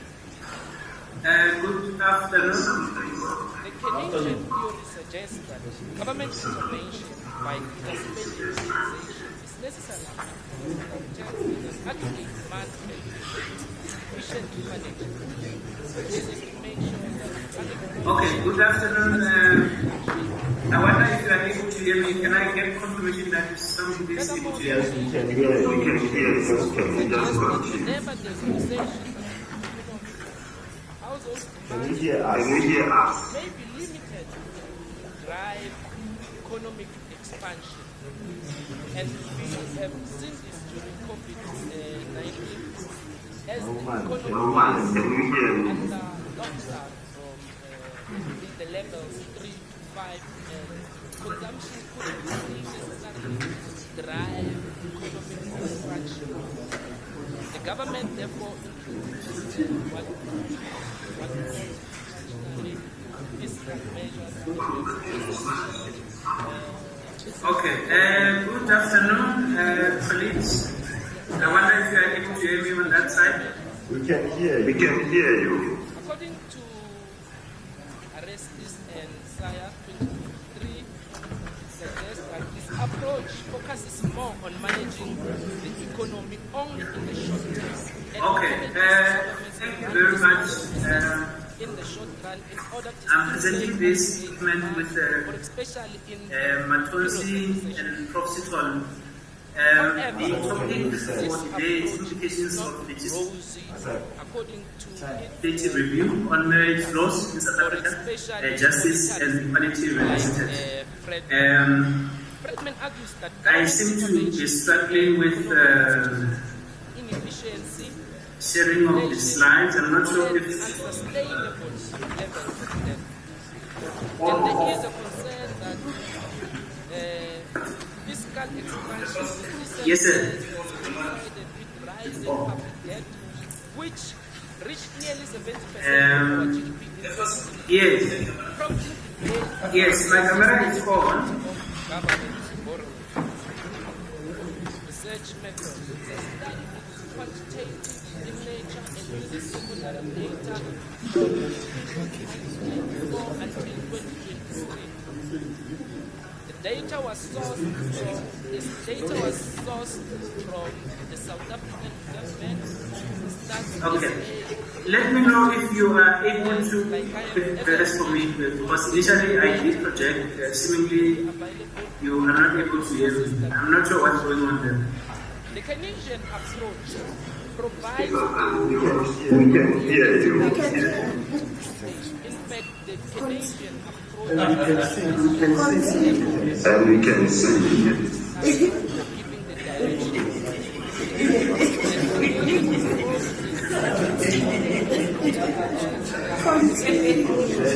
Lay your slide and continue. Government spending, investment, and net export. And that is Unmute. Okay, is it better right now? Yes.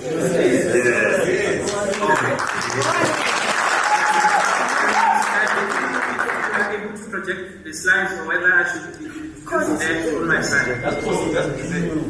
the model set the equation is therefore given as equation 1.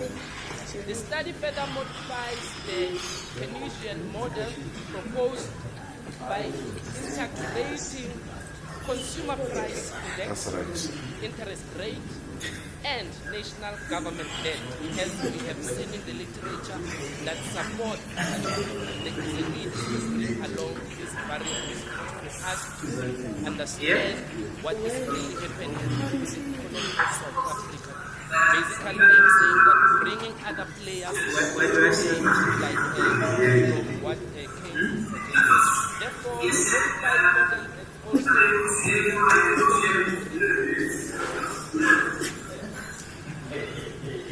the study will further employ what we call the test and the Phillips method, which both have the advantages that the time series is a unique code in the null hypothesis that child service does not have a human being.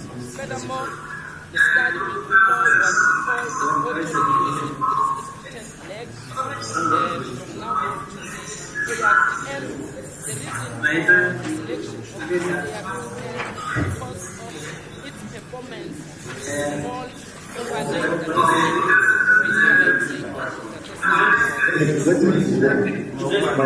Can you share the sectors like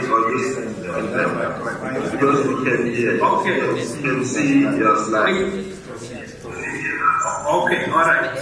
If you can see my slides, all right. Let me. So we are looking at the implications of legislative review on various laws in South Africa, justice and equality review. These are some of the issues we'll be covering in the presentation. Very quickly, introduction, problem statement, aim and objectives, theoretical framework, methodology,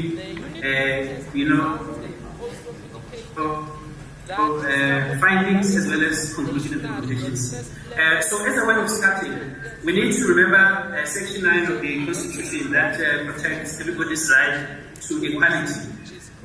Section 9.3 is quite important because it says the state may not unfairly discriminate directly or indirectly against anyone on one or more of the following grounds: race, gender, sex, marital status, ethnic and social origin. That's in the Constitution.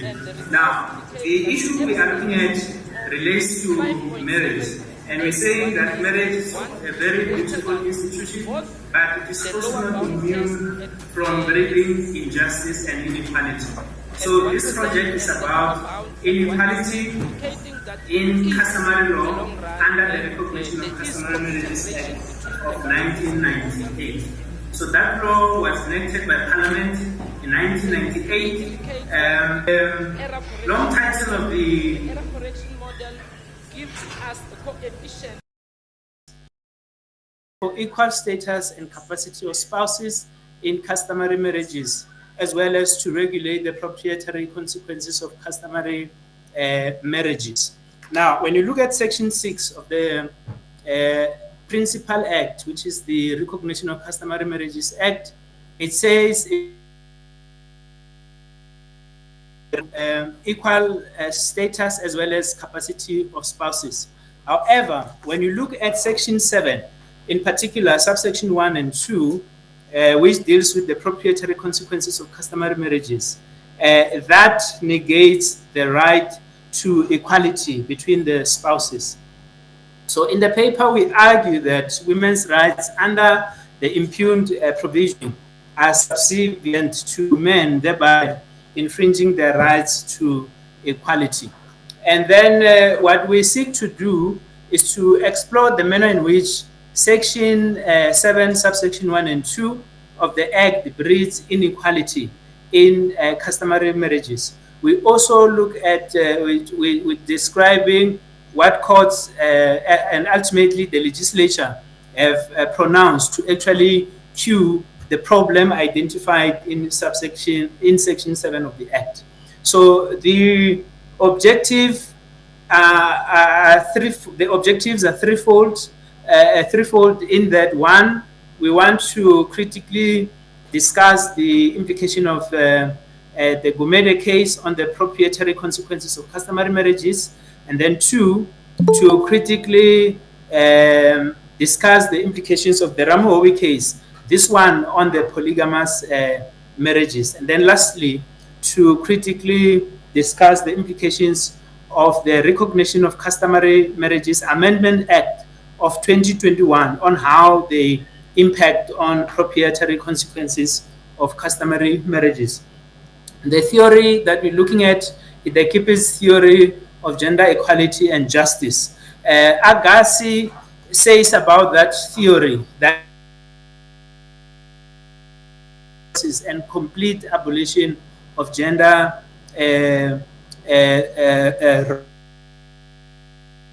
roles.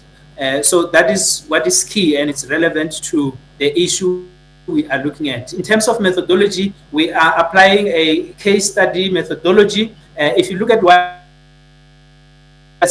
a court decision may be a unit of analysis. And as indicated earlier, we are analyzing two constitutional court judgments. One is Gumede and the other is Ramohovi.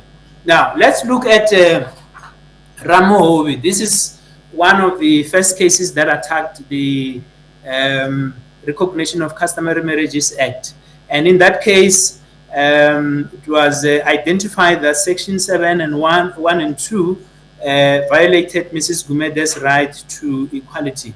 And if I were to put it differently, I'd say it created inequality between men and women insofar as their rights in customary marriages are concerned.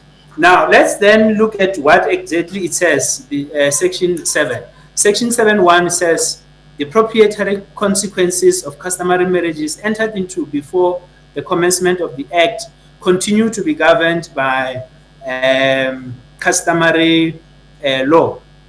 However, subsection 2 says that monogamous marriages after the commencement of the Act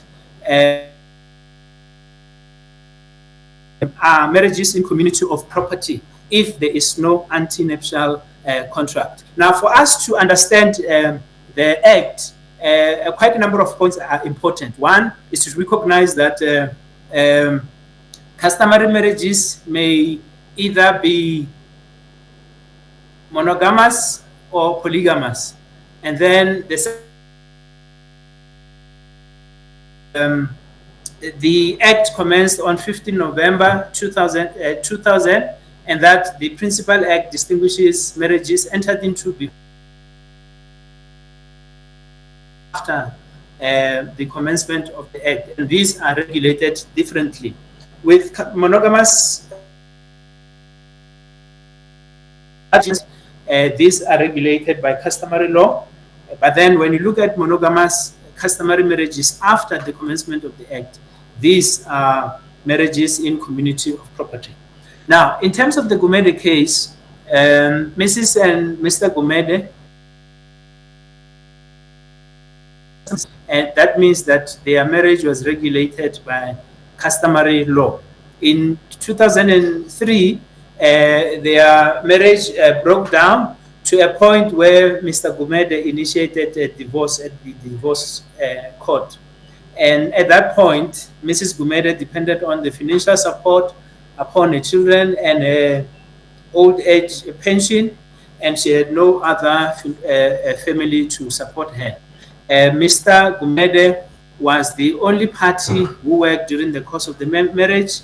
He never allowed Mrs. Gumede to work, but only to care for their 4 children that were born out of that marriage. So we can see that Mrs. Gumede could not contribute to the accumulation of the family estate, which included 2 family houses. And then, but before the divorce could be finalized, Mrs. Gumede approached the High Court to declare Section 7, subsection 1 of the Act as infringing a right to equality. And then we should also note that this couple were of Zulu ethnic extraction, so that means that their marriage was regulated by Zulu customary law. And the Zulu customary law was codified in the KwaZulu-Natal Act as well as the Natal Code. Due to time, I'll just give you what the KwaZulu-Natal Act states. It states that the family head is the owner of and has control over all property in the family. So when this matter was brought before the High Court realized that that position to allow ownership on one person, which is the family head, it then discriminated the other party. And on that account, the High Court in KZN then declared Section 7, subsection 1 and 2, as well as the KwaZulu-Natal Code and the KwaZulu-Natal Act and the Natal Code as infringing Mrs. Gumede's right to equality.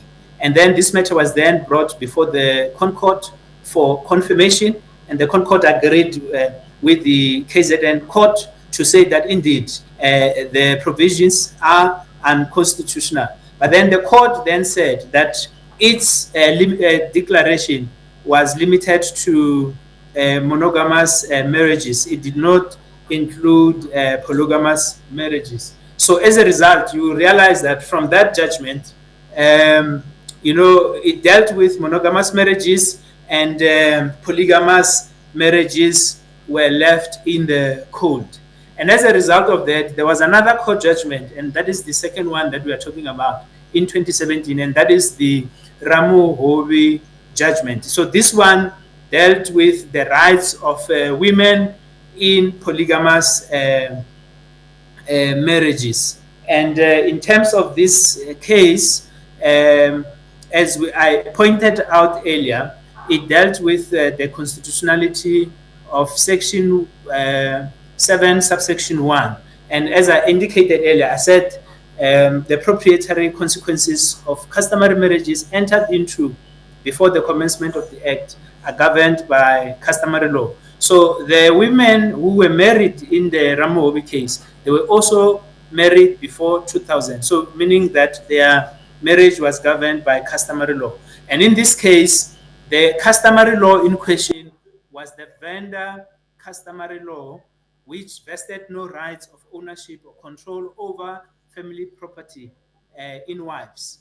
And as a result, the Constitutional Court also agreed with the Limpopo High Court that indeed women in polygamous marriages are discriminated and their right to equality is infringed. And as a result, it then declared Section 7.1 as constitutionally invalid. Writing for the Constitutional Court, writing for the Constitutional Court, Justice Madlanga said or opined as follows, that the following regime will apply to polygamous customary marriages concluded before the coming together of the Act.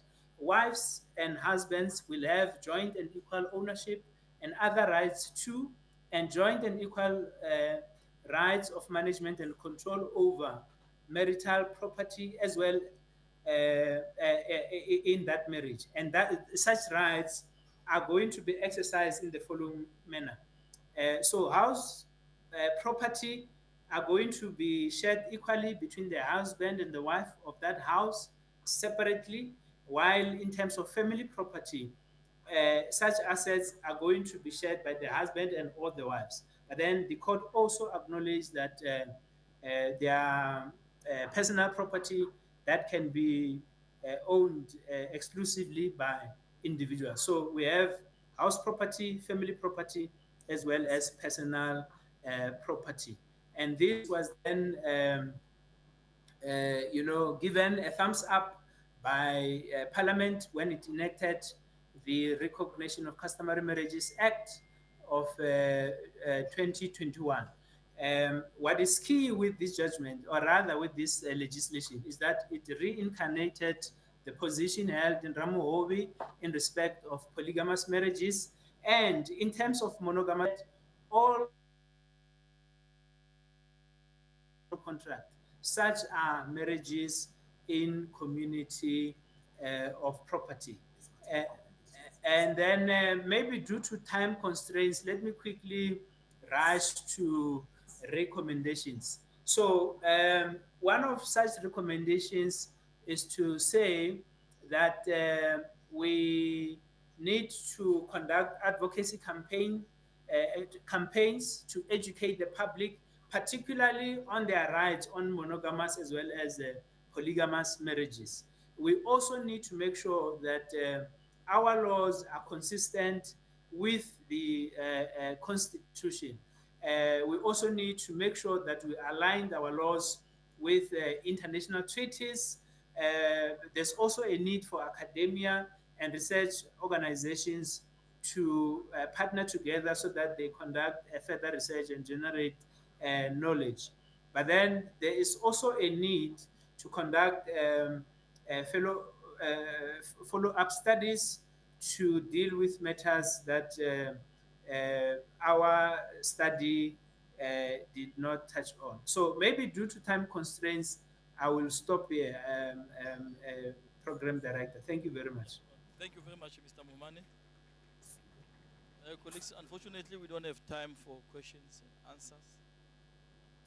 So we will immediately move to the second speaker, if she's available, Ms. Mahlangu and Majola BK. Mahlangu and Majola, they're online. Since they're not available, then let's ask questions to our colleagues who presented before. Questions? They're online.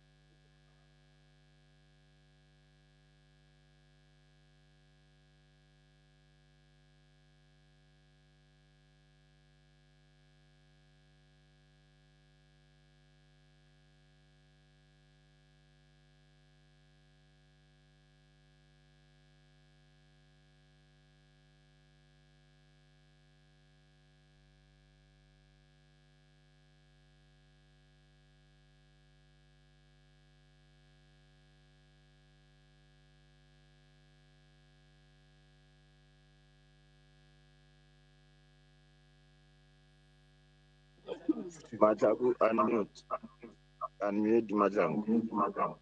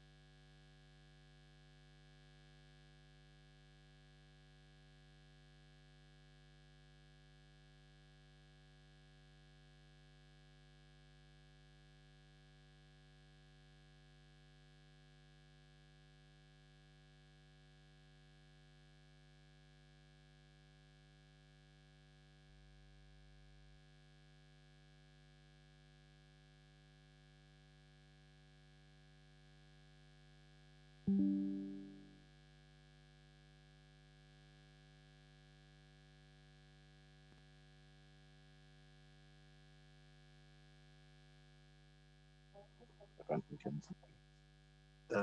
Maslangu, can you hear me?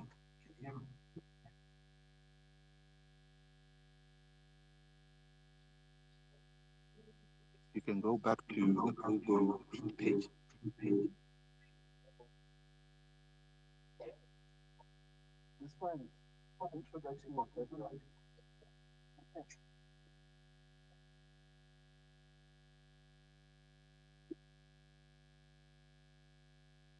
No, we can't hear. Did you grant permission for Google Meet to access your mic?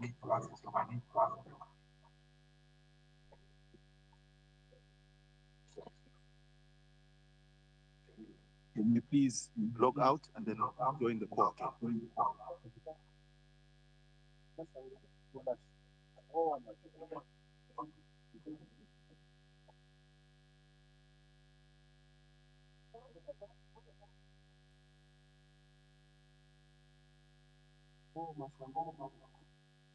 Yeah, people.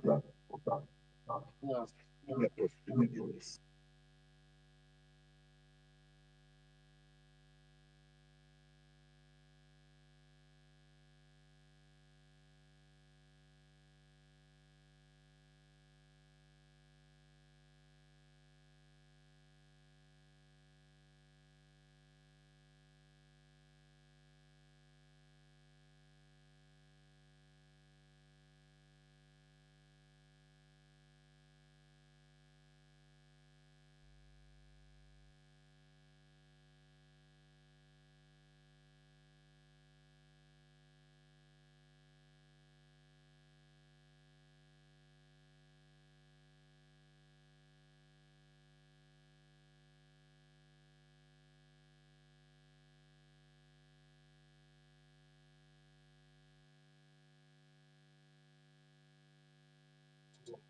Okay, welcome back, Ms. Maslangu. Try and say something.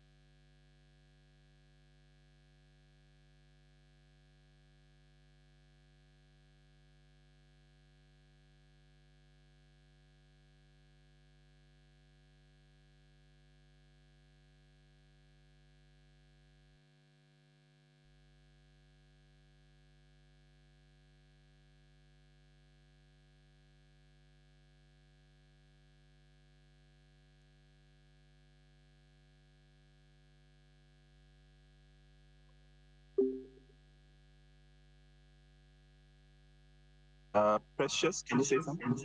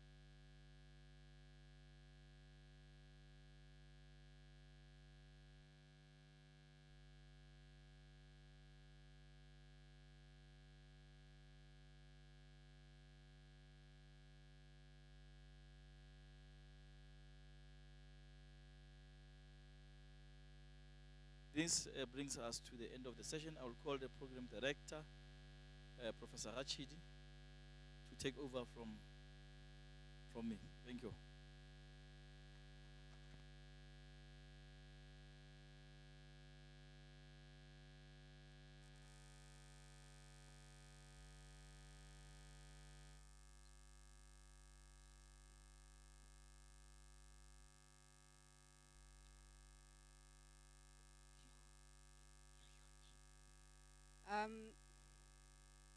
Still up.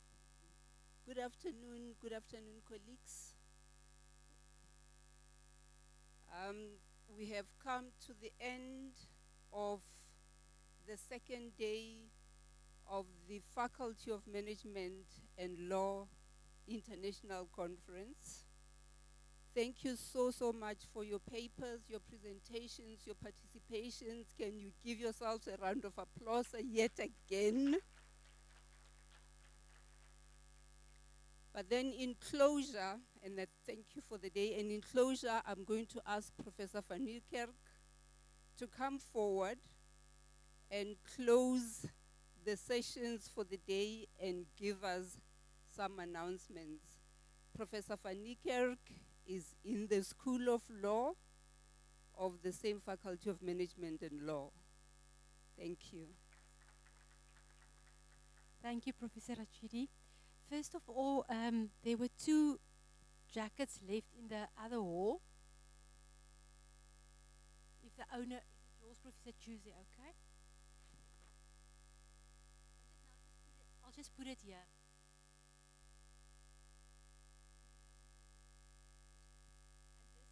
This one also.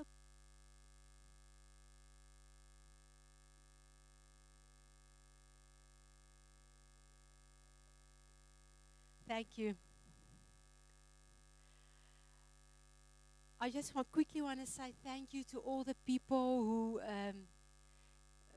were on the stage today, the Program Director, Professor Rachidi, who's involved with the MBA program at UL. You did a good job. Thank you so much.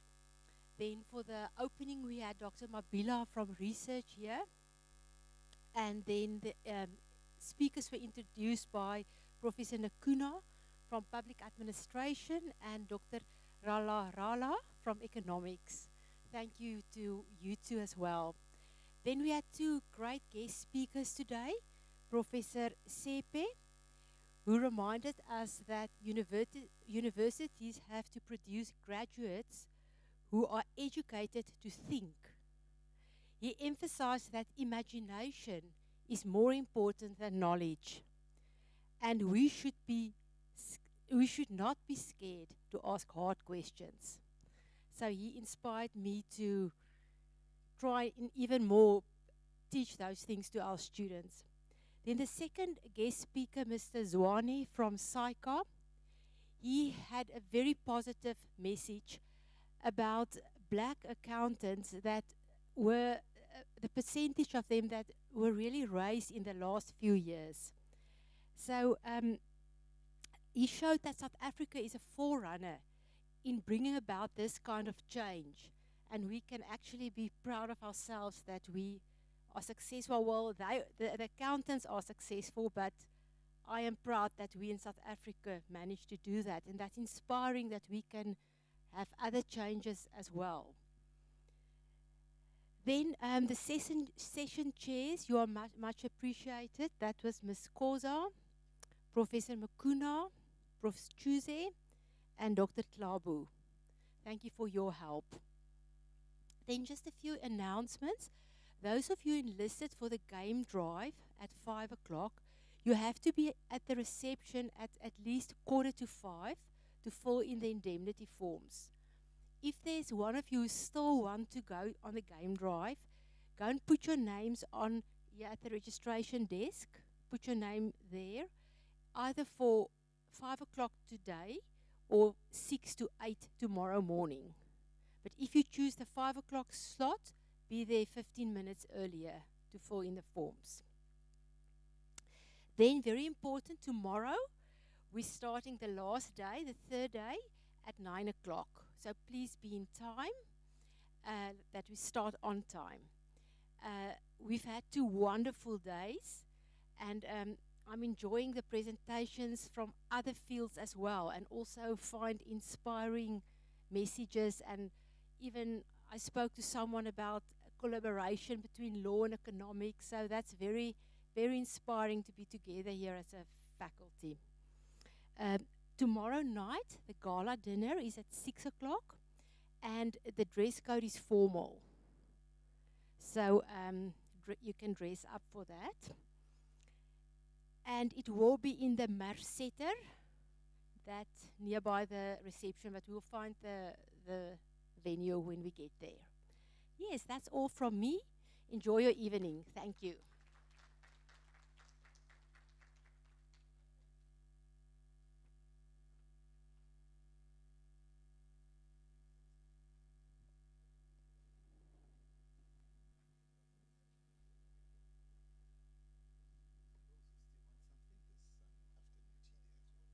Oh, great stuff. If there's anybody who would like some coffee or tea, it's available here next door.